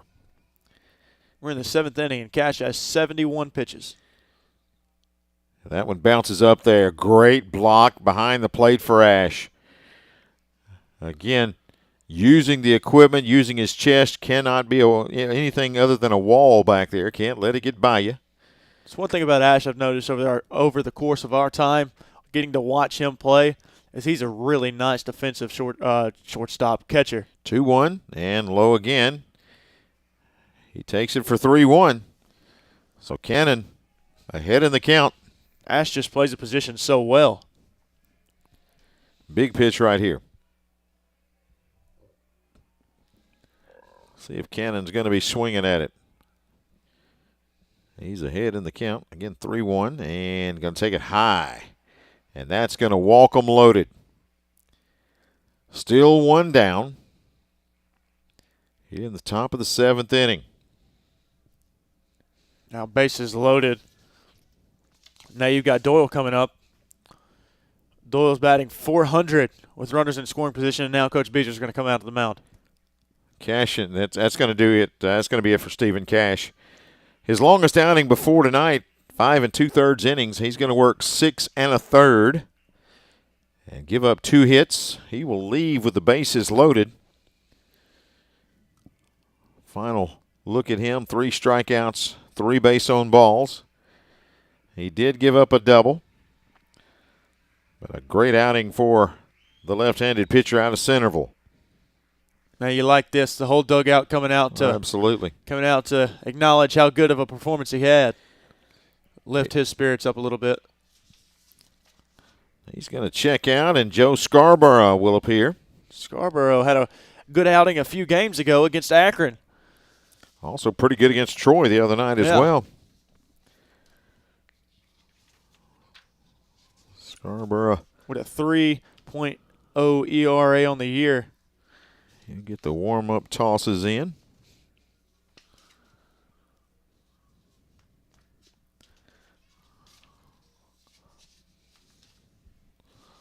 He's had a pretty good year. Out of Pascagoula, Mississippi, 6'3", 200-pound junior. Also played at East Mississippi Community College. 6 innings pitched on the year, giving up 4 hits, 2 earned runs, 3 walks, 8 strikeouts, and a double. But he's got 2 saves on the year. So 2 saves on the year for Joe Scarborough. Well, you know he's wanting to keep the ball low here and hopefully get a ground ball to turn 2 and get out of this mess. Bases loaded with 1 down.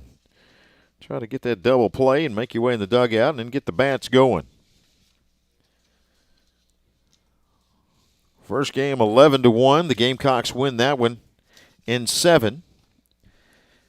Here we are in the top of the 7th inning here, and still waiting for our first run. 1.17 walks and plus hits per inning pitched for Scarborough. Pretty nice pitcher on our hands. Yeah, he really is. I was impressed with him the other night watching him, and again, he's going to try to settle in here and, like we said, keeping the ball low, hoping for a ground ball. You don't want to anything to the outfield is pretty much going to, especially deep in the outfield, will play to run for SEMO. Absolutely. Now we have let's see, we all have Sam Silas at first. Hate that Stephen Ash had to come out, but Scarborough is a pretty good relief pitcher himself. So maybe this will be the time for maybe this will be a good time for Scarborough to come in and step up a little bit. All right, Doyle is going to come to the plate. Doyle is batting .250 on the year. He's got 4 hits and 16 at-bats. Struck out twice. He has 1 home run on the season. Bats from the left side. And Scarborough will work from the stretch. He will start him off with a heater right down the middle. Went right at him there and blew it by him for strike number 1.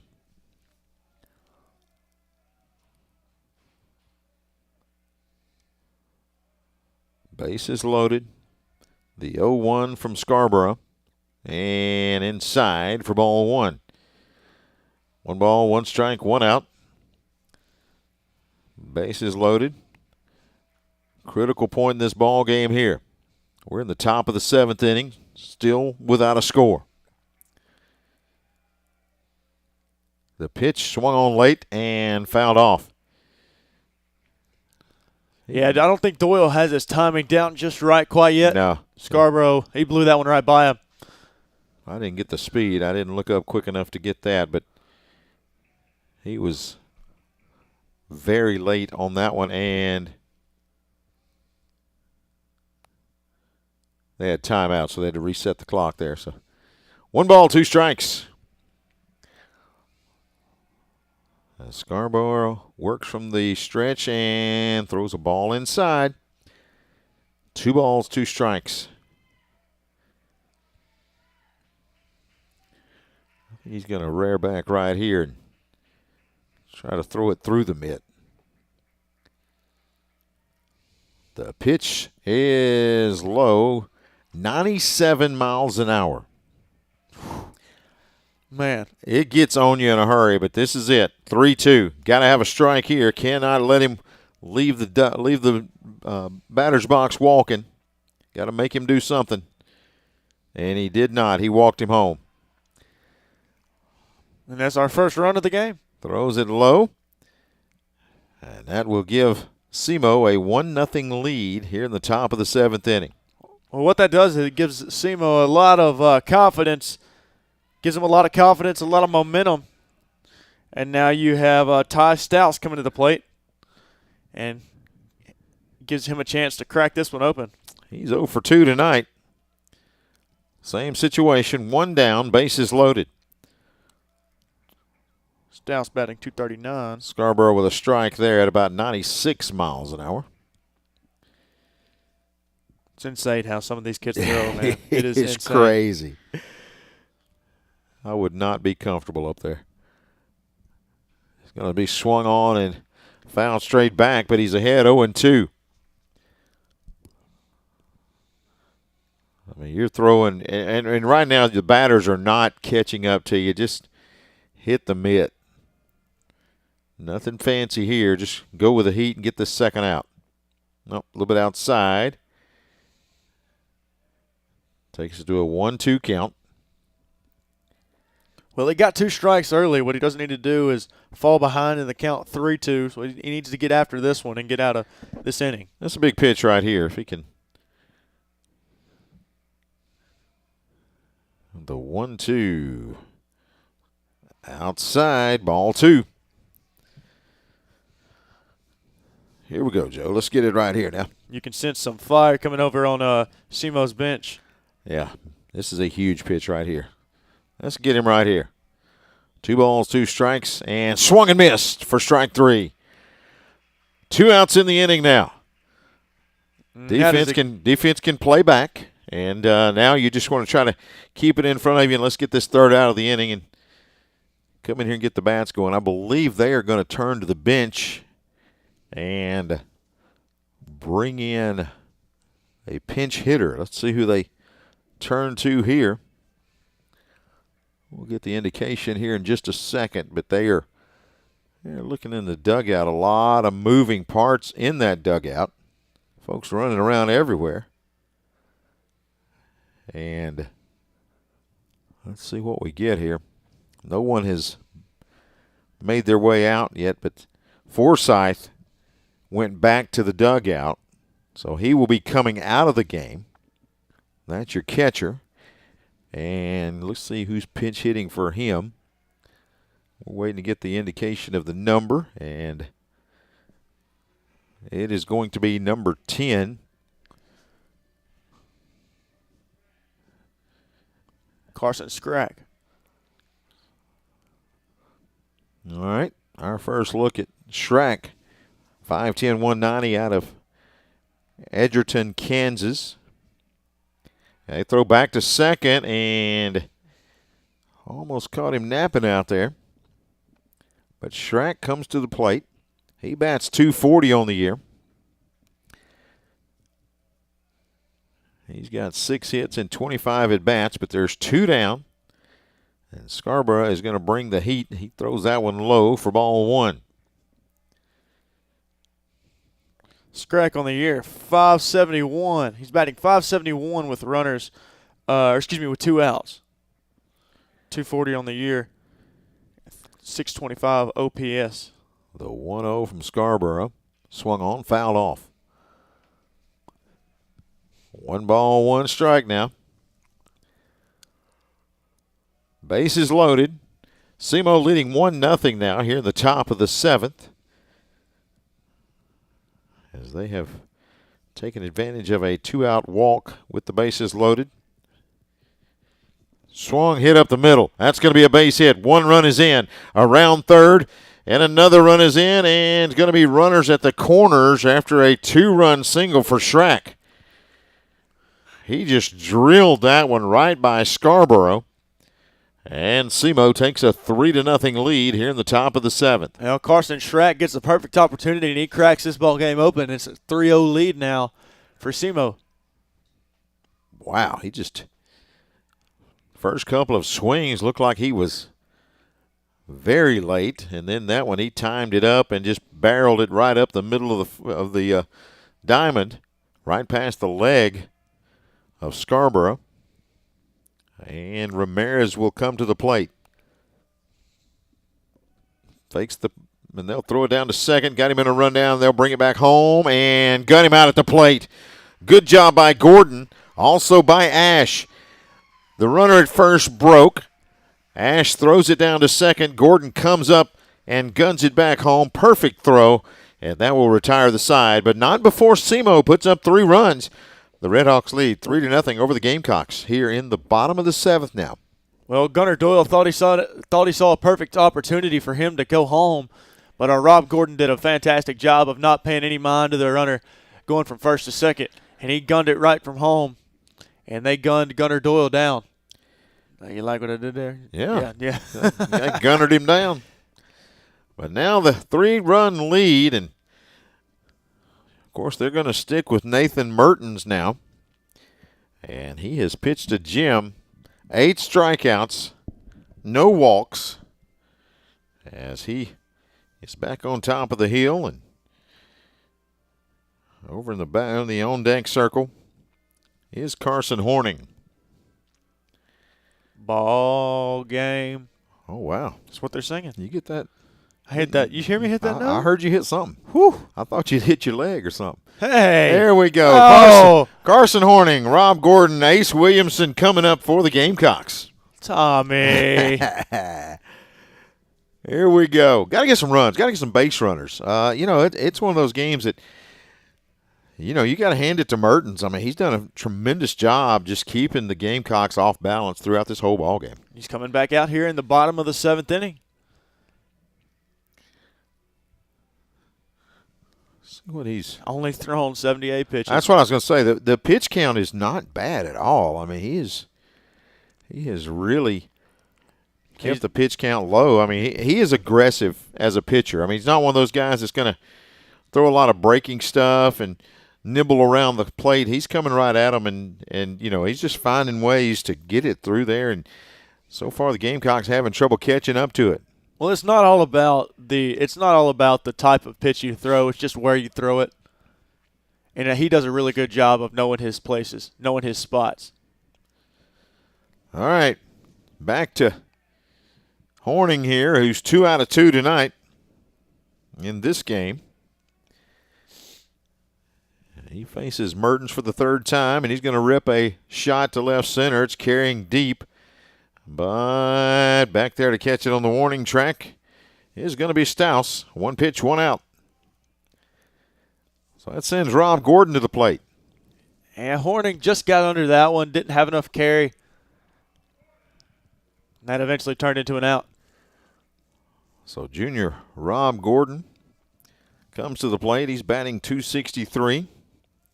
Only 19 at-bats, as he'll come to the plate here and take a fastball strike. That one in there at 86 miles an hour.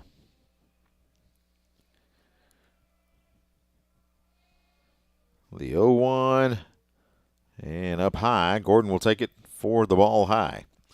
1 ball, 1 strike. Looked like he went with a breaking ball and just left it high there. And that one's going to be outside for ball 2. There's that windup again. It is slow windup. It is hard to judge, and that's the thing that's been kind of strange. He mixes up the speed of it. Gordon with a shot to third, going to try to outrun it to first. Going to be close, but they'll get him by a step for the 2nd out of the inning. And with 2 down, Ace Williamson comes to the plate. Williamson has had an amazing game defensively. Offensively, he's 1 out of 2. As he will come to the plate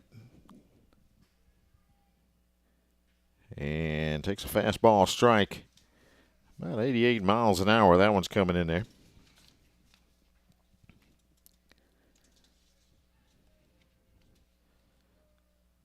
That's going to be an off-speed pitch down low for ball 1. Yeah, good out there by Ace Williamson. He knows what he can and knows what he can't get.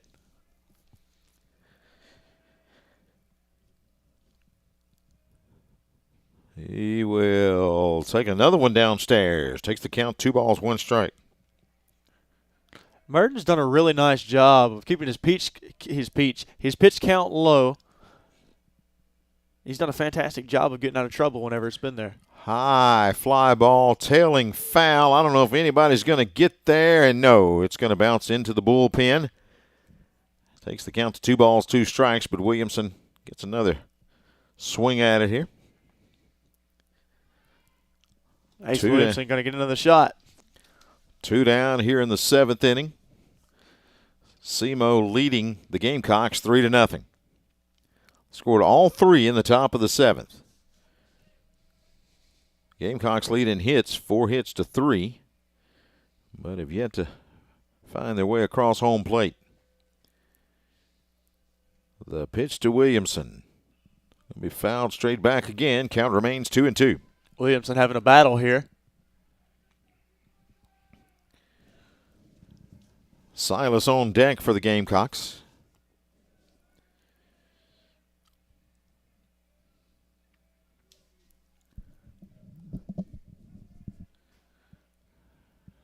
The 2-2 to Williamson. And takes it for strike 3.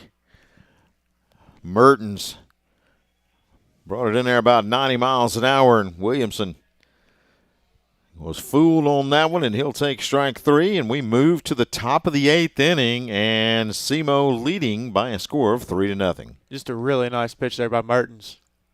Just done a fantastic job all night. Yeah, I mean, he really has. I mean, that's the story for Jacksonville. You got to tip your hat to him because he's just found a way and really hasn't been in too many jams. I mean, he's just continued to pitch around those. It's just kind of been the story for SEMO today. In this second game of the doubleheader, it's been their pitching. Hey, don't forget, we want to invite you to come on out to Jax State Live coming up Monday night, 7 to 8 p.m. at Apothecary Draft House on the historic square in Jacksonville. Jax State Live is hosted by Eli Gold. Going to focus on Jax State spring sports. Softball head coach Julie Boland. Also, baseball coach Steve Beezer will be the guest this week. And if you can't make it, you can follow all the action right here on the Gamecock Radio Network, or you can watch it on WOTM or TV 24. Jax State Live is 7 until 8 p.m. every Monday at Apothecary Draft House in Jacksonville on the Square. Got the moon out here behind the trees and just above the Houston Cole Library as we move to inning number 8. Southeast Missouri out of Cape Girardeau here. Taking on the Jax State Gamecocks for the 57th time. Right now they hold a 3-0 lead. Scarborough still on the mound. And right now, with the way things are looking, if Jacksonville State doesn't make up 3 runs, SEMO might get back within that 2-game threshold of Jacksonville State in the all-time series. Ramirez at the plate for the Red Hawks, and takes the first pitch high for ball 1. 15 pitches thrown from Scarborough. Went with kind of a fake bunt there, and the pitch is high and gets away from Ash, makes its way to the backstop. And the count is 2-0. Ramirez 0 for 2 in this game. And that pitch outside, 3-0 the count. Well, this is where Scarborough doesn't want to be because SEMO has taken advantage of being up in the count here of late.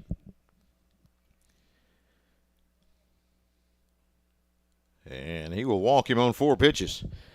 Very patient at bats in this game for SEMO. Not nearly as aggressive as we saw him in the first game. And Tommy, you see the orange moon above the trees. Absolutely. Above left field. Just a gorgeous night here in Jacksonville. So Ramirez to first, and now to the top of the order for the Red Hawks. You got Corbin and Kettering, the next couple of batters.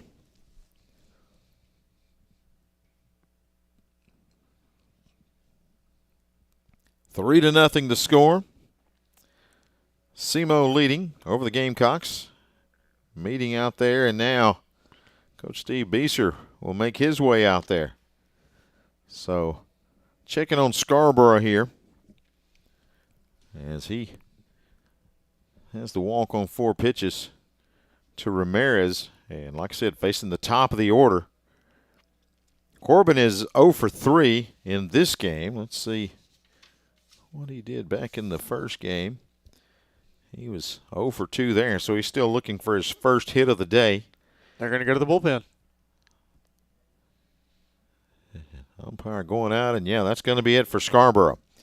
He will leave, giving up 1 hit. He worked 2/3 of an inning.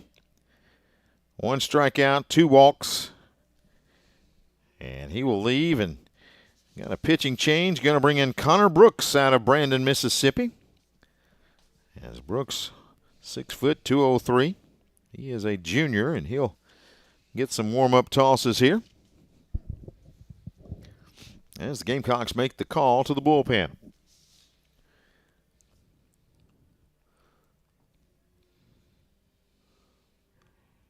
We will try. Good move by Jacksonville there. I don't think that Scarborough was necessarily in his bag like he usually is. Yeah, no further damage needed. I mean, you're down 3, so we'll try to take a timeout and come back with more in just a second.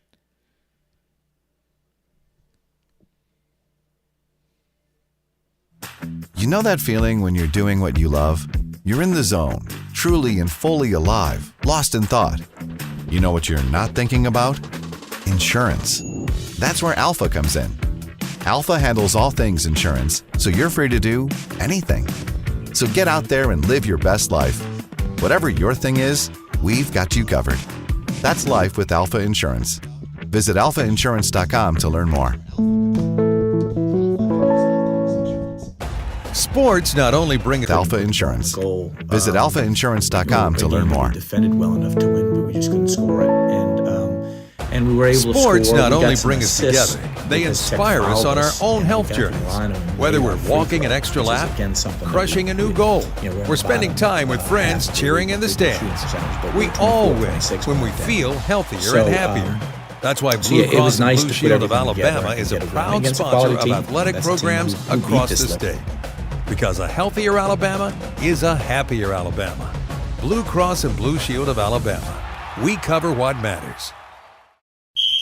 Eli Gold here, ready for a winning drive? Go see my friends at Cooper Chevy Buick. Choose from hundreds of new Chevys and Buicks, including a great selection of Car Bravo certified used. Score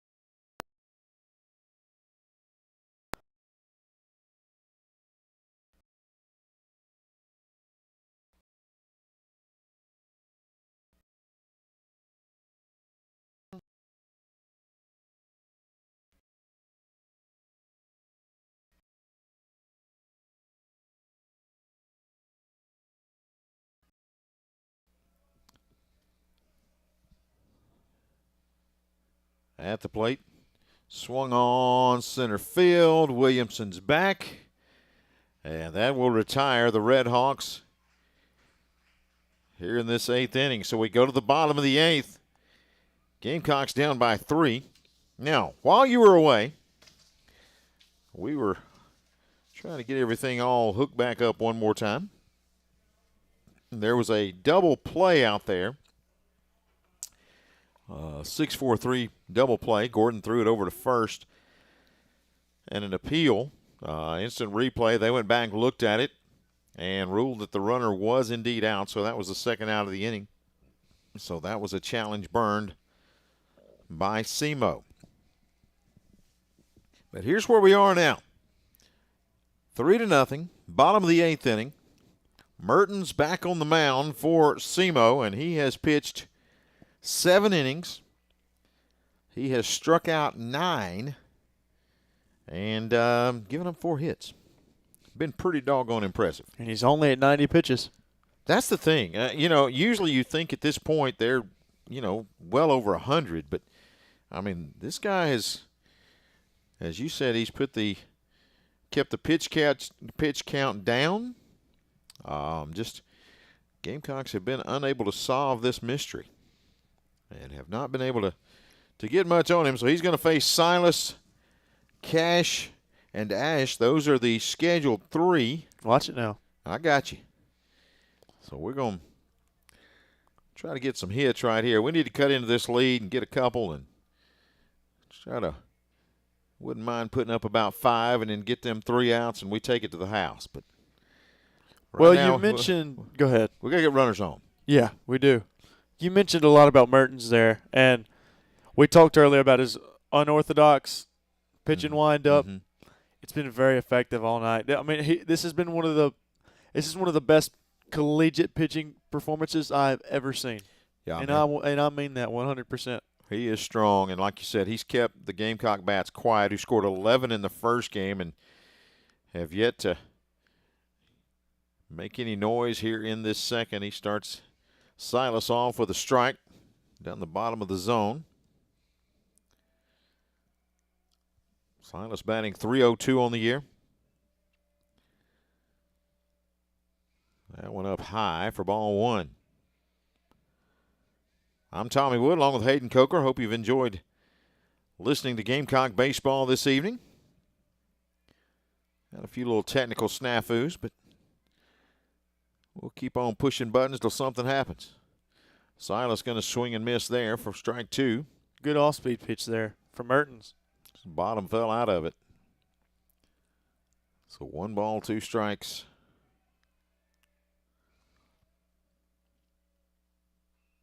Check swing, right it up. What you jumping about? Man, we've only got glass in between us and a net, and Hayden's heading for cover up here. That check swing, though, the ball came over. We were able to read it for just a second, though. He did get all of that one. Man. Thought Hayden, he was like doing tornado practice, then climbed under the counter. That's going to start us off with a deep hit to short. He's going to throw it across, but beating it out is going to be Silas at first, and we got a leadoff runner on here in the 8th inning. He hit that one between short and third, and I'll just say credit Ramirez for even getting it close to make an attempt. He went almost into the grass, able to backhand it, throw it all the way across, and made it a close play at first. So going to bring up Cash now. He's 0 for 2. Still batting .240 on the year. But like we said, we need base runners. That's going to be the main thing, is trying to get some base runners here. We've got 1 on now with nobody out. So Silas will get him a lead. They'll throw it back over there, and he'll dive back into first. You good? Well, Silas did a really good job. I'm trying. I'm fighting demons over here. I'll tell you. Now, see, that was a really good play by Sam Silas. Yeah. Really good job of him to beat that ball out. All right, let's see if we can get something going. That's a shot to left field. It's going to be deep down left field. Going over, it's going to bounce off the wall, and it did not go over. So around third, coming home is going to be Silas, and a double. Big-time double for Matthew Cash, and the Gamecocks are on the board.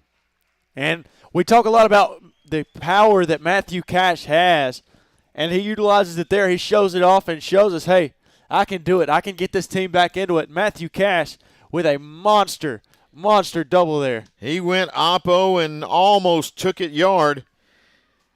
It bounces off the warning track, hits the fence, goes up, and now it looks like that may be it for Mertens. Coach Andy Sawyers is making his way out there, and he sees the Gamecocks starting to get a little momentum here with nobody out.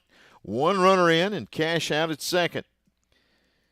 Mertens is going to exit the game with a 1.09 ERA. What a game. Wow.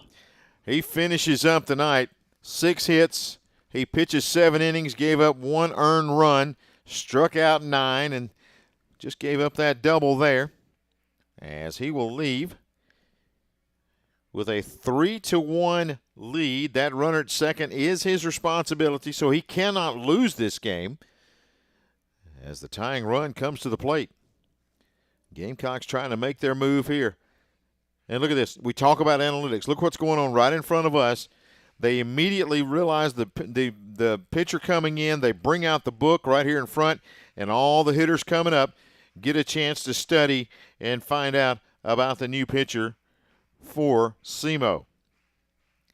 That's when you know the information has traveled around.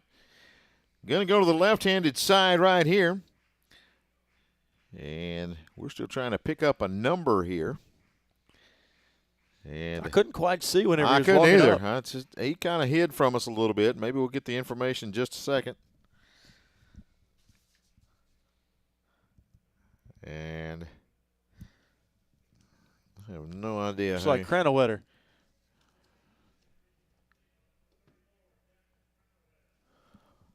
Jackson Cranowetter. All right, we'll go with Cranowetter, 5'10", 190, out of Campbell Hill, Illinois. Played at John A. Logan as he will take the mound. Got the dugout down here for Jacksonville State, getting into it a little bit. Starting to get a little momentum here, and that's a couple of big at-bats right there. Well, you're down 3-1. You had Matthew Cash just inject some momentum into Jacksonville State's veins. And now you're down 3-1.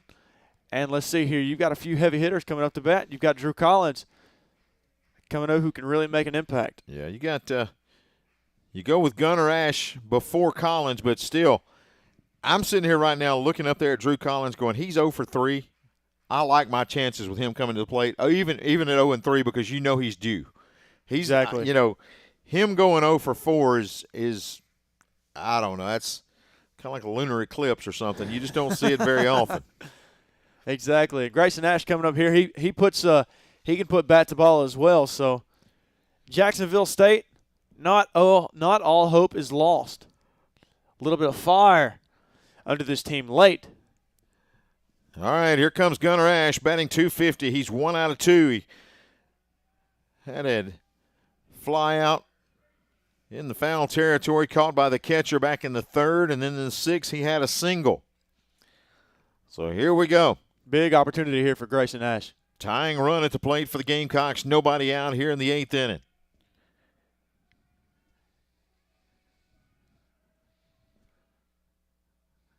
Cranowetter with a pitch and going to be inside for ball 1. Ash and Collins. As Collins represents the leadoff hitter in the lineup. But the batter represents a tying run. He's going to foul it back out of play. And moves the count to 1 ball, 1 strike. That was a really nice swing, though, by Ash. Just a little bit early, it seemed, on that one. Tell you what, if he gets a base hit and you see Cash come around, this place is going to erupt. He throws it back to second. Cash is back. Tried the pick-off move there, and Cash was looking at the shortstop, second baseman. Kettering able to try to sneak behind him there, but Cash gets back safely.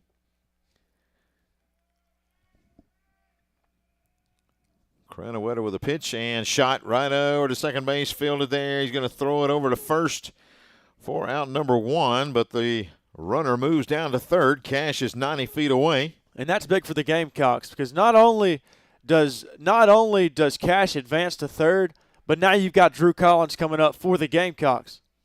And another thing that you're seeing right now, Gamecocks are putting it in play. So many strikeouts early on, and, we talked about the game that Mertens pitched and the strikeouts early.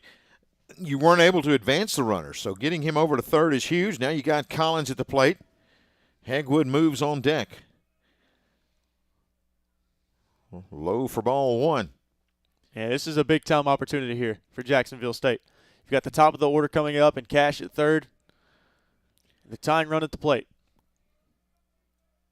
Cranaweta with the 1-0.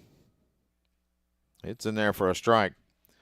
Collins tonight struck out in the first, grounded to the pitcher in the fourth, and then in the sixth, struck out again.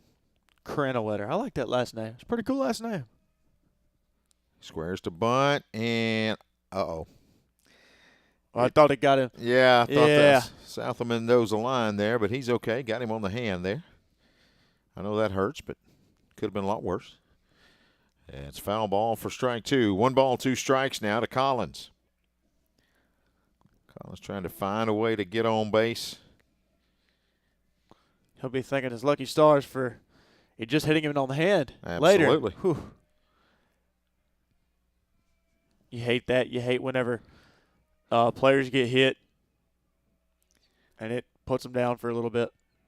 Big pitch for Collins here is going to be strike 3 looking. His third strikeout tonight. Collins has had a rough nightcap here in game 2. So Hegwood comes to the plate. He's 0 for 3 tonight. And we've got 2 down here. Hegwood steps to the dish. Going to take a 2-out hit to cut deeper into that lead. And he'll take a ball low. 3-1 the score. SEMO with the lead. We're in the bottom of the 8th inning. Hegwood batting .413 on the year. Runners in scoring position. He's batting .429. This is a massive opportunity here for Jacksonville State. Pitch hit to Kettering. He comes over, fields it, and throws it to first. I was about to say before that pitch was delivered, Kettering was deep in the grass to kind of give him more of a chance to go over and field a ground ball, and he goes over and gets it, throws him out at first for out number 3, and we move to the 9th. SEMO leading 3-1 over the Gamecocks. And looks like another pitcher coming in for Jax State. Looks like a change. This is going to be Ryan Vermillion, 6'1", 175, sophomore out of Vestavia Hills, and he will go to the hill for the Gamecocks here in the 9th inning. 3-1. Gamecocks trailing. See if the sophomore can't get out of this inning and then let the offense go to work in the bottom half of the inning. Jacksonville State 6 hits on the day. SEMO only 3. Timely hits for SEMO, and Gamecocks leaving some folks on base tonight. SEMO's done an incredible job of taking advantage of the moment whenever it presents itself. Gamecocks have left 4 on base. They've got 10 strikeouts on the night.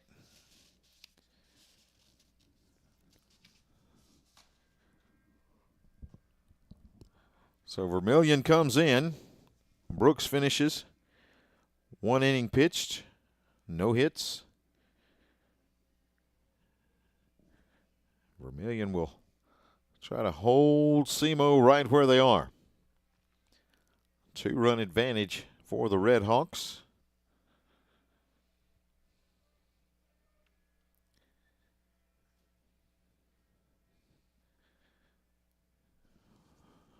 See who we got going coming up for Southeast Missouri. It's going to be Mugen, Wareheim, and Cannon. That's their 3, 4, and 5 hitters. So heart of the order coming to the dish for SEMO. Vermillion coming into the game with a 10.8 ERA on the year. 5 innings pitched on the year, 6 hits, 8 runs, only 6 earned runs, though. 5 walks, 6 strikeouts, and he's given up a triple on the year. Max Mugen coming up, batting 334 on the year. Check that, 344 on the year. 13 RBIs, 8 walks, 8 strikeouts, 6 doubles, 1 triple, 3 home runs, 1 stolen base. All right, here comes Mugen. As he will come to the plate, he is 0 for 3 in the nightcap. Game 1, he was 1 out of 2. Vermillion starts him off with a ball high.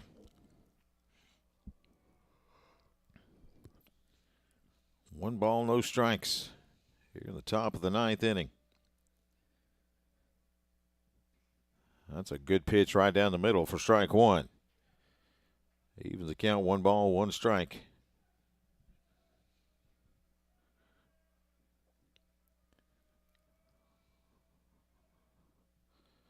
One on the way, swung on, ripped foul down the third baseline. He was really early there. Big time. Really early. Vermillion's off-speed pitch that time was 76. So he fooled him on that one. Foul ball ended up down by the bullpen. He was sharply hit. It was just hit early. Swung on early. The 1-2, and he's got it in there for a strike. 95 miles an hour. He brings the fastball down the middle. Really out nice number pitch. 1. Just a really nice pitch there from Vermillion. Went off speed, and then he switches it up a little bit. Wareheim comes to the plate. You said the differential was 77 and 95? Yeah, that's pretty wow. tough. That's pretty tough to catch up on. Wow. Vermillion goes with a 93-mile-an-hour fastball there, and it's in there for strike 1. He is bringing some heat here in the 9th. Wareheim 1 out of 2 tonight, batting .377 on the year.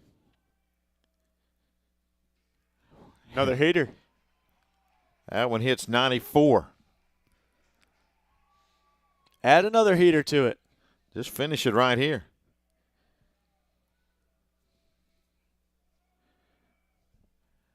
Vermillion brings it in there. That went high for ball 1.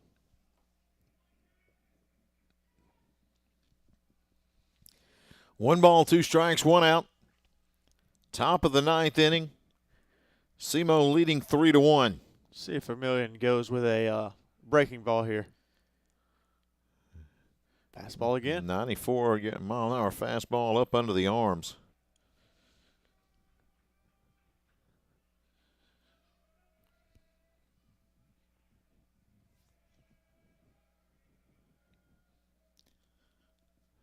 That one going to be fouled off down the right field line or out of play.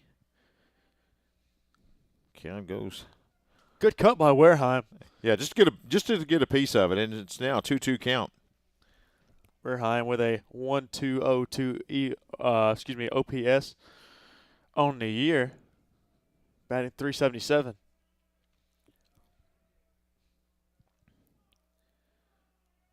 The pitch from Vermillion. It's the 2-2 offering. Swung on, hit to short. Fielded there, thrown across, and he hung on. Great job by Silas to keep the foot on the bag. The throw was wide, and Silas just dug in and stretched out and was able to pull that one in for out number 2. Well, the first base coach tapped his hat as if he wanted to challenge it, but he's going back to the dugout, so I'm not guessing that's going to come to fruition. So Cannon comes to the plate, 2 outs. Cannon 0 for 1.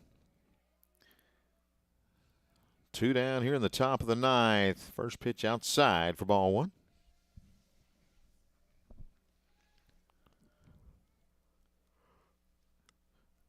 You look up there. And that was a nice grab by Sam Silas. It really just a was. Nice grab. I mean, that is so hard to do. Keep your foot on that bag. That pitch is going to be low for ball 2. But, yeah, it's just it's something when you look up there at the scoreboard and they show the speed and every one of them starts with a 9. It seems like that is some definite fast action. You got to be ready to swing when you get in that batter's box. I'm not sure how they do it.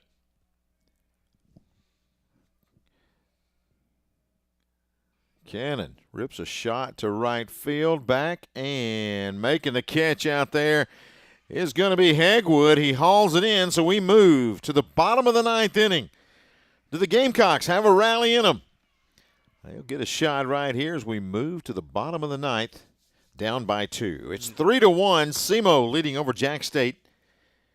And let's see, they will stick with the same pitcher. Cranwater makes his way out there. Gamecocks going to send Johnson, Horning, and Gordon to the plate. Those are the scheduled 3. And Horning already out here with the bat weight on. He's starting to get loose as he will come to the plate and try to make something happen here in the bottom of the 9th. How about a walk-off? Let's do that. I'm all in. It'd be nice. Let's do it. Oh, remember when I told you North Carolina and Duke was a 20-point game earlier? Yeah. Duke is leading by 1 with 4 seconds left. Wow. No Cooper Flagg for the Duke Blue Devils. Injured the ankle. No. And they're holding him out the rest of the time. 30-second timeout by Duke. This will be interesting to see how this unfolds. Now we've got crunch time for Jacksonville State as Caleb Johnson comes up to the plate. Johnson 0 for 3 tonight. Again, if you look at the top of the order for the Gamecocks, and we talked about leading into the game how productive the top had been, and tonight they're combined for 0 for 11. That's where, that's where the offensive struggles have been, because you're not getting your leadoff guys on. Your first 3 batters tonight, they have really handcuffed the Gamecocks. Good pitching by Mertens and also Cranwater. Yeah, pitching's just been absolutely phenomenal. It's played a massive effect on how Jacksonville State has played tonight. So here comes Johnson. Nobody out, nobody on, and he'll take a ball inside and low for ball 1. Horning and also Gordon, the scheduled 3 here in the bottom of the 9th. See if the Gamecocks can put together a rally. That pitch is in there for a strike. 1 ball, 1 strike now to Caleb Johnson. 3-1 the score. SEMO up by a couple. Caleb Johnson going to rip a shot to short. It's off, bobbled, and he's not going to get him. And in safely at first is Caleb Johnson. He lays out and dives to first to get in there safely.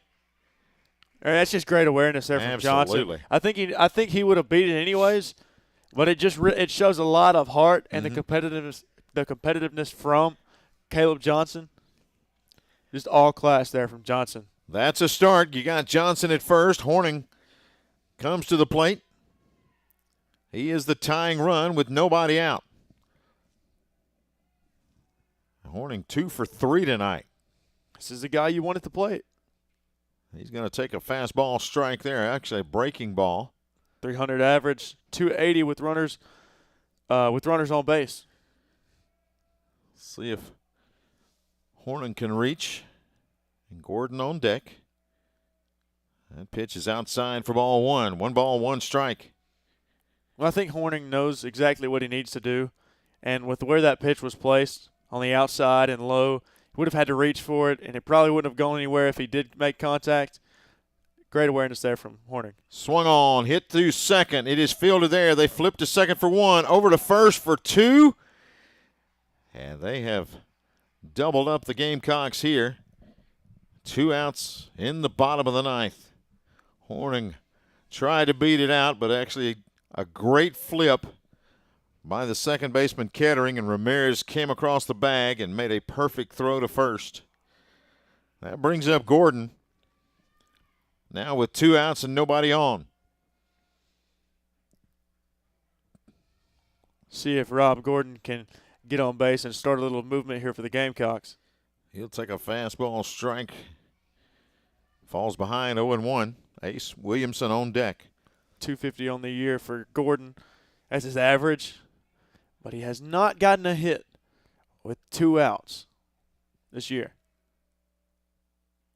He will take a strike 2. That was another breaking ball right there. Now he's behind 0-2. On the way. It's low for ball 1. Cranawire not going to give him much here. Cranwater 1 strike away from a SEMO victory.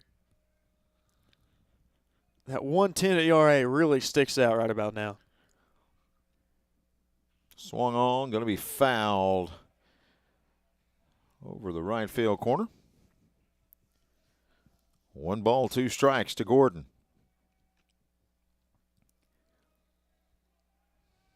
Cranwater gets the signal.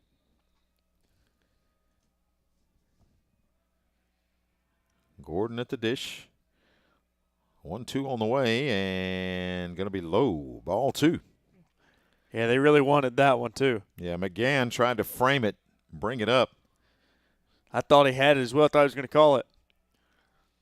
2 balls, 2 strikes, 2 outs. Gordon swung on. It's going to be hit to center. Going to hang up there. And going to be brought in by Mugen.